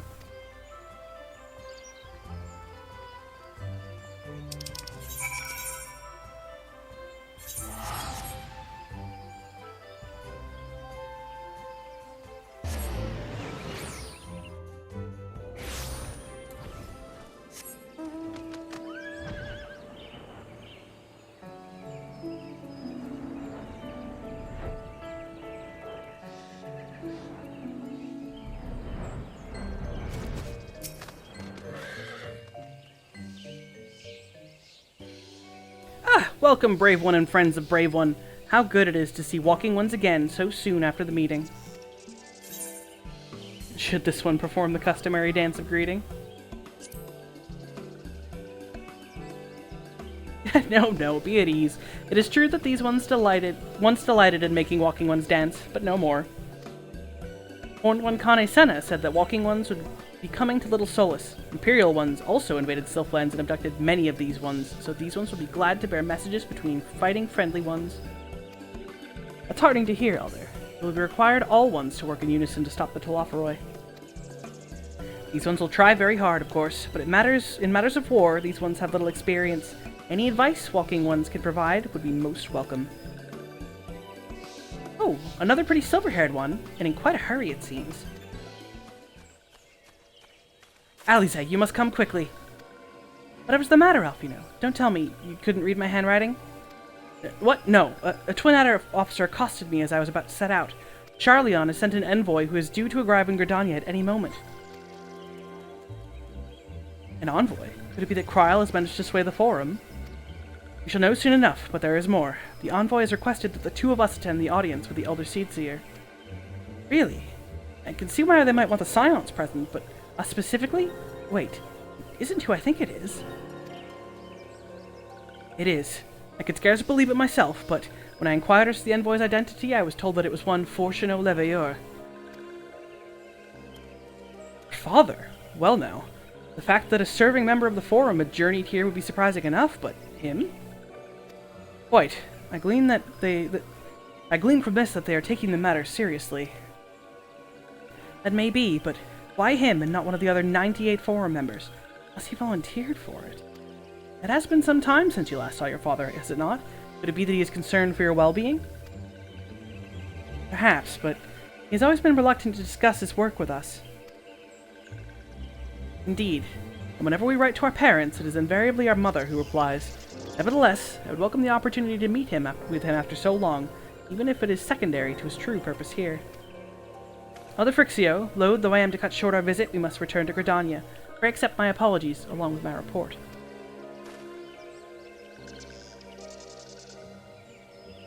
Never mind, there will be time to talk later. This one won't keep walking ones for more urgent matters. Go! The audience will be held at the Lotus Stand, where the Elder Seedseer awaits us even now. Let us be on our way.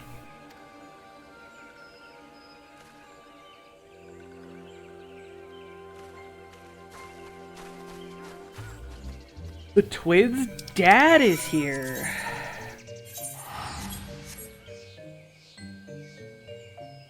Obviously, he's going to be a delightfully cheery man, and nothing bad's going to happen.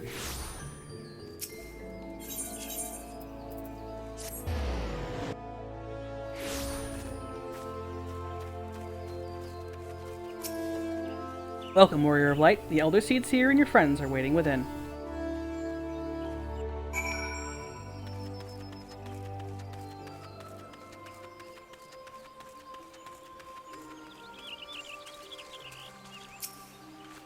For all this time away, it will be good to see my father, even if it's at an official meeting.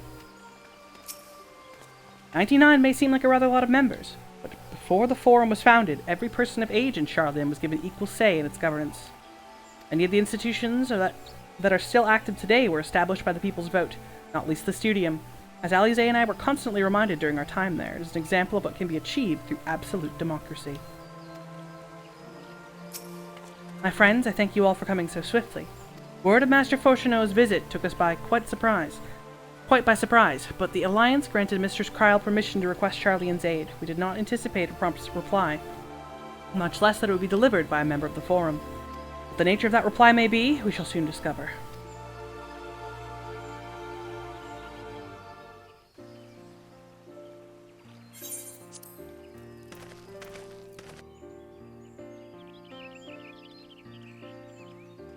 White-haired elf man, it's the twins' dad.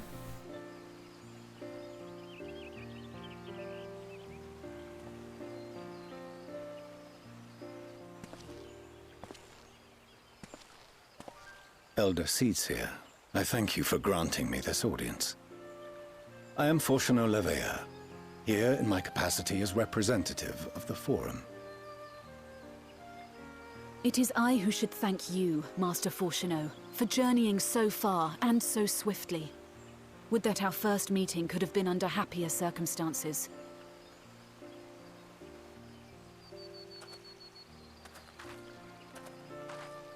It has been too long, Father. You look well. As do you both. Ameliance will be glad to hear that you are taking care of yourselves. How is Mother? She misses you terribly, of course, but is otherwise a picture of health.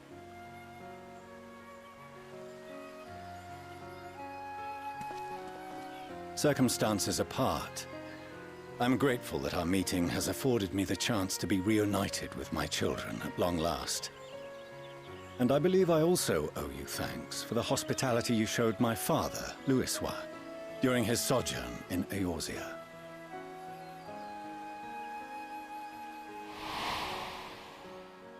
All thanks we owe to him.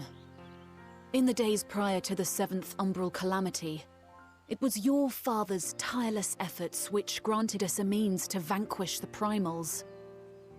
Were it not for him, our strength would have been quite spent by the time the Empire arrived. That Gridania still stands is in large part his achievement. He was a great man.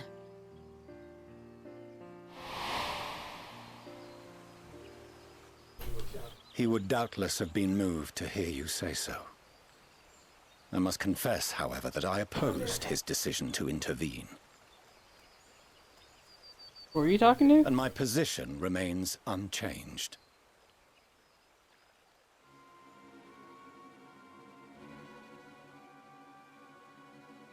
To chart the course of history, not to change it. I am familiar with the Sharlayan stance. It is more than that. It is our way of life. Who we are. But I came here not to deliver a lecture, but the Forum's answer to your request. Sharlayan will under no circumstances intervene in the conflict between Eorzea and the Garlean Empire.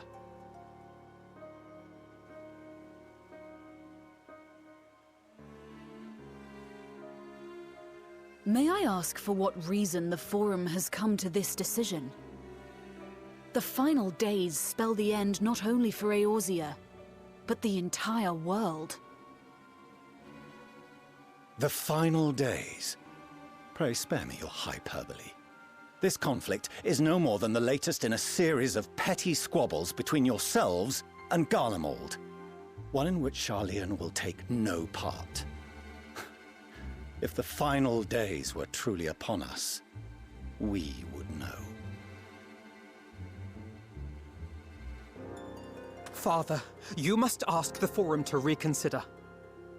You may feel safe on your little island across the waves, but if you imagine the Telophoroi will leave you be, you are mistaken. They mean to kill us all, themselves included. Alphino is right. We have seen what the enemy is capable of, the lengths to which they'll go. This is no time to turn a blind eye. If Eorzea falls, so too will Sharlayan.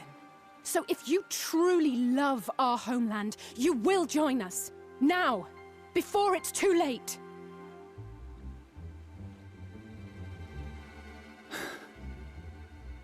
I thought you knew better than to raise your voice to your elders. Queen's dad is a dick. It seems I was wrong. Wrong to ever let you leave, Sharlayan. I consoled myself that your time abroad would instill in you some hint of restraint, of discipline. But I see now that Eorzea has made fools of you both. Have you forgotten why it was that I so vehemently opposed your grandfather's departure? For all his wisdom, his only solution was to go to war. Death, devastation, ruin. Even those who claim victory are scarred for life. What prize could ever justify such sacrifice? It is the duty of the learned to avert such tragedy. By fanning the flames of war, you forsake all you once held dear.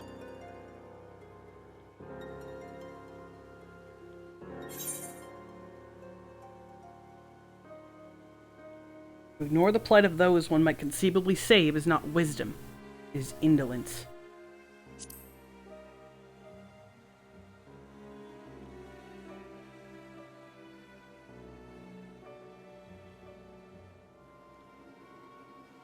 I see your friend shares your misguided ideals. But unlike her, you should know better. By espousing such barbaric notions, You subvert the teachings of Sharlayan and place all we have worked for in jeopardy. Alphino, Alizé, as of this moment, you shall no longer bear the name of Leveilleur. What? Father! How you choose to live your lives is no longer my concern.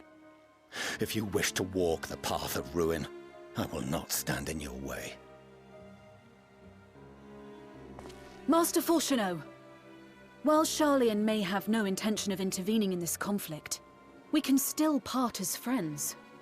Will you not stay and speak with us, that we might learn of Sharlayan's hopes for the morrow? I have said what I came here to say. Any further discussion would be meaningless.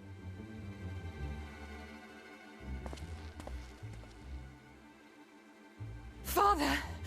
Wait! Don't bother, Alizé!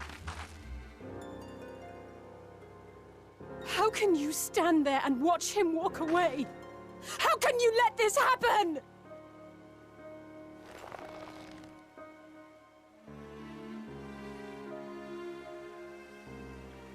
Twins' dad is a dick. Twins' dad is a dick. Yeah, so in the middle of that, my mom walked in to use the restroom nearby and just said, "Can they sleep on their sides?" To which, of course, I had to say, "What do you mean?" And she said, she was talking about the Ellison. She said, "Their ears stick out so far, can they sleep on their sides?" That was so random, and I had to mute myself in the middle of that cutscene because I just started laughing. The serious moments happening with these poor Ellison children being scarred for life, and now I'm just sitting here going, but can they sleep on their sides?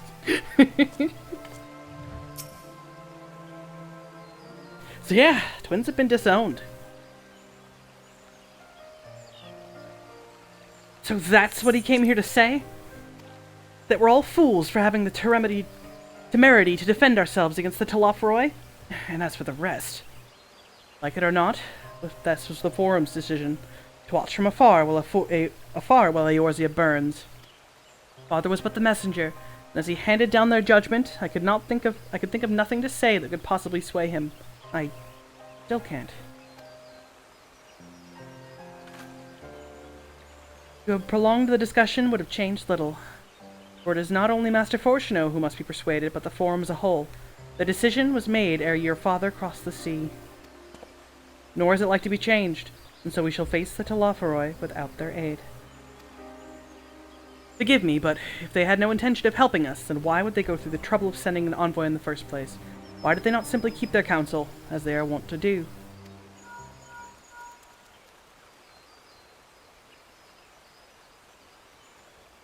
Ileana, has Master Fourcheneau arrived yet?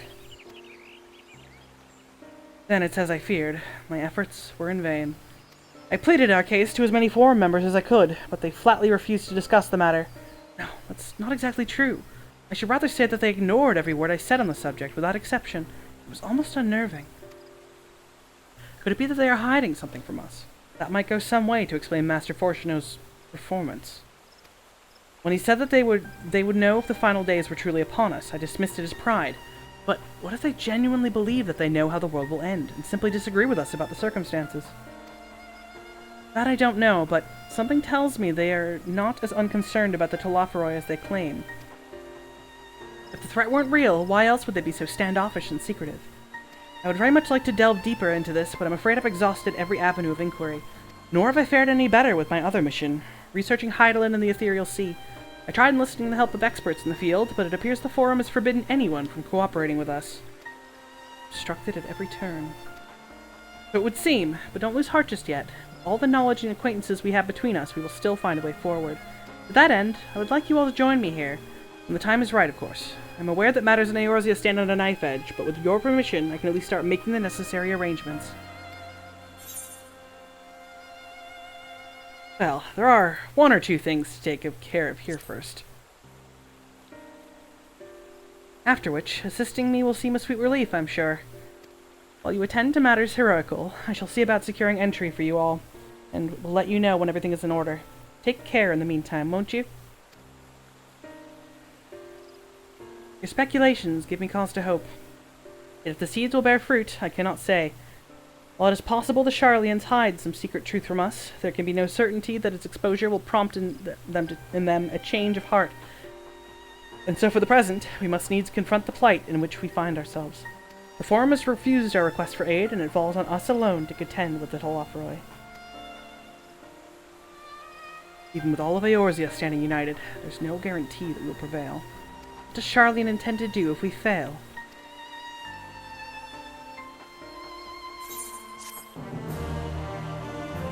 Well, Sharlian are full of a bunch of dumbasses.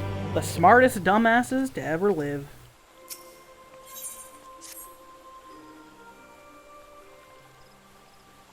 While Sharlian's stance is indeed disappointing, we cannot allow ourselves to be distracted from the challenge before us. There is much and more to be done. I shall begin by sharing the Forum's response with my counterparts in the Alliance. Meanwhile, I would ask that the Scions... Grave tidings, Walking Ones! Grave tidings! Calm yourself, my gentle friend. What has occurred? These ones who went to see Feathered Ones send terrible news. Destroying Ones have appeared in Zelphatal. Destroying Ones and Captured Ones, or even frightfully godly ones. Feathered Ones didn't stand a chance and were sent flapping and squawking. When did this happen? Is it too late to help them? Too late, yes, much too late. But luckily Destroying Ones were only passing through and continued on west. Other ones who did not fight were left unharmed. West. That would be Kurthus.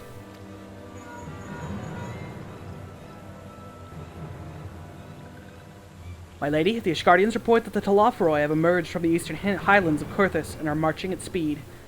Though their purpose has yet to be determined, the Cartno Flats would seem their most likely destination. Lord Emmerich has already dispatched his forces and requests our immediate support. Elemi shall have it. The time has come for the Grand Company of Eorzea to prove its worth. And another really fun duty. Well, mayhap it is a mercy that we do not have time to stew upon our misfortunes. Come, my friends, let us make haste to Cartno. Yeah, this duty coming up is actually super fun. But wait, this one almost forgot. Destroying Ones were said to be led by Cackling Robed One. This one must see that all Walking Ones know. Farewell. That would be fucking Fandaniel. Can't say his name without the word fucking in front of it. Fandaniel? Fucking Fandaniel, Graha. Who else? It was only a matter of time before that grinning maniac showed himself again. I shall have an airship ready to bear you to Cartno. Pray see to your preparations and report to the landing with all haste. At once, my lady. Let us away. Bing, bing.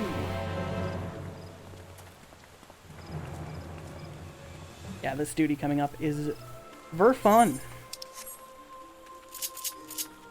They usually do end of expansion duties pretty heckin' well, because this is the last quest of Shadowbringers. Oh, we're still going to be here a little bit. It's a long duty. And then that will be it for the night, but yeah, we're not gonna start Endwalker tonight.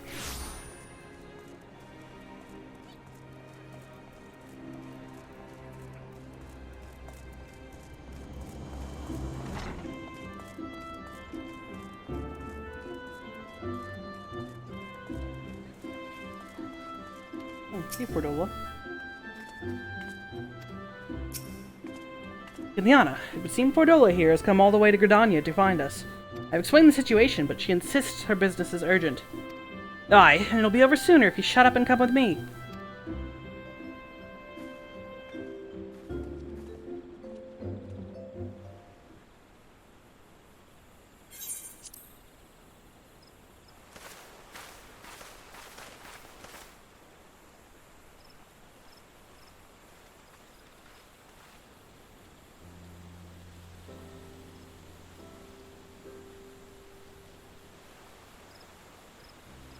Arenvold! I can't tell you how good it is to see you.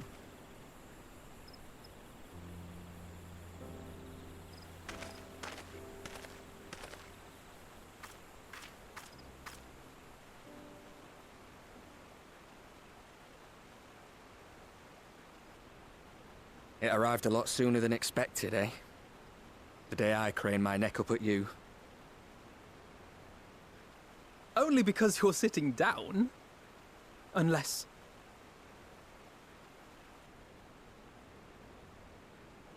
Afraid so.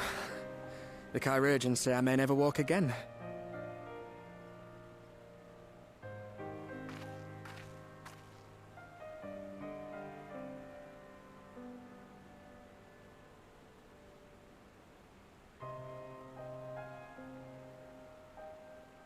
Come on, Alfino, it could be worse.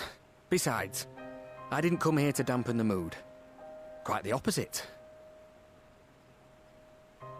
All I've ever wanted was to fight for a cause I believe in.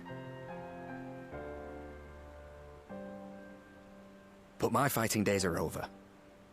So I want you to fight in my stead. Be the hero I can't.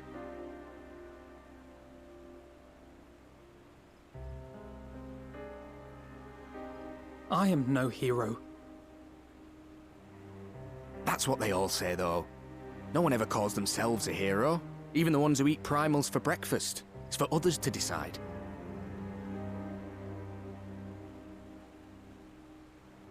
Look, Alfino. You already are a hero. To me and countless others. We see you doing your damnedest to protect us all. And you're not alone, are you? There are people who believe in you, just as you believe in them.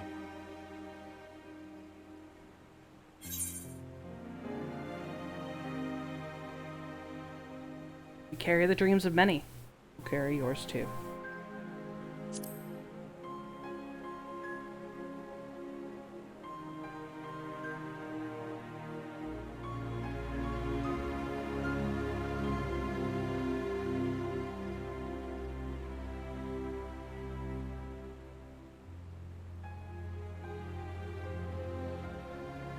I know what's at stake, and how many people are depending on you. But I believe in you. Believe that you'll see it through. That's why I'm entrusting my dreams to you. Like Albert and Owley once entrusted their dreams to me.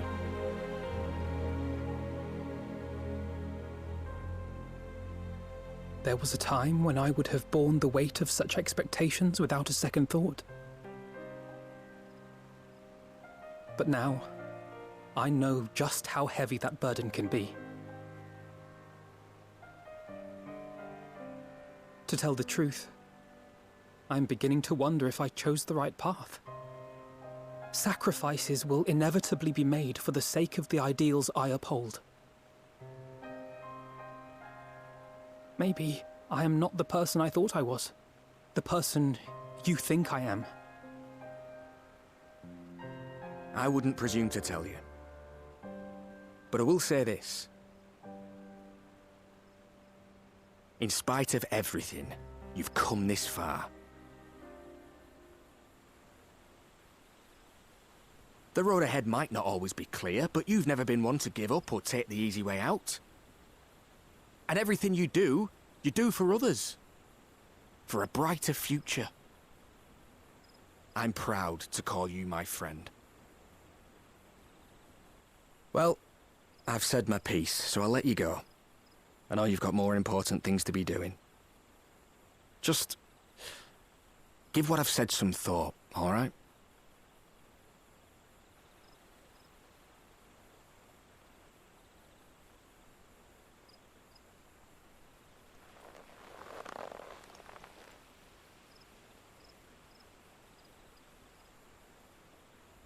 I shall, my friend. And we will meet again soon, I promise.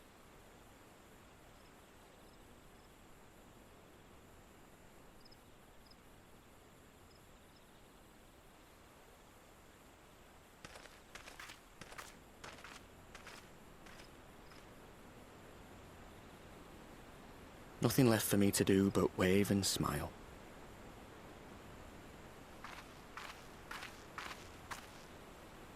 You've got a pretty narrow view of what it means to be a hero, do you know that?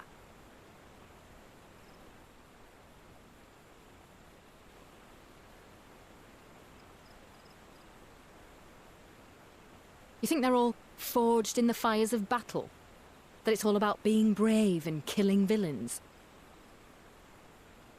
Alphino and the others will carry on their fight. But theirs isn't the only one. There are other ways you can make a difference. If you stop feeling sorry for yourself and put your bloody mind to it. We're all out here spitting facts. There's not much chance of me living the quiet life with you around, is there? If you're content to twiddle your thumbs thinking of what might have been, that's your lookout. But I reckon you've got some fight left in you. And I reckon you might be right. If there's a way I can still help my friends, I'll bloody well find it.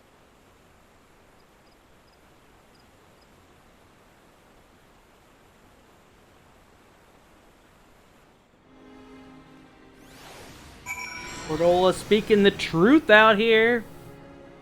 Time for the fun duty. You can tell me later what that was all about, but judging by the set of Alfino's jaw, it appears to have done him some good. Thancred and the others have already left the Rising Stones, and according to the communications officer, the Amalja and Kobold forces are also bound for Cardano as we speak. They mean to keep the promise they made in El Amigo, and we must do the same by saving as many of their tempered kin as possible. Anyway, the airship is ready to depart. We should get going. On starting the battle, a lot of shit's gonna go down. A lot of shit's gonna go down. We're gonna be here a while. This is how you end an expac.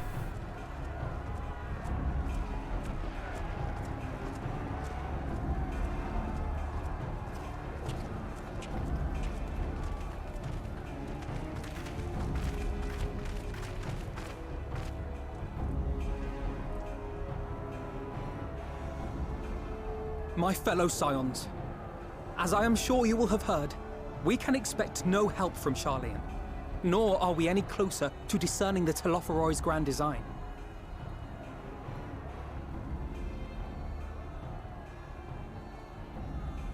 And now, our adversary moves against us in unprecedented numbers, compelling us to answer in kind. The outlook, in short, is bleak. Yet though our foes are many, and we but few, we may still tip the balance in Eorzea's favor. Of course. We will do what we always do. Deal with the ones our allies can't. A less than daunting prospect, judging by your expression. Could it be that you've dispelled your lingering doubts, Alfino?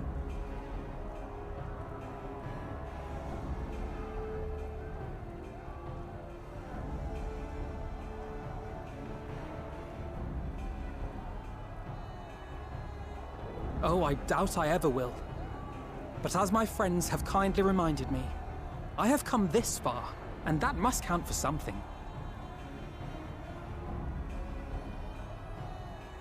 Gods be good, Alfino. That's what we've been trying to tell you all along.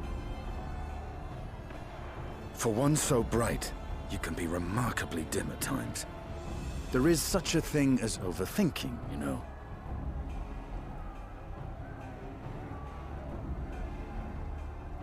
Might I suggest that we continue this conversation after the battle? It would appear the Telophoroi have already arrived. I'll do what I can to cure the tempered, but they'll have to be incapacitated first. Have care, my friends, for none can say wherefore our foe did choose this fateful field to be our battleground.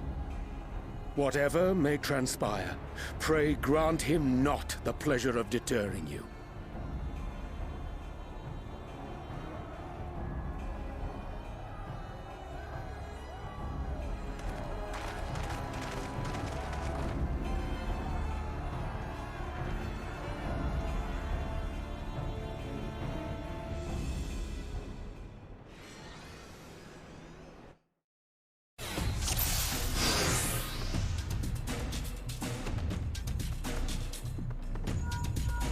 Listen well, friends. The Telophoroi are sweeping across Cartano.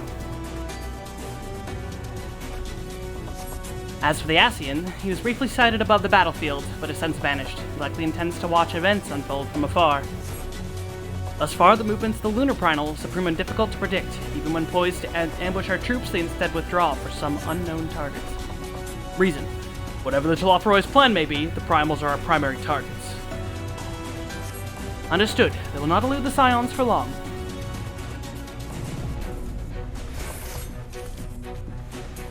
Prepare yourself! yourself. Do not allow ourselves to be stalled here. Give it our all.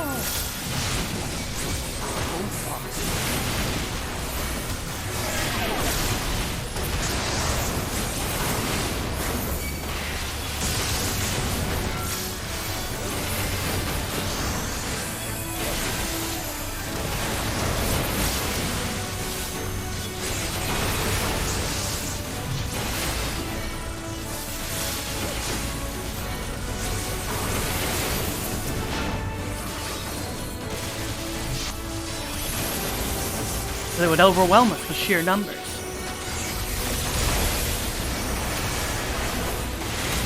I will keep them occupied. The rest of you, seek out the primals.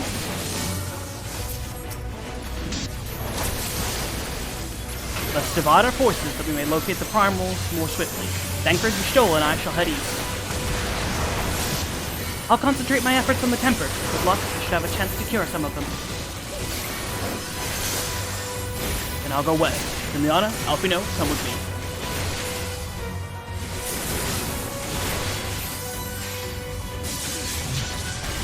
That's not west, that's east.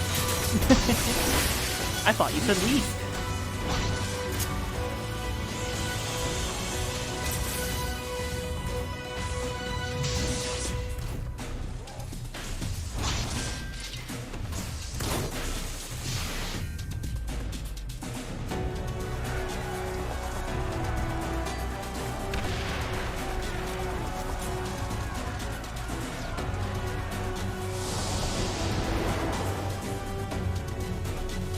As the Scions spread out across the field, Alize and Graha take the fight to the Telophoroi.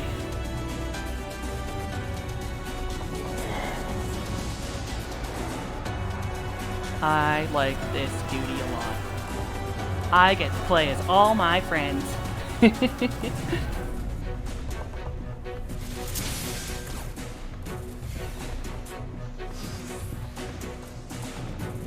There are so many of them.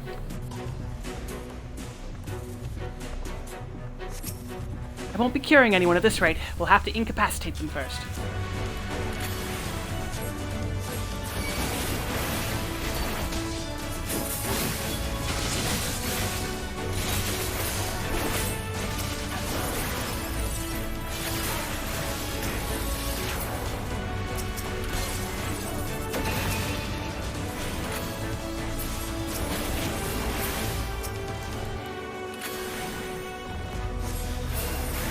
Allow me.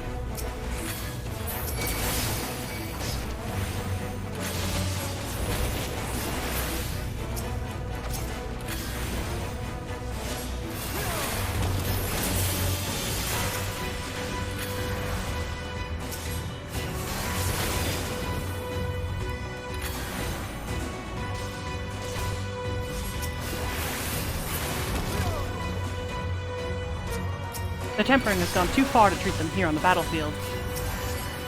To this degree of physical altercation, I fear they are beyond help. Imperials or no, I hate to see them in such pain. We must see that their suffering is not prolonged. I've gotten my combo off track. I want dual casting to be on goddamn... There we go. like Burr Flare combos just sitting there like casting the hard shit.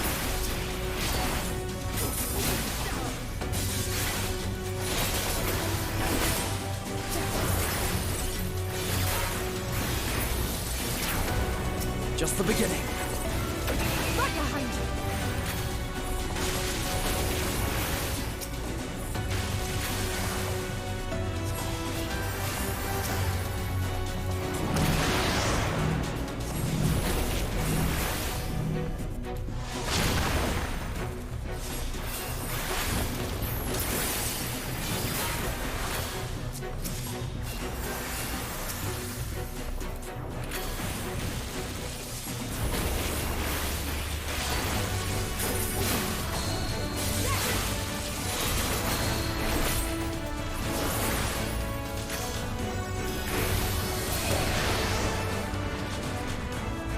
Team, we've earned a moment of respite.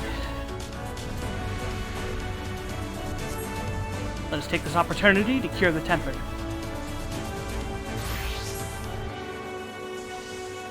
Luck worker just job changed. Good for him.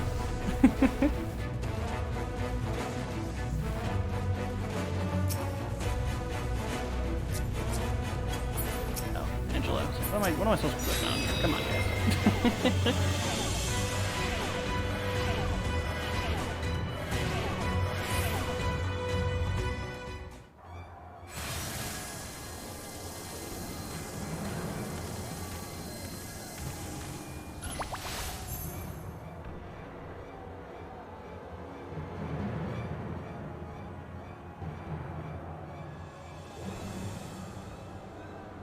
Fucking Fandaniel.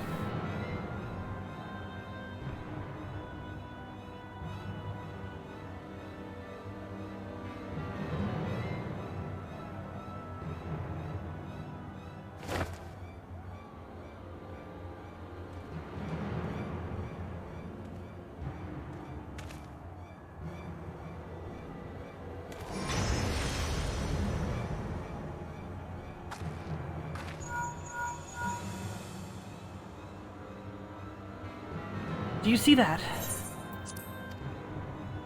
The glyph? Yes. How worried should we be?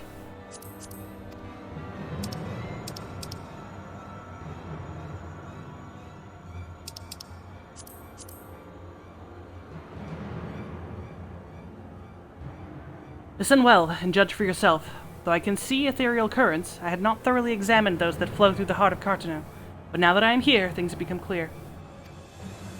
The flats conceal an etheric confluence, like to the pillars of the Azim Steppe, but greater in scale, far greater. The glyphs that Fandaniel has conjured reach into the very midst. And I believe I know their purpose. Should the lunar primals destroy them, it would spark a chain reaction with the potential to obliterate the confluence entirely. Resultant disruption to the flow of ether would sow chaos among the elements, prompting earthquakes, floods, and tempests large enough to lay waste to the realm.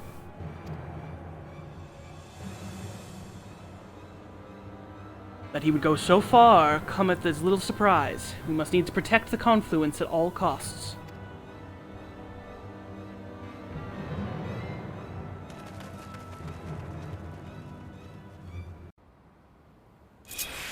Beat Lunar Odin. As Urianger. Is that Odin? The time has come to pit my blade against his. Follow my lead.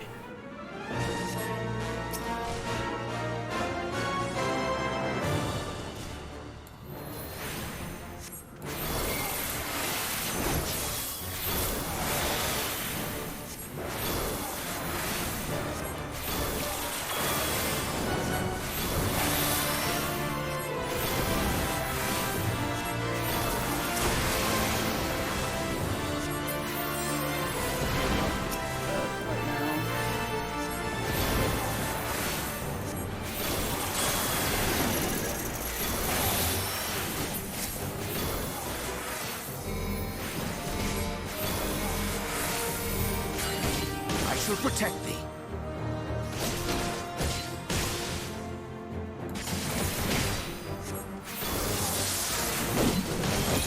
Woo! Fun, fun. That's a lot of damage.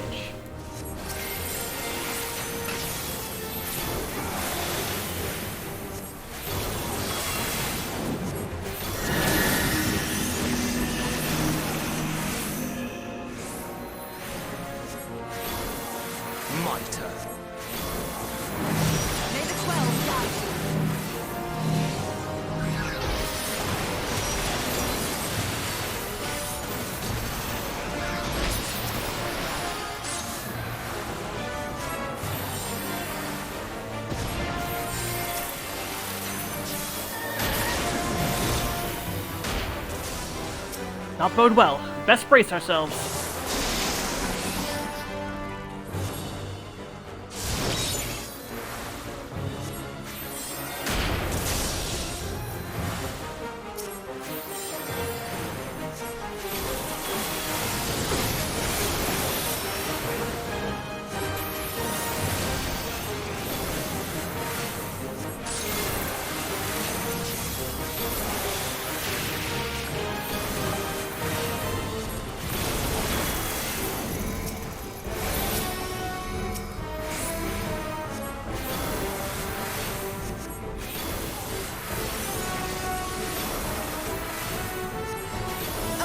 you.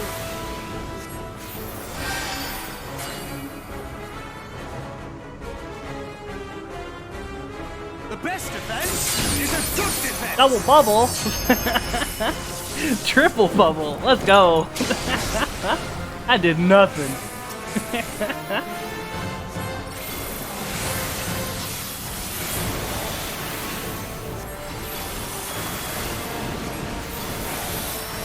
Yet stands.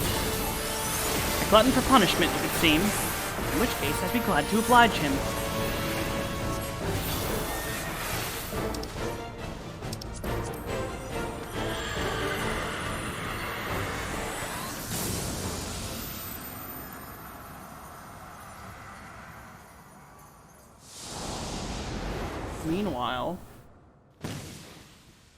Meanwhile, Grahatia and Alize prepare to lock swords with Luna Ravana.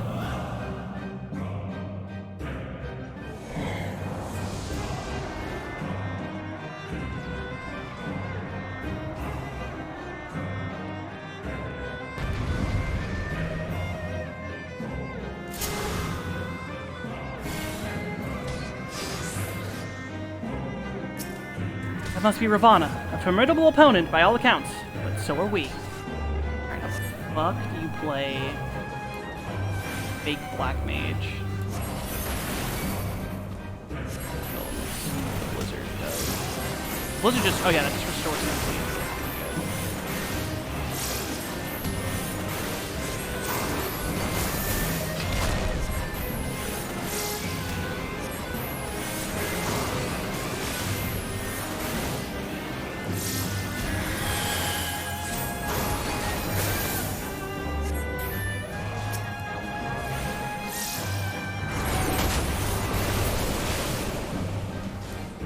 Moths to a flame. We have to keep them from the confluence, but there are so many.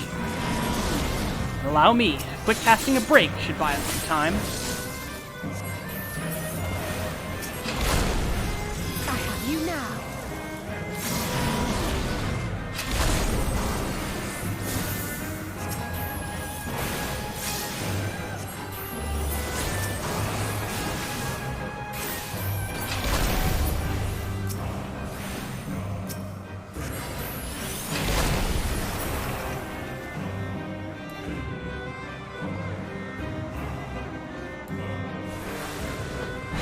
Oh, damn it. I tried to get a medic out. Don't die, Alize, please. He's gonna die. Woo! Spicy.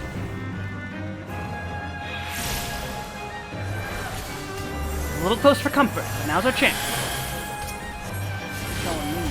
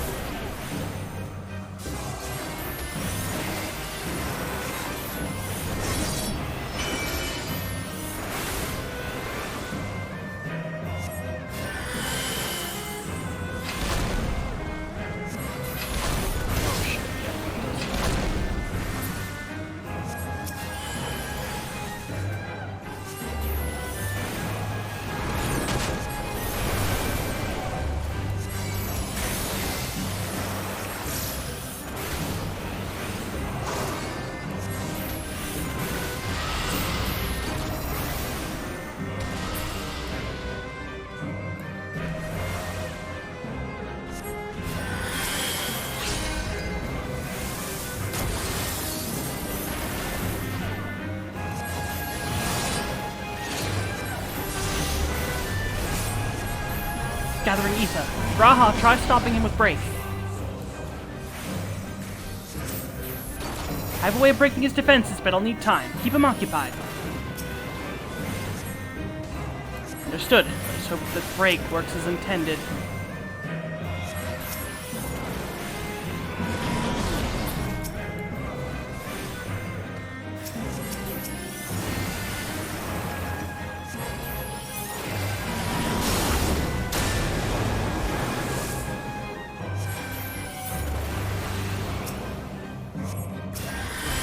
Alright, I'm ready. It's now or never.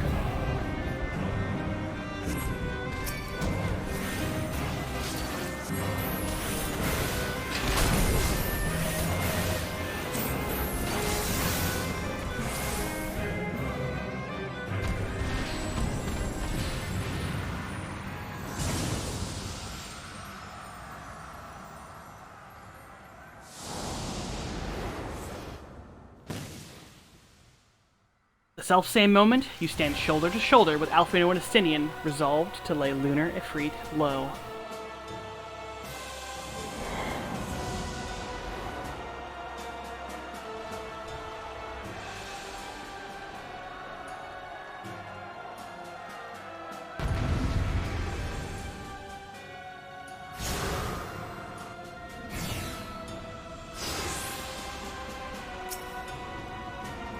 Lunar Ifrit, the one Ironvald and Cordola encountered.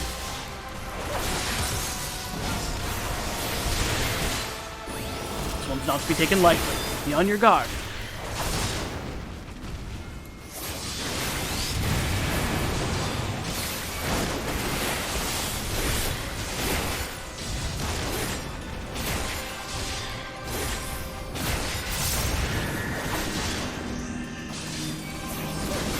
Oh shit. Really good.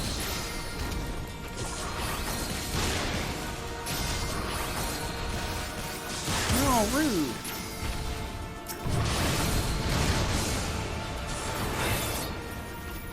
Whatever those are, they bode ill for us. Smash them to pieces before it's too late.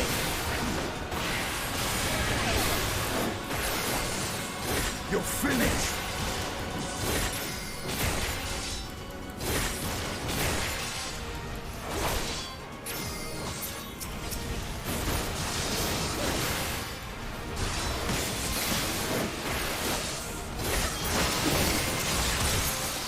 Almost spicy.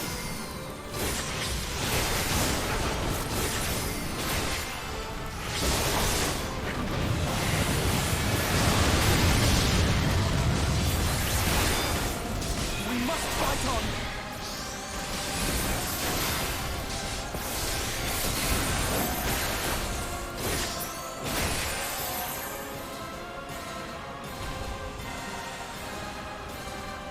Ah, good old Ifrit dashes. I love these little baby primal fights. That's why this duty's so fun.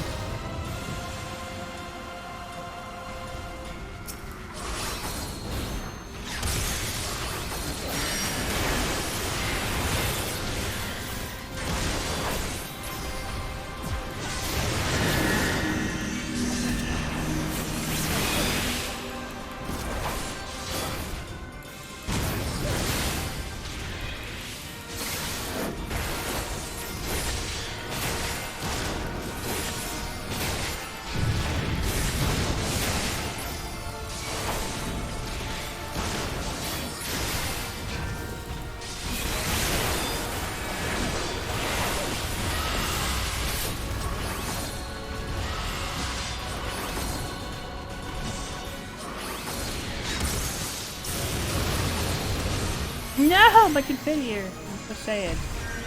Can you hit it, please? Please? No, fair enough. More of them. Our foe seeks to destroy the confluence, and all of us along with it. So it's come to this.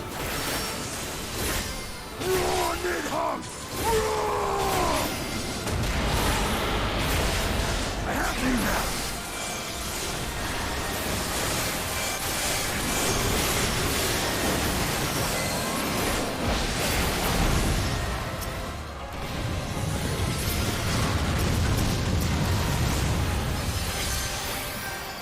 Estinian doing Estinian things. Lunar Ifrit lashes out in desperation. Oh, he's hitting the floor a bunch. He's enraged. As long as I draw breath, I will not give in.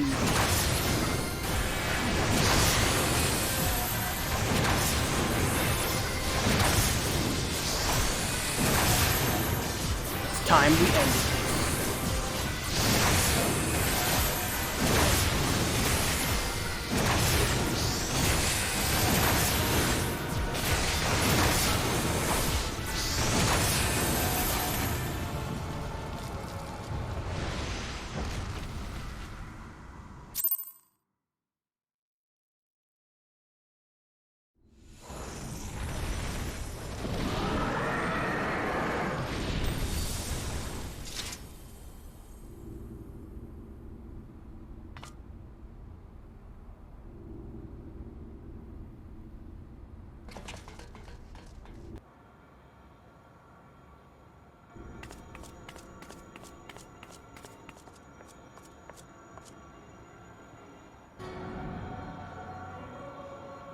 And thus another plan went up in smoke. I am beginning to see why Lord Xenos thinks so highly of you. Not that this changes anything, you understand. You have merely earned yourself a stay of execution.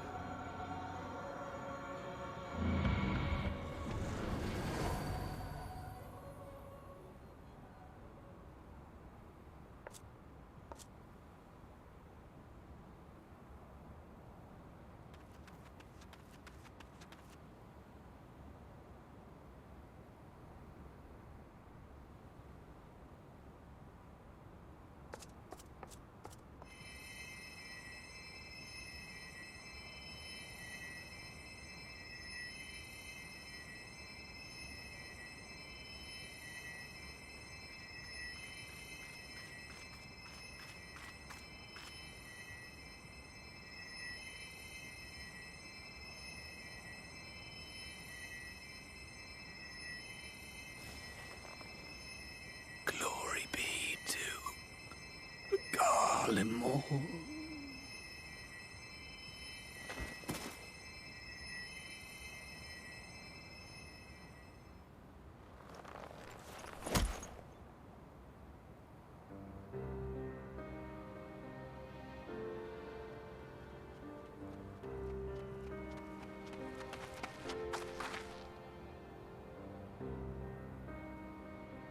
How fare the tempered? We've treated as many as we can, but some were beyond help.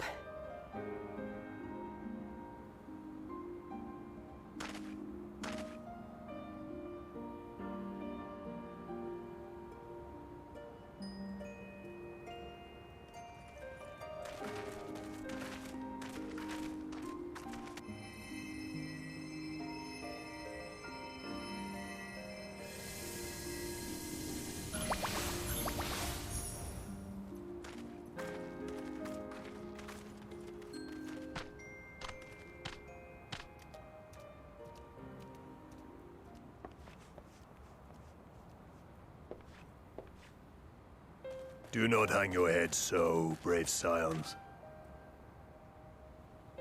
Though not all of our captured brethren could be saved, we are grateful for those whose minds have been restored. You could do no more, and that is enough.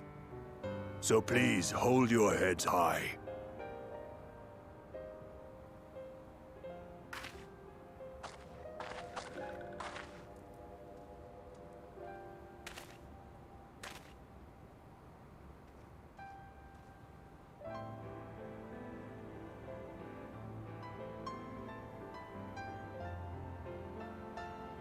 Should have been quicker, but I'll do better next time.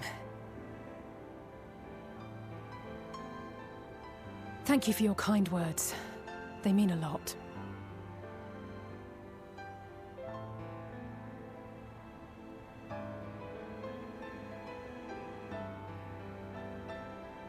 A victory at great cost, but a victory nonetheless. We must stay strong and press on. Isn't that right?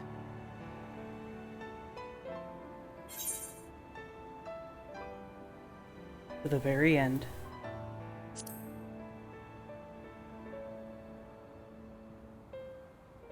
To the very end.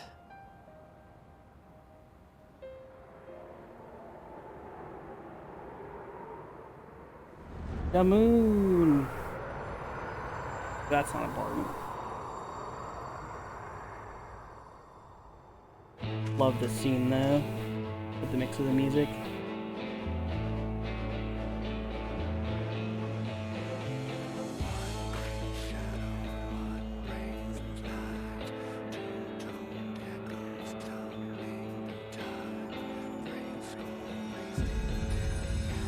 Yeah, this right here, I screenshotted it the first time I went through.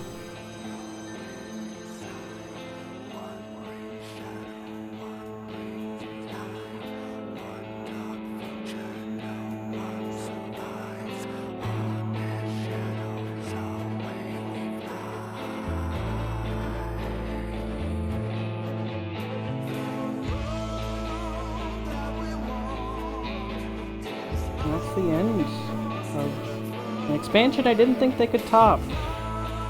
Endwalker and Shadowbringers are tied for me, but I think technically Endwalker is probably better. I just love Shadowbringers comic. I love the story of Shadowbringers as a whole. I really like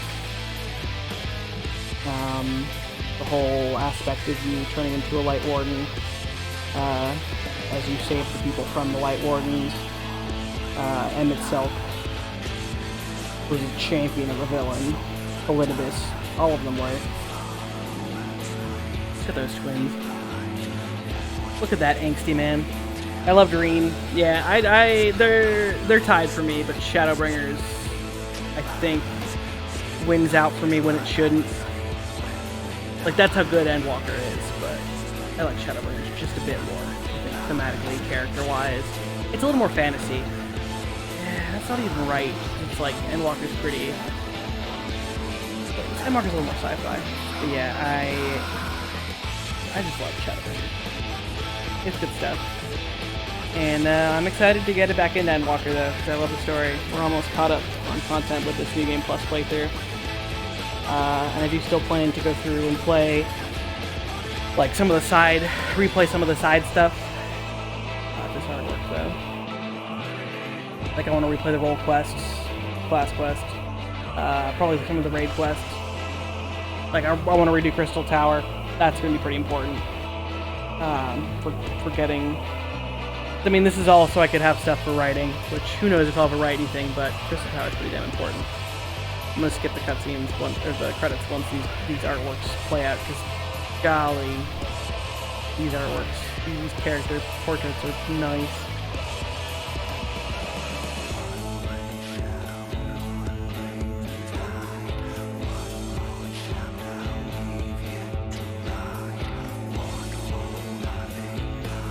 The boy, Crystal Exarch, aka Grahatia.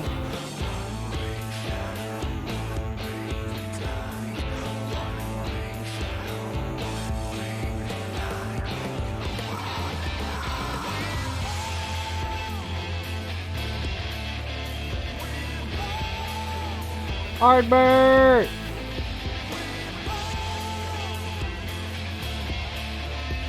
Yeah, and the whole story of, like, learning that you are Azem, that's gonna be continued in Endwalker, but just that whole plot point where you learn of your unsundered existence and how your soul is the same as Ardbert's. It's just, Shadowbringers is so good.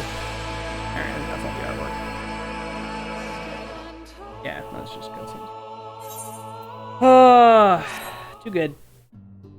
Too good.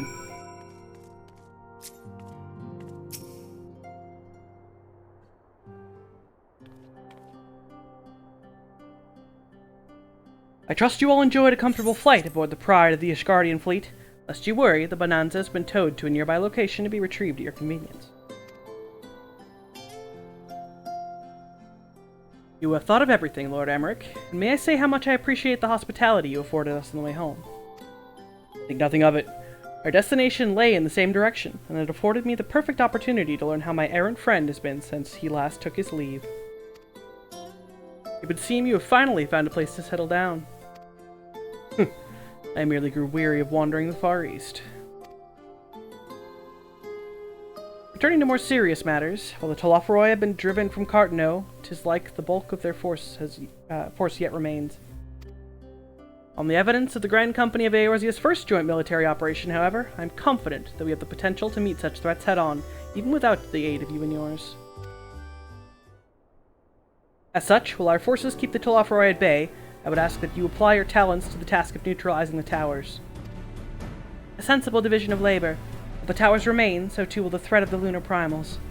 And given our expertise in the field of aetherology, we are better qualified to find the solution. That we are, especially should it happen to lie beyond the Alliance's domain.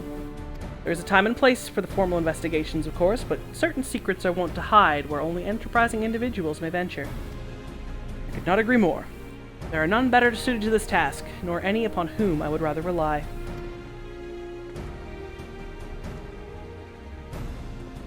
On behalf of the Alliance, I thank you.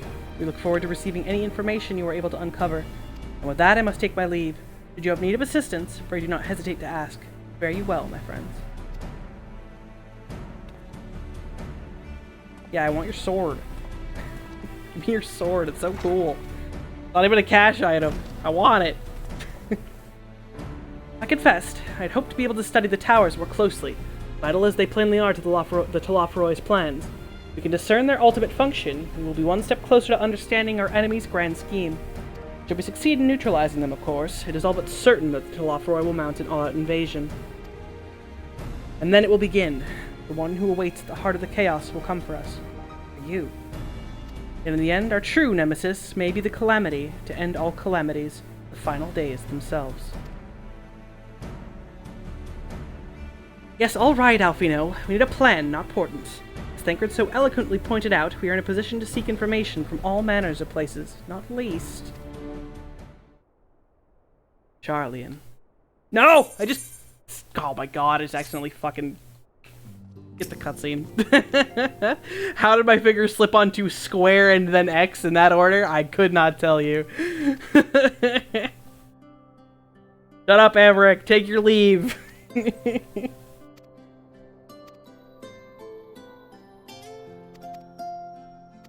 Luckily, this is in a position where I can just do it again. You silly goose. Skip, skip, skip, skip, skip, skip, skip, skip, skip, skip, skip, skip, skip. But not that kind of skip. Not the big skip, just little skips. Alright, Graha, now say the word. Say the word Charlian and we're there. Alright, Alfino's prophesizing doom and gloom. Alixei says stop it. Charlie. According to Kryl, the Forum have been more secretive than ever of late. While this may be related to the appearance of the Telophoroi, that remains a matter of speculation. But one thing is clear, the Forum is determined to keep us from discovering the truth. Master Fortuno's performance at the Lotus Stand was enough to convince me of that. The matter beareth further investigation, I do heartily concur. Nor can I think of a more promising place to look for answers we seek on the matter of the towers. Charlian hath ever been the wellspring of ethereal knowledge. I care not where we go. You are there, my lance will be ready. And what of you, Kinliana? Might you be persuaded to join us? It means I can have words with Fortuno.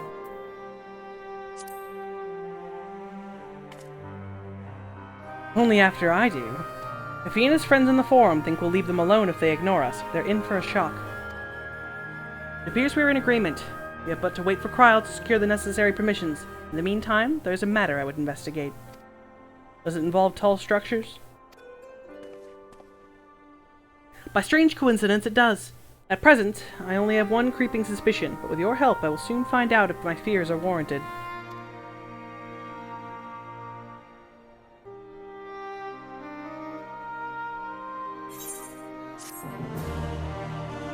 Death unto dawn.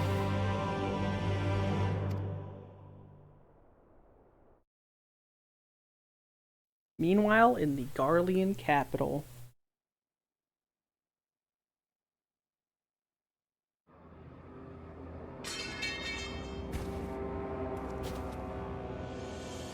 Xenos has become an edgelord. Even more than he already was. He also got rid of his booty.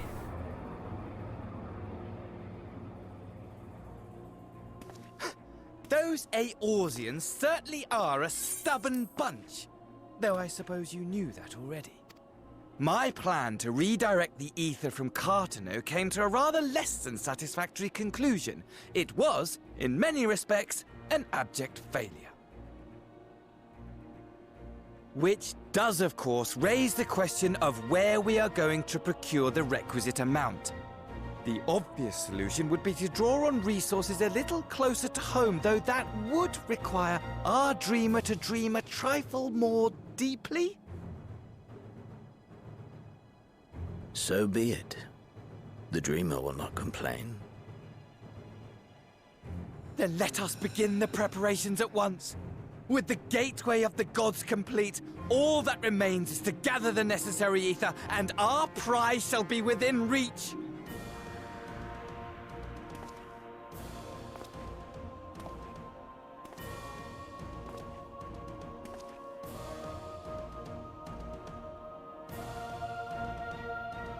The time has come to fulfill your heart's desire, my desire!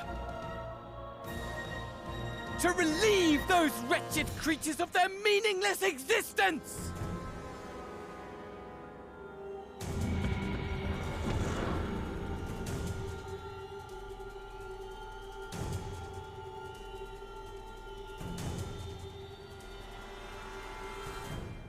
While I await you, I shall drink a sea of souls and gorge myself upon the darkened moon.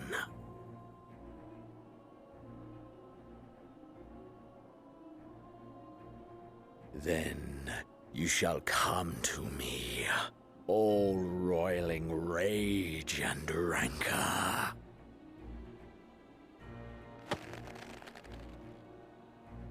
And the stars shall bear witness to our final contest.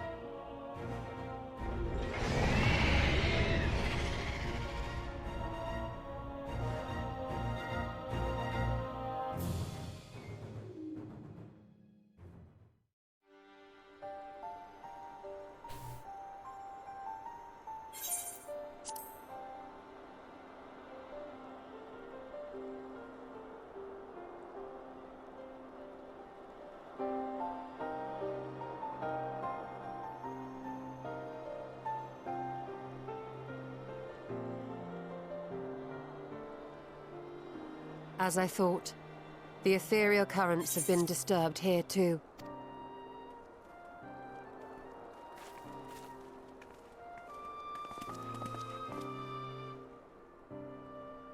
It was the same in Thanalan. Make that every location we surveyed. And the strength of each current has diminished dramatically, far more than could be attributed to a natural occurrence.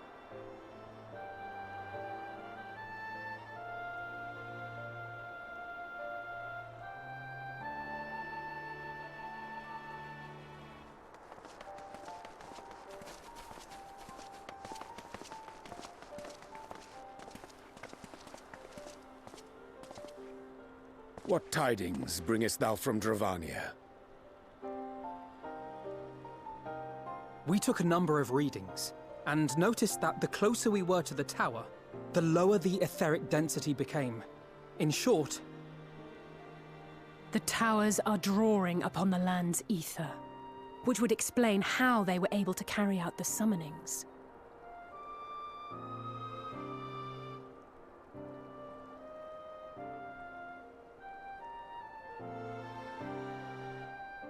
Our allies must be informed of this.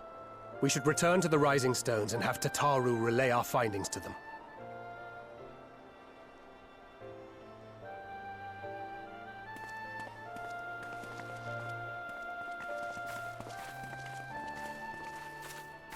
Hear me. Hear me. Hear me. Hear me. Darkness comes. And with it, the end. The fate of the star is in your hands. God, just seeing her hurts. I'm gonna cry just from seeing her. Oh my god. And that's why Endwalker's type was Shadowbringers, because of Vana.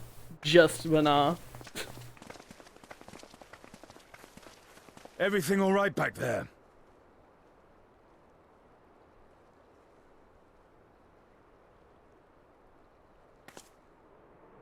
Yeah, everything's fine. The goddess finally spoke to me and she said it's all up to me. Again.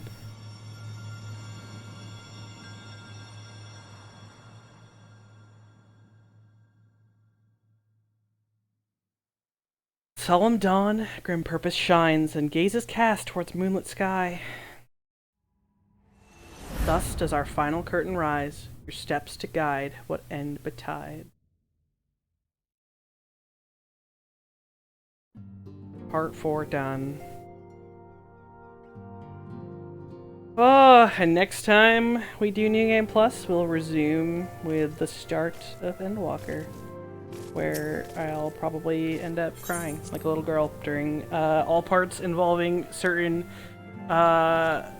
ancient companions, one of which being Vana, who I love with all my being. Oh god, okay. Yeah, I think that's just gonna be it for the night. We finally done finished Shadowbringers. I noticed that Part 4 took me significantly less time than Part 3 to finish, but I think also because I only had shorter play sessions for Part 3. So as always, it will be highlighted, things will be good, and yeah, raid tomorrow, so hopefully see you then, and if not, see you another time. Have a good evening.